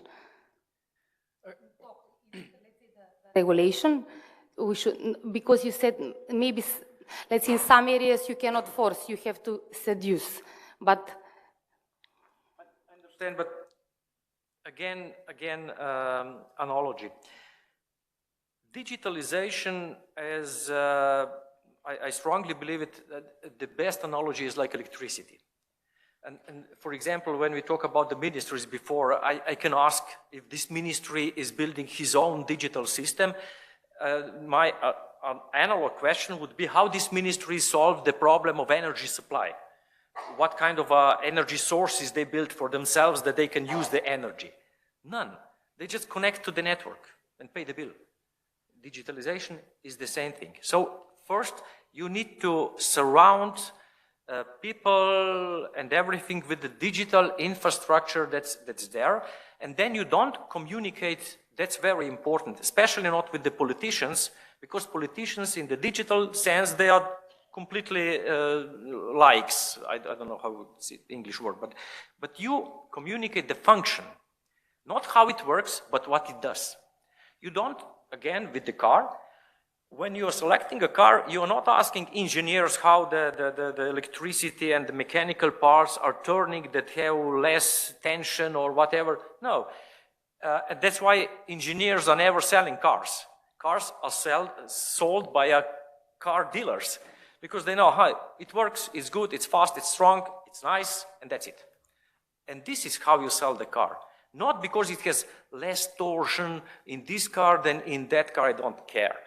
I just need to know, is it reliable, how often I have to service it, and if you communicate the functions, then it's much easier to understand. If you start to communicate about the technical detail, the logical reaction of any politician would be, I don't have a clue about this, I don't like to be understood as I'm not knowledgeable, so I put this topic away because it's not my home ground. I don't feel confident about it because I'm not a technician, but I'm even not servicing my own car. I bring it to the expert and they do it. But one important thing is when you're building the trust between government as a solution users and the IT industry as a solution providers, the huge, this burden behind it is vendor lock-in. If I use something that it's not mine, that I'm dependent on this one who is providing me this service. And the question is how to control this dependency. It's one very simple thing. I can use your software, I can use your hardware, I can use your IT infrastructure, it is yours, I can pay it, I can buy it, whatever. But data is mine. You don't touch my data, you can use it. And in all tenders that we are doing for these, let's say, more complex digital systems, we usually go in the way, we select like who provides the best function, and it's always in the contract. One of the non-negotiable conditions for me is that 24/7 I can access my data without you anytime and do with this data whatever I need. And if I'm not satisfied with the service provider, I can take my data and give it to someone else. If I cannot take my data, then I am in vendor lock-in position. So protect the data and don't build the services because there are much more skilled companies to do this. And this is the way. Mainly due to the wider understanding that digitalization has a lot of with the tools, softwares, hardware, etc. Even though it is more, let's say, business organizational process, it is more this kind of an aspect, and the technology is, let's say, some part of it, like a facilitator to do the process from end to end.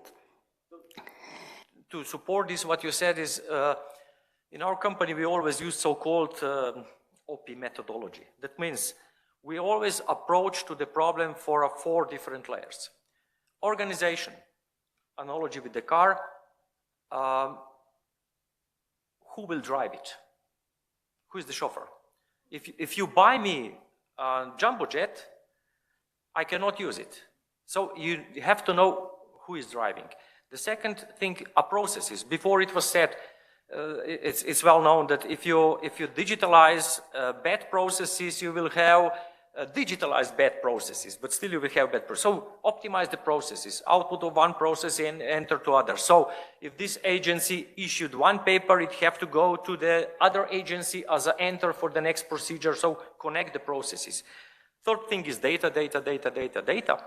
Who owns the data? Where is the data? Who protects the data?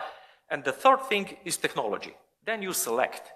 But if you know who is running, what you're doing, what's your fuel, the data, then you know which car is the best. Then you know which solution is the best.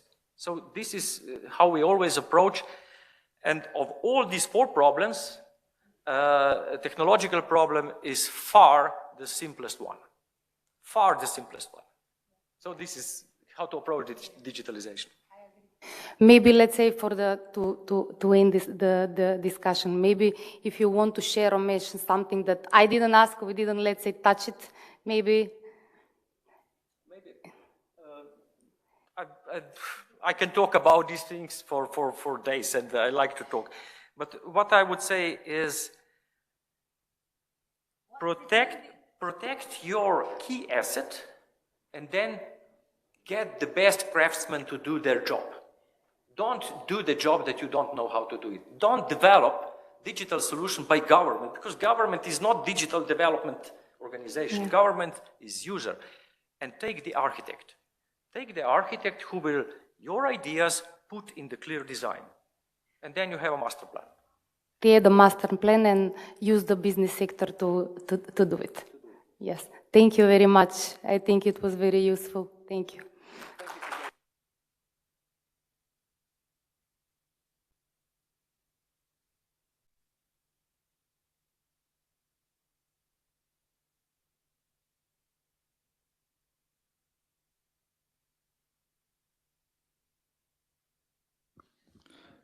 Next, I would like to invite Eva Sničkovska and Maja Blažetic for a dynamic dialogue session on revamping incident detection and response.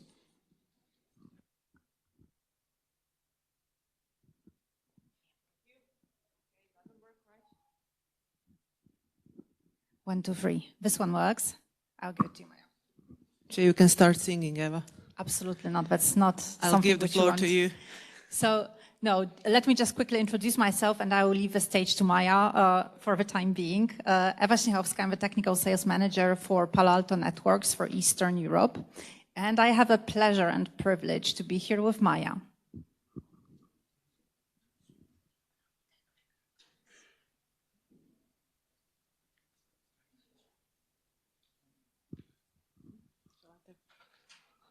Okay, it's showtime. There are few positive things when you are one of the last presenters. First of all, I know you are all heavily interested into Palo Alto Networks because you stay alive and you are still awake. Let me try to wake you a bit more. Special discounts for everyone who stayed till the end. There is no need for a long introduction. I believe that you have all heard about Palo Alto Networks. But unfortunately for me, many of you have not seen me before. So my name is Maja Blažetic. I'm commercial sales manager for the Adriatic region. And recently I got the pleasure to take over Macedonia as a country lead. And I'm very happy because I'm today here with my team from the region, whom you have a possibility to meet these days and discuss the very important topic. And I'm pleased that we are part of this conference. Very well done so far. We hope we don't disappoint you in the end.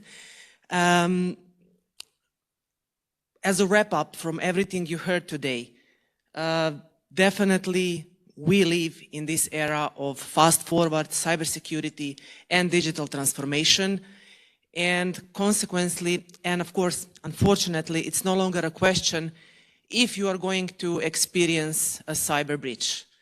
It's a question when it's going to happen, and when it happens, how quickly you can recover, go back to production with a minimum victims and losses. Absolutely the biggest, I would say, elephant in the cyber attacker space are ransomware attacks. And due to geopolitical position of our territory of Eastern Europe, we have been, and we still are, the most exposed to the ransomwares. You see the numbers from the last year. Macedonia is also included who experienced a tough ransomware. And luckily, some of the actors, especially from the Russian activities, have been arrested last year. This year, the FBI, and together with our Unit 42 and with the CIA and the intelligence agencies across the countries, helped to lock also other actors in 2024. But still, the trend is there. The trend is growing. It's not stopping. The world is changing so quickly. We heard a lot about it today, and we started to heavily rely on artificial intelligence, on machine learning, on automation, and of course, the attackers are following the same trends. Basically, you don't need to be a renowned engineer today to write a ransomware virus. You can buy it as a service, as anything else. I think the last price I saw was $40 per month as a subscription fee. And they already count on the fact that a lot of companies became mature enough in automation, in digitalization, and that you will have a backup systems. So they are no longer interested that much, in getting a fee to unlock your systems because you will recover from your backup. They are interested to steal your data, to post it on data leak sites, which are appearing in hundreds of new sites every day, in order to blackmail you, because you are saving very, very important data about your customers, about your business, about your employees, bank details, social insurance data, health insurance data. So all your life with the digitalization becomes visible online. And this is the new trend, what they are trying to achieve with the ransomware attacks. As the world is changing, we love to say in Palo that literally we need today machines to be the machines, because we need to be faster than the attackers in order to keep our system safe. I'm not a big fan of the marketing slide, so I will not present products a lot today. I just want to talk about the overall concept, how in Palo Alto we help our customers to secure their environment and to secure our business and your customers. So it's a simple principle made of 3 words. One is innovation, another one is simplicity, and the third one is platformization. Couple of months ago, I had a really, really big pleasure to be in our headquarters in Santa Clara and to speak with our founder, Nir Zuk. And he's very, very inspirational leader who gave us the opportunity to ask him a lot of questions. And one of the questions that came from the audience was, hey Nir, how much has been actually left from the original code that you wrote for next generation firewall?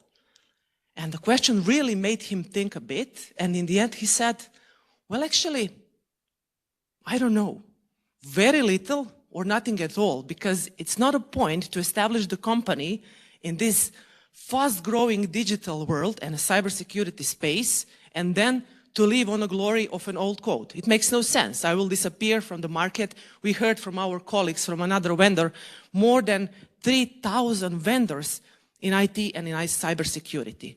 So that's not the philosophy that Palo Alto had in mind when Nir Zuk established the company. Innovation is the key. And innovation is our core business.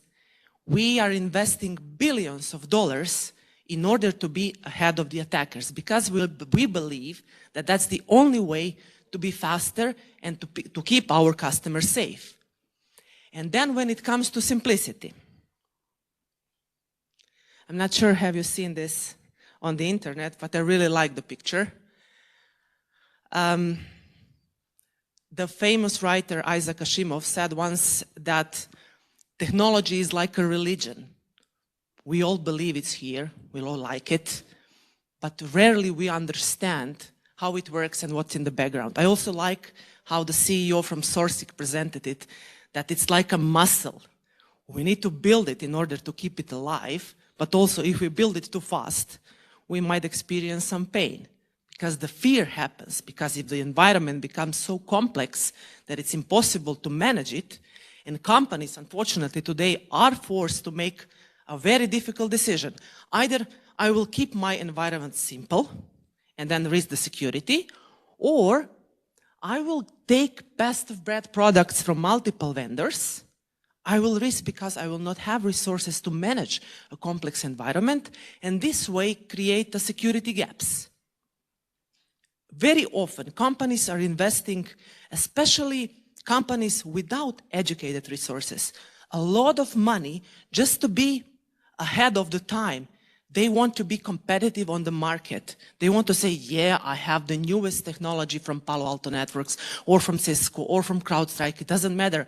They want to be ahead.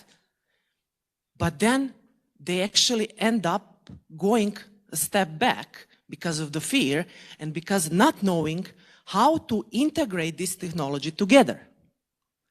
This is so-called Red Queen effect that happens to many organizations in Macedonia, in Croatia, in entire Adriatic region, and previously I had the pleasure to work for another vendor covering much wider territory. It happens everywhere. Complexity is hard to be managed. And in Palo Alto, we don't want to force customers to make these difficult decisions. And also what we don't want is to force customers to be vendor locked. That's not the idea or message we want to promote. The message we want to promote is we want to be present everywhere where it's needed in order to protect your network, to protect your cloud, to protect your endpoint, and in the end, to integrate with everything that you have in your environment in order to keep you safe. I said I will not talk a lot about the products that we are presenting. You can read it online, we can have the individual meetings, but I would love to mention the core idea behind the structure of the products.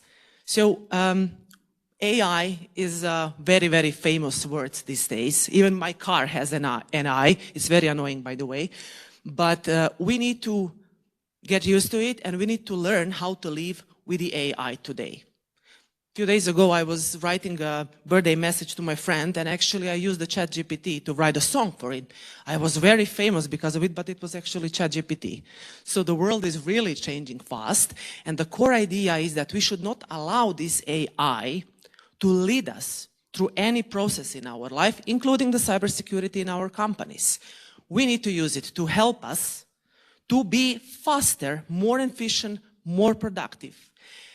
That's why we integrated into AI, which is basically advanced machine learning, the generative AI, because we consider that real cybersecurity or any kind of security, it's only if you see and you are able to predict the data and you are able to secure in a real time. Our systems on a daily basis digest more than 3 billion events because I believe a lot of attackers would love to breach in our systems, and we don't let them in. And that's the level of security we want to offer to our customers. From the 3 billion events on a daily basis, only 8 require human interaction.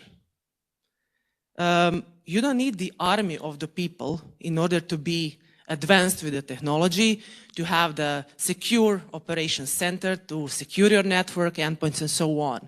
You need fully automated solution that will help you to manage it end-to-end without being vulnerable to any of the attackers. And this is what we are achieving. The ability to predict how certain user will behave, the ability to predict what events will appear tomorrow on the market, because 750 million events appear every day that did not exist the day before. 1.5 million attacks appears every day that did not exist the day before. So we need to teach our system to be faster than us in order to stop it before it breaches into your environment. So that's the whole philosophy around Palo Alto Networks, based on the innovation, our precision AI, which I mentioned, so machine learning AI and the generative AI packed together in order to predict things, to follow the user behavior, to follow the network, endpoint, and cloud, and to keep the customer safe.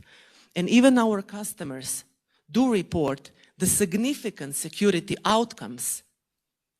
When you are talking with any vendor about cybersecurity, crucial questions you should ask them: what are your mean time to respond and mean time to detect?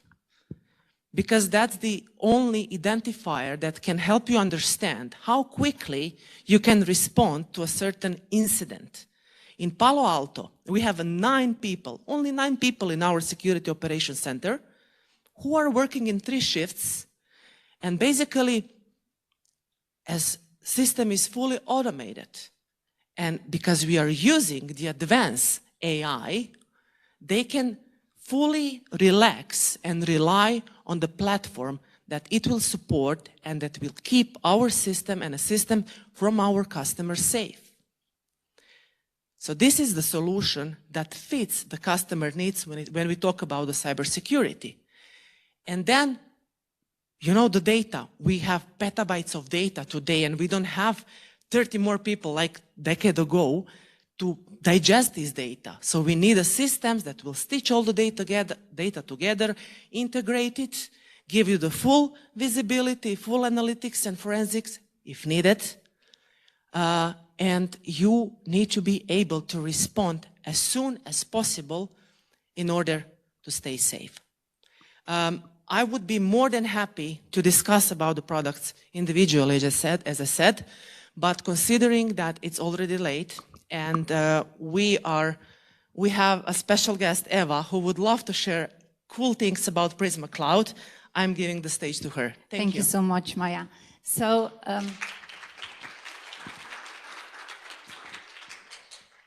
let me paint you also a picture from a little bit different perspective. What's for me extremely refreshing is that we are speaking about the security, but we are not forgetting about the human factor, right? We have heard multiple times how important it is to keep people in the country, to keep the talent, to keep them attracted to the security and to the IT industry as well. And we firmly believe that if we give sufficient tools, which are being, let's say, powered, like Maya was mentioning, by additional, let's say, AI capabilities or automation capabilities, this is absolutely possible. But also, it has been absolutely fascinating to see how the country with the governmental, let's say, support is pushing towards the digitalization. The issue of digitalization from security perspective is that it is giving a potential for the attackers for additional security breaches. And all of your new applications, all the new digital stuff, which is making your, or has a potential to make your life much easier, it can also become an additional vector of the attack. Let me share with you some numbers which have been presented by, actually by the Verizon Group for the whole last year. And as you can see, loads of breaches nowadays when it comes to cloud, when it comes to applications, are being caused by insecure code. So this is something which has not been that much persistent and not that much visible when it comes to security specialists during last years. But currently this is something which we cannot omit anymore, because there are some substantial financial consequences for it. But also with, for example, some regulations which are being imposed via, for example, European Union, like NIS2, but also DORA for financial institutions. They are making officials and they are making C-level people and managers personally responsible for breaches, for data leakages. So it might be the case that also for you, it will be kind of a personal responsibility to make sure that infrastructure is being prepared properly. And if not, that you have a plan when it comes to the remediation. And remediation is also extremely important. The last number of 120 days, it's an average which is needed when it comes to providing sufficient fixes, which is actually quite amazing if you think that we have so many different security tools. On average, it was mentioned today, more than 70. But to detect and to remediate in an effective way, those could be totally different things. And here you can see why this human factor is absolutely important. So nowadays, if you think how the, let's say, organizations are cooperating internally, you have security people, which in many cases, unfortunately, they are being blamed for everything. But what they are trying to do is to provide a sufficient security, which sometimes is being also internally jeopardized. Look at the left side. You have loads of the developers which are being encouraged to change the infrastructure, change the applications, in many cases in a continuous way, right? We'll have this continuous development mode. The thing with developers is we are trying to give them more freedom to make sure that we are agile, that we are delivering the application as soon as possible from the market perspective. What's the thing about the developers? They are very clever, very efficient. They don't care that much about the security. And to give you an example, long time ago, when the developer wanted to have an infrastructure connected to their application, they needed to do quite a bunch of door knocking. So they were going to the IT people, hey, I would like to have a virtual machine. Then to the networking people, please provide the connectivity. And then to the security people, could you please open me sufficient ports? Worst door knocking at the end, right? And in many cases, it took days or even weeks. Currently, developers have the possibility to prepare the infrastructure by themselves using templates which are called infrastructure as code. So they do it in an automated, programmatical way. The thing is, since they are clever and they don't care that much about the security, they don't necessarily want to do the troubleshooting at the very end once the application is deployed. So they have a tendency to open the ports very widely. Super good from the perspective of lack of troubleshooting because every system is connected and has the ability to speak to another. Not that good from the security perspective, right? So you have security departments in the constant need of kind of a game of whack-a-mole, trying to fix what has been produced by the developers. The issue also with the developers versus security people, you have loads of developers doing stuff in a clever automated way, and just a handful of security people, right? So this is not the best approach. And we have a feeling that if we are trying to give the customers also, let's say, a possibility to be empowered and have the full visibility into the full life cycle from the perspective of the application, it's making life much, much easier, but it's also encouraging the cooperation in between teams. Let me use the example of Log4j, which for some of our customers has been really, really painful experience when it comes to making sure if they are not having this vulnerability persistent in their environment once it was discovered, right? It was extremely widespread, but the biggest issue was coming when it comes to patching all of the system. We had some customers testimonying to us that it literally took them weeks, if not months, to make sure that the possibility of exploiting this vulnerability is no longer persisted in their environment. The issue with environments nowadays is that you can have certain vulnerability progressing through the pipeline, and as you can see here, being persistent in certain repositories, then being persistent, for example, in the cloud, in the registries, and so on, and then being deployed also in the production. So to make sure that we are actually secure, you need to enable cooperation between different teams, give them sufficient tools when it comes to this visibility and cooperation, but most importantly, also enable potential remediations options at each of those stages for the application which is already running, maybe deleting the image from the repository and blocking the possibility to redeploy it if needed.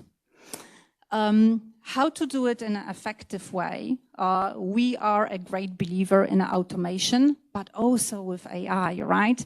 So AI is being used on very many different levels when it comes to, for example, correlating some of the data, but when it comes to sharing interesting stuff.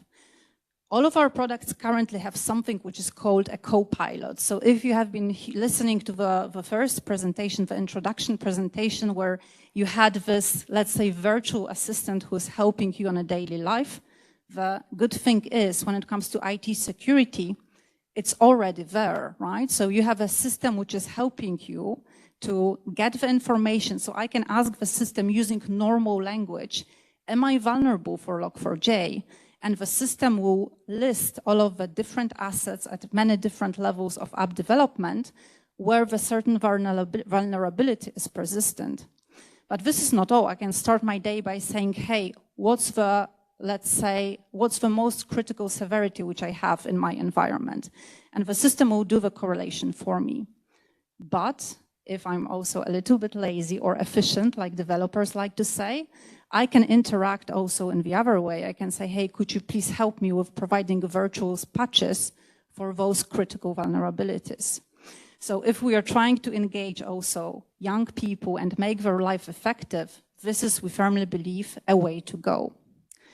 But that's not it. Automation will be also a very important thing. And let me give you an example. I have a customer who has kind of a, let's say, e-commerce application.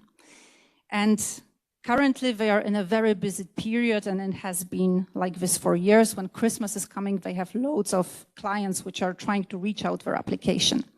And they have it set up from IT perspective in a very clever way, where the load from, and let's say additional interest is coming from their clients, from their customers. They are setting up in an automated way additional nodes which are serving this application to handle this additional load. Super cool from the perspective of IT. When it comes to security, they also needed to make sure that the security infrastructure is also fully automated. So with each node, we are deploying additional security measures.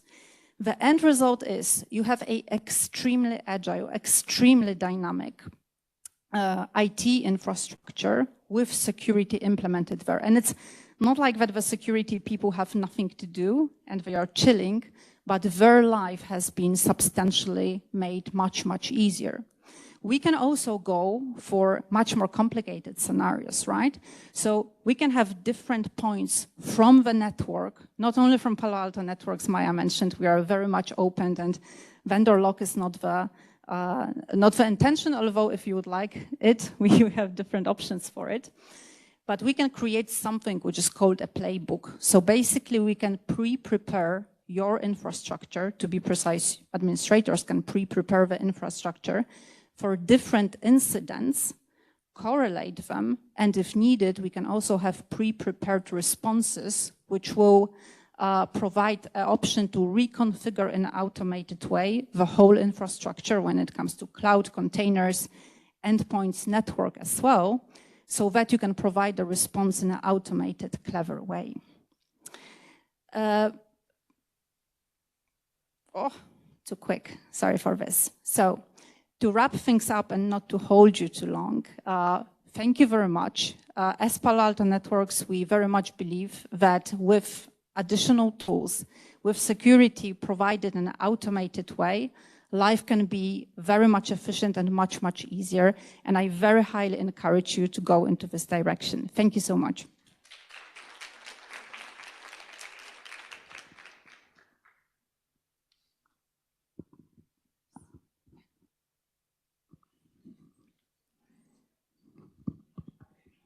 At last, but not least, I would like to invite for moderator, Mrs. Elena Bundaleska, to moderate the discussion on No Business is Left Behind.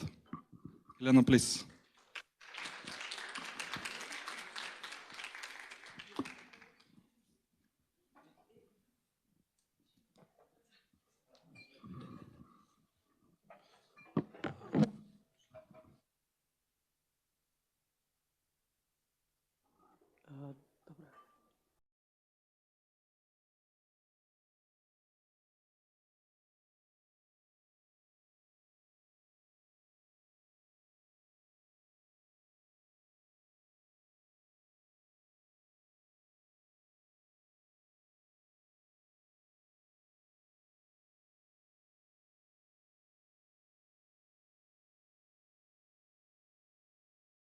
Good day to everyone.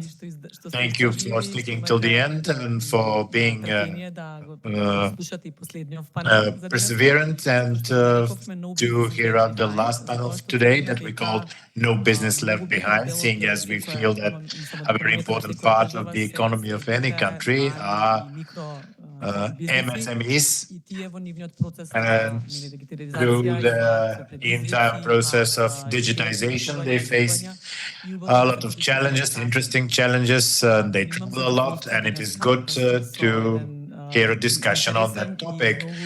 It is a pleasure for me today, therefore, to have an interesting compendium of experts coming from different areas. We have a representative from the financial area, i.e. a bank representative, that is Ms. Anna Tasovska, Director of Process Optimization and Digitization at ProCredit Bank. Right next to her is Mr. Dimitar Yanevsky, who also comes from the private sector, but not the financial one, seeing as the company that he works in deals in archiving and managing documents. Mr. Yanevsky is Director and Product Manager, then Digital Office Manager at Inbox, and we talked about where to place him and his organization, and we decided that it needs to be the development support sector. And the last panelist is Mr. Goce Pechev, who is in charge of the component increased productivity at the project of USAID called Activity Partnerships for Economic Growth. As we already mentioned, we have experts from different areas, and I feel that would facilitate my moderation today, seeing as they will be able to share interesting information with us. We have a number of groups or cycles of questions, and depending on your patience, we'll see how many of those we will cover. And I would immediately take to the first part of the questions, which directly relates to your achievement in all your businesses correspondingly. Ms. Tasovska, in your experience in the bank, what processes were most efficient when it comes to digitization for the work of the bank? And what are the benefits of these optimization through digitization processes? I would start with how the bank sees digitization.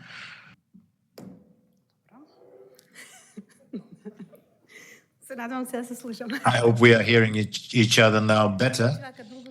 Well, our years-long history, the years-long history of ProCredit Bank in finding optimal solutions, first and foremost, for an efficient internal organization within the bank, led to a different way of thinking in the bank itself, i.e. we see digital transformation more as part of the culture and way of thinking at the bank from the aspect of creating our business models, aside from implementing technological solutions only. It was mentioned today that digitization is revolution, but digitization is banging at the doors and windows of all companies today, I would say, and we feel that it is part of our natural evolution if we wish to go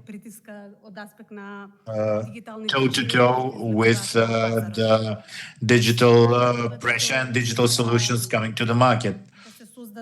All this led to the optimization and digitization of solutions department to be created at the bank, and its main mission is to analyze, assess, and redesign the processes at the bank, all with a view to helping the staff at the bank to focus on tasks,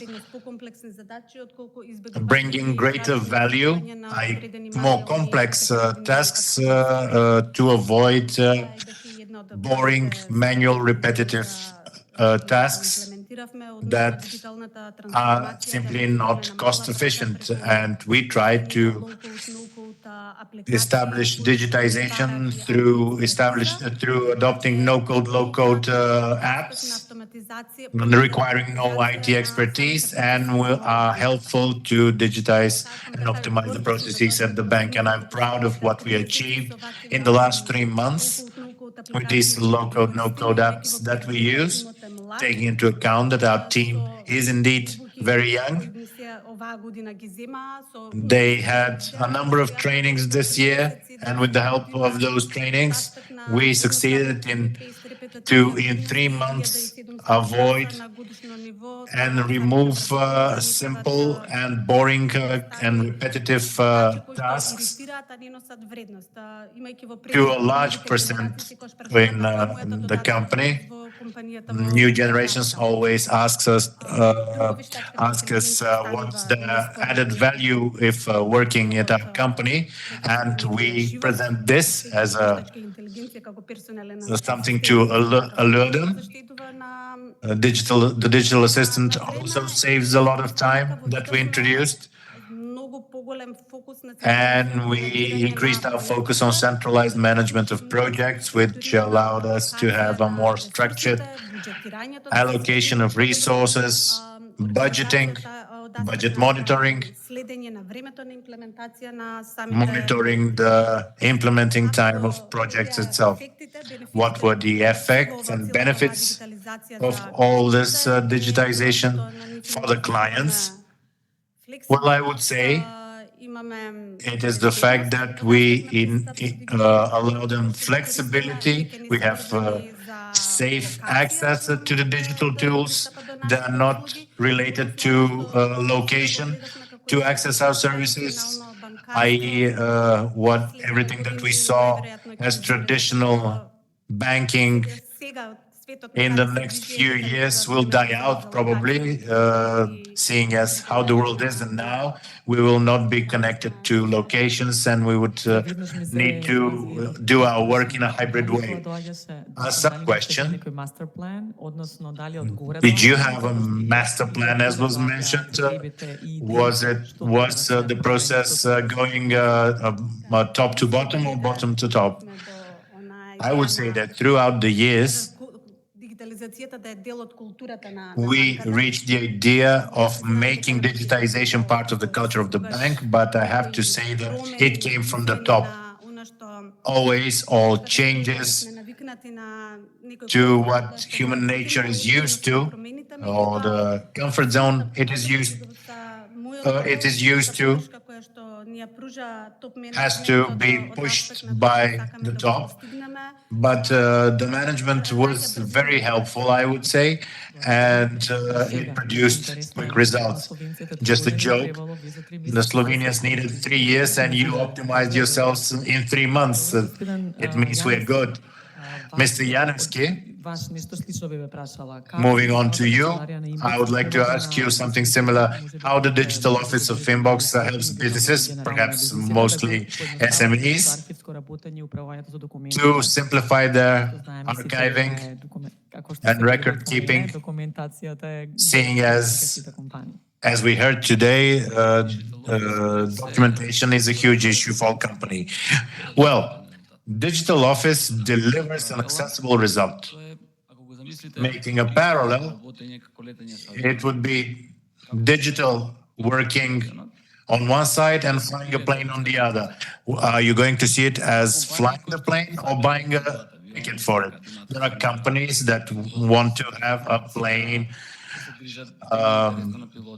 a storage space, a hangar, pilots, etc. We help them by only offering a ticket and making it accessible. So, to put it more plastically, we hear out companies in terms of their ideas, we create processes, and we create functional solutions that everyone can use. So digitization and optimization of working with documents without having software, hardware centers to train their own human resources, that is not part of, who do not find this as part of their jobs. We offer a qualified and trustworthy service offering optimization and digitization of the workflow. If I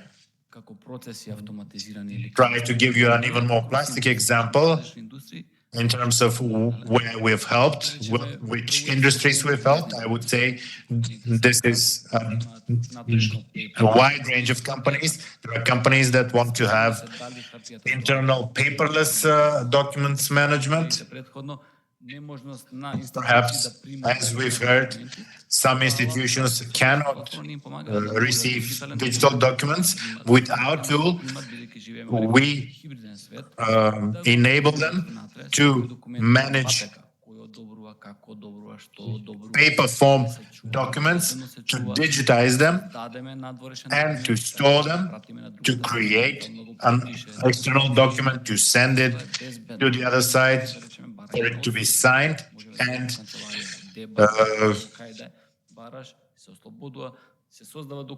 pursue it and pursue the process. We also have issues when, for example, you want a day off, there's a form you need to fill in.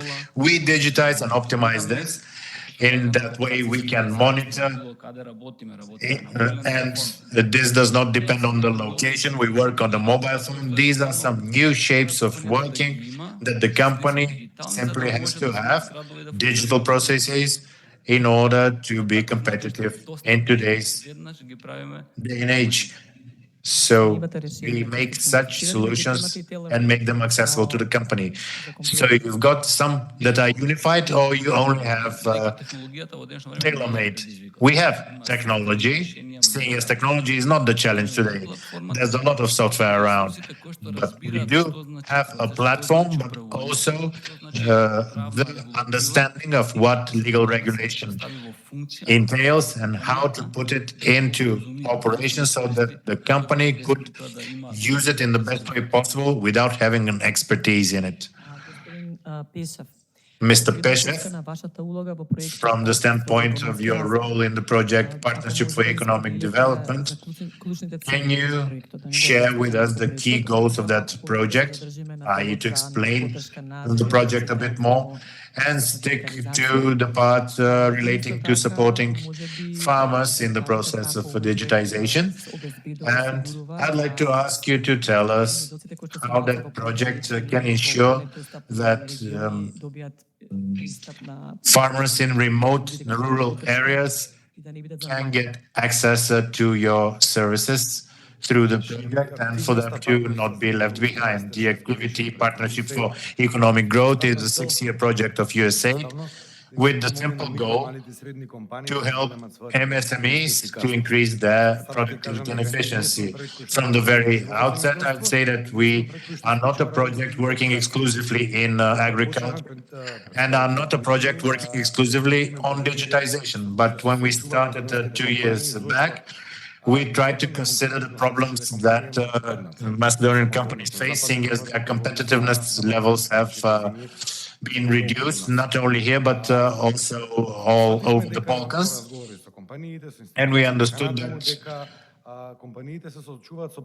companies actually face a lot of problems, and in order for us to help them to resolve those issues, increase their efficiency and productivity, we need to adopt a set of tools that they could directly implement. And therefore, we help them in improving their production processes, optimization of their supply chains, a greater access to funding, greening their businesses, etc. But when we to think about what productivity actually entails, we reach the very simple definition, and that is the ratio between the outputs and inputs to create a product. Lately, we have evolving costs for electricity, heating, etc. But an important thing in our country is the fact that companies cannot find qualified and staff overall, actually. And we tried to help them to bridge that gap, to strengthen the processes of the companies requiring the human factor, and try to see in what way we can do that. And this led us to digitization, i.e. the development of different technological solutions that would help companies to improve their, first and foremost, production processes so that they would be able to keep up with Europe. Of course, we work with agriculture a lot, and your question is quite good in terms of how we reach everyone, because we have farmers all across the country, not only in Skopje. When we started, we first piloted a number of projects and tested what can be implemented, what it means to optimize processes, and what solutions could the companies use. And in agriculture, we piloted projects introducing digitization of processes on a surface area of around 100 hectares all across the country to see what the processes are and how companies could benefit from them. And we saw that there are a lot of positive results when we introduce digitization of processes, and we try to find ways how to bring our activities to as many farmers as possible, seeing as we cannot reach them all right. And we try to see which companies have registered as service providers. I'm talking about services for agriculture. So turning combines in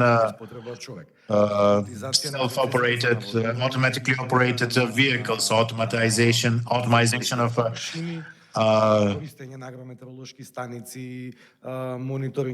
optimization of processes in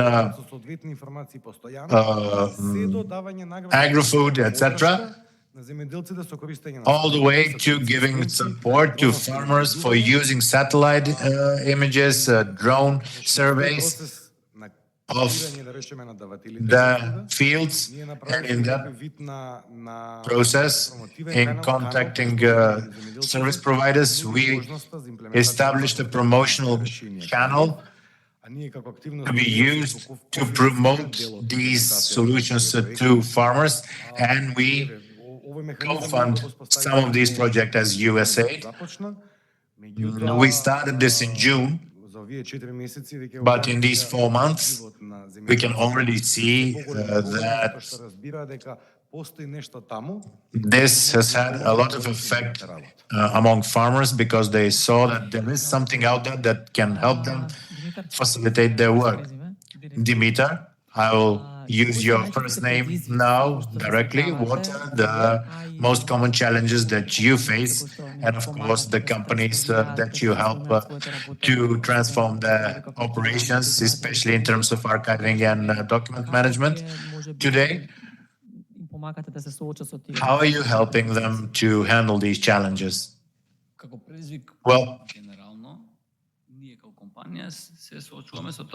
the biggest challenge that we face as a company is the fact that as early adopters, we face challenges in us being accepted or make a headway into the market. So in all corporations, there are challenges that concern this, especially in our cooperation with AMAS, etc. By the way, we have a successful cooperation, and we successfully launched such a process with them too. But if I transfer this to SMEs, let's say, the biggest challenge would be how sophisticated is any given company and what processes it operates, and if we are going to copy it into the digital world. If you have a garbage disposal process, it is best to not copy that garbage in the digital world. And we face an issue where there are companies that have no such processes. They work in Excel, etc. And that's it. And we tell them that you cannot not have processes. And we make a deep dive. We discuss with them what we wish to achieve. We draw it in a flow chart and earmark the unnecessary parts. If otherwise, we would be copying everything that was on paper only. So that's the biggest challenge, I would say. Challenge number 2 that I have detected relates to interpretation of legislation. This is something that we do not have sufficient case law, no clear legislation, And people ask us, what do we need to do with a round seal? Does this thing need a round seal or not at all? And we tell them what the practices are, and we tell them how unpredictable the process would be. We cannot tell them to adopt something that will have no real impact on their work. So companies are not used to consider the perceived value of this process. So you said that digitization is a muscle, something that needs to be developed and trained. It's not something, it's not a magic wand, but it is a tool that you need to work on. It is not a it is not a process that you create once and you forget about it, but you constantly improve it. And they need to understand that, and I feel that this too is a challenge that our company faces. You have been on the market since 2011, right? As a company, yes, but a spin-off company, we, I would say, exist since 2020, since COVID times, and this is when we gained momentum because a lot of the benefits of the things that we do and accelerated to work gave us a boost to become more recognizable on the number. Can your platform integrate already existing digital tools in companies, seeing as you said that those that do not have any tools, you develop those for them? But yes, let's say we are a cloud platform and we offer the possibility of integrating with other systems. Integration is a very important part in the entire digital story, because if you're not integrated, you simply not function. Everything needs to be instant, connected.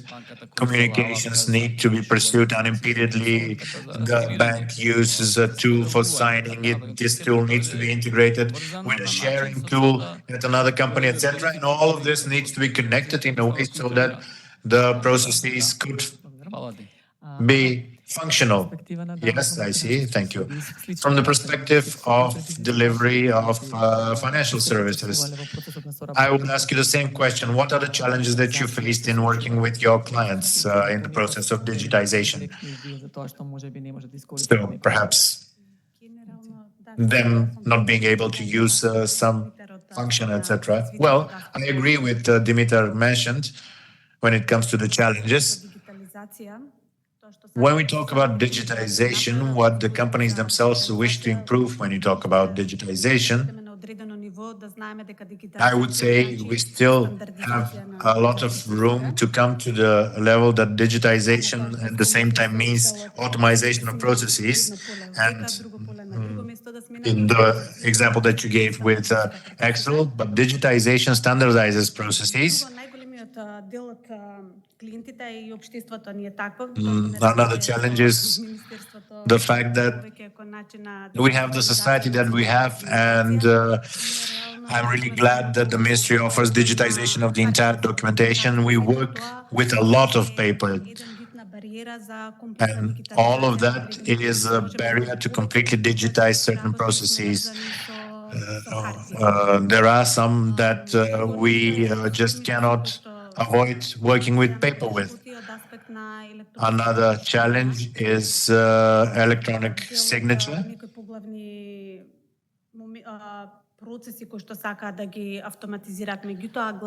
When it comes to processes that companies or clients wish to optimize or automate, but the main challenges in the selection of apps that they can implement. Budget is also an issue. In general terms, budget is always the first thing on their mind, but in the course of this day, it was mentioned that we should not see it as spend, but what I'm going to invest. But I would see this as the member of staff considering what they need to do, and sometimes certain processes are much cheaper to be automated and allow more time for other things to the personnel. And another thing is the resistance the learning resistance among the staff. When you mentioned resistance, I instantly remembered my mother and her sitting on a laptop and trying to figure out some tool on the computer. But of course, I would say that the younger generations have are the only ones that can do that, rather than the older ones. I remember when I worked in a bank, I taught people how to draw out money from the cash machine. Of course, with the younger generations, it is much easier. They are adaptable to change, but the younger generations also offer support to the older ones. I would explain this through several examples of digitization. We wanted to adopt complete onboarding of the bank's client. What I mentioned that we do not wish to be a traditional bank, being there from 8 to 4. Otherwise we are not accessible. Digital boarding allows accessing and opening an account in our bank from anywhere across the world. An ID identification that we offer in our country allows avoiding physical presence. And this concerns natural process. When it comes to legal entities, we have digital signatures after receiving EID at the bank. Moreover, all applications being filed for loans, loan defaults, etc., guarantees, clients are not obligated to come to the bank physically, which enables the companies greater flexibility. They can receive some service even while traveling on the plane, right?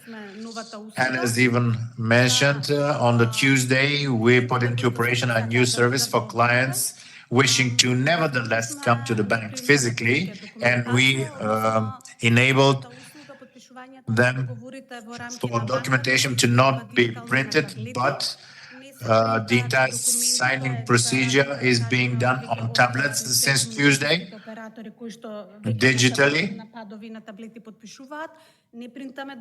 We do not print documents. The documents themselves are accessed by clients via email, and that documentation they can use from anywhere, be that from the personal computer or phone, and it is free accessible.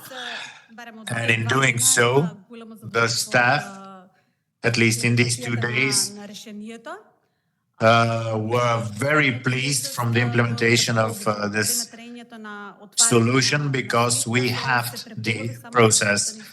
The entire process of doing this was cut in half simply by avoiding printing paper. Excellent. Seeing as I complained about this very recently, I would like to commend you on this. What are the challenges, Gotze, in agriculture when it comes to digitization? What are the biggest challenges? Well, this is a rather different group of digital services users. A lot of them don't even use email. Some of them do, but on the other hand, the hardship forces them to do something new. A positive thing is the fact that all of them have smartphones, and all the solutions that I listed prior to this can be accessed via their smartphones. And you know how it goes. Perhaps a farmer does not use email, but can check in an app on his phone the water levels in the soil, if a nutrient needs to be added to the soil. They can program the tractors of course, first with the service providers. And of course, there are challenges, but when people do understand that there's nothing else that can be done, and they need to change all operations depending on the human factor, they see that they can indeed draw benefits from these digital solutions. So there are challenges, but I would say that the positive is that farmers use the examples of their peers. News spread quickly if someone uses the phone to control the fields and can exactly know how to identify vermin and diseases in the crops. And farmers need to know if they need to use some pesticide on any particular day and what the weather is. And this leads them to cost reduction for growing a certain crop.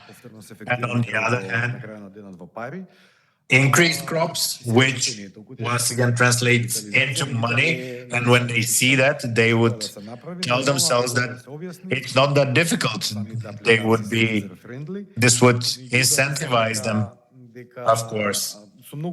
And we can see this actually. And I feel that the faster the pace is in digitization in this area, the more results that we have, because just until recently, digitization was at ground zero. So you covered actually a lot of the questions that I planned for this last part, and I'm thinking if I should summarize what we said. I will start with Dimitar. Are you planning to introduce some new tools or services, or maybe you wish to share a good example with us? Well, I would say that the coming trends that I expect personally, in terms of recommendations to businesses, is that my recommendation for them is that they need to start taking things step by step, but they need to start. Indeed. You have to start and not paralyze.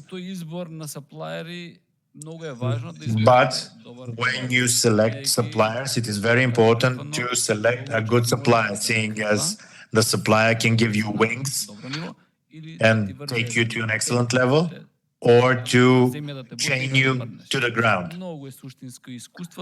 The experience of the company is essential when it comes to suppliers. As regards upcoming trends on the market, I would say that we're seeing more and more digital signatures and digital sharing of documents. It is something that we see and will continue to see even more in the coming period. And our software will be focused on this, seeing as our solutions will enable them even when the government starts receiving electronic documents. This will become the new normal, and this is where we see our role. When it comes to AI, I've got no doubts that it will become more and more used. And I would mention again, if our processes are analog, how a tool or a robot will help us if we do that entire process in an analog way. So this too needs to be digitized. Let's say in step number 3, the analysis is not done by a human, but by an algorithm. You provide them with input, and it helps with the output. You shorten the time to get the result, and this is what automation entails. And we as a company guarantee the integrity of documents. In the electronic world, we need to build a good basis so that something could be valid in 10 to 20 years, and for us to have evidence if something was good or not in the future.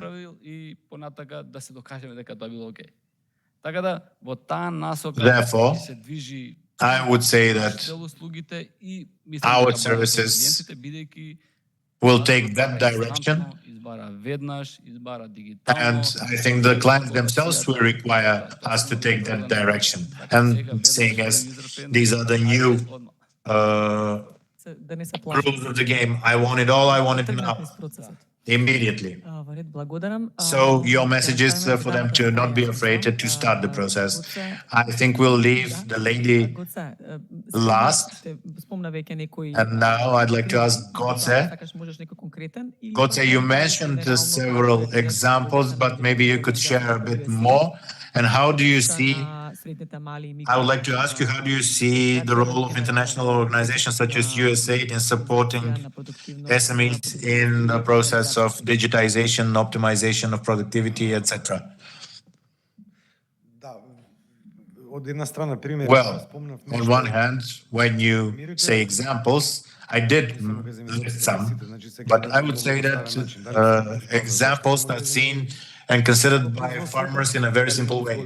If I have made savings in production, and do I have increased crops or successful output in what I'm doing? So what's the importance of projects and how our organization, the European Union too, as was mentioned previously, sees their role?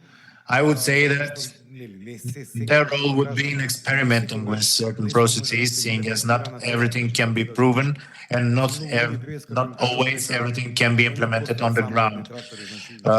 There are automated tractors in Macedonia. We have such tractors here in Macedonia. This is not something that was invented here. This has existed abroad for a number of years. But we need to show people here how something was done in the West and that it needs to be implemented here to the benefit of our own companies. And by introducing digitization, new tools and methods of organization of production processes are the only way for us to become competitive on the global market. And of course, our role there would be to perhaps help certain initiatives to come to life, to perceive the difficulties, to gauge results, and to inform the farmers what tools are actually effective and what are not, i.e. if there's logic in investing in something or not. However, if we need to pick between this or that solution, I really need to know how much that will benefit me as a user in my work. And this is where our role is, to experiment with these things, to pilot things, to gauge the results, so that we all together would be able to tomorrow help the country spread the implementation of that type of solutions all across the country, i.e. where we cannot, in areas that we cannot reach, and perhaps to help banks to implement digital solutions that they really require in their process. So we are here to work together with both the government and the private sector. I will reiterate, there are risks in us doing so, but I hope that we will integrate ourselves as a development sector, and we are always here to help companies to continue developing. It seemed interesting to me that the decision-making process in USAID is much faster than some banks. I cannot speak of ProCredit. I'm sorry. Seeing as, let's say, banks take a bit of time to decide if they have the funds to do so, etc. we need to, we are not the business sector, but we need to think as being part of one. Maybe we want to adopt a decision when it comes to supporting a certain company, when it comes to implementing digital software, seeing as if they decided to do so, it means that they really need it. Thank you. Anna, what are the key lessons that you drew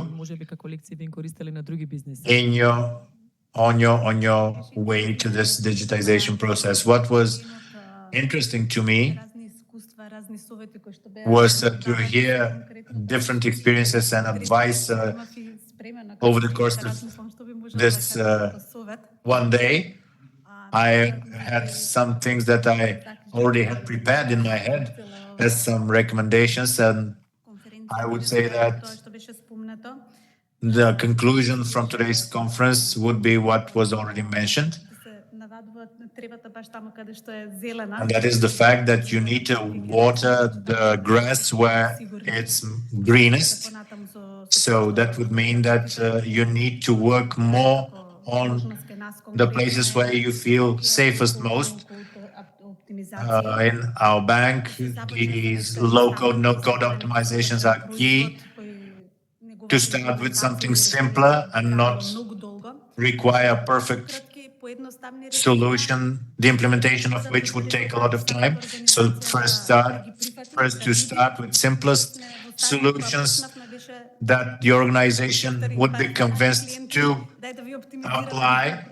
We asked our clients to optimize their own processes so that they would be convinced that they do indeed work, and they come now with their own ideas to change some things that they do manually and ask us to help them with optimizing another one. From my experience in the bank, I would say that we need to define precisely scopes of projects. If a bigger design is worked on, we need to know what the expectations are exactly, seeing as the project can get out of control, both from the aspect of budgeting and deadlines. And the expected results would be lost if doing otherwise. What we heard also is implementation of change management, especially in greater control of implementing solutions. So in general terms, there are indeed ideas out there, and it is not that they cannot all be implemented, but the key to implementation is the adaptability of the team behind the implementation itself. Thank you. Thank you to the three of you. I really enjoyed this discussion, and I hope that the same sentiment was shared by all the others in the audience. That would be all from us. And now I'd leave it to Yelena to finalize the conference. Okay. Thank you to you all who stayed till the end. I hope that you enjoyed today's work as I enjoyed it. And I would say that yes, we can. Yes, we wish to do so. Let's roll up our sleeves and do our jobs. Have a nice afternoon, a nice day. Be healthy, and see you at some other time.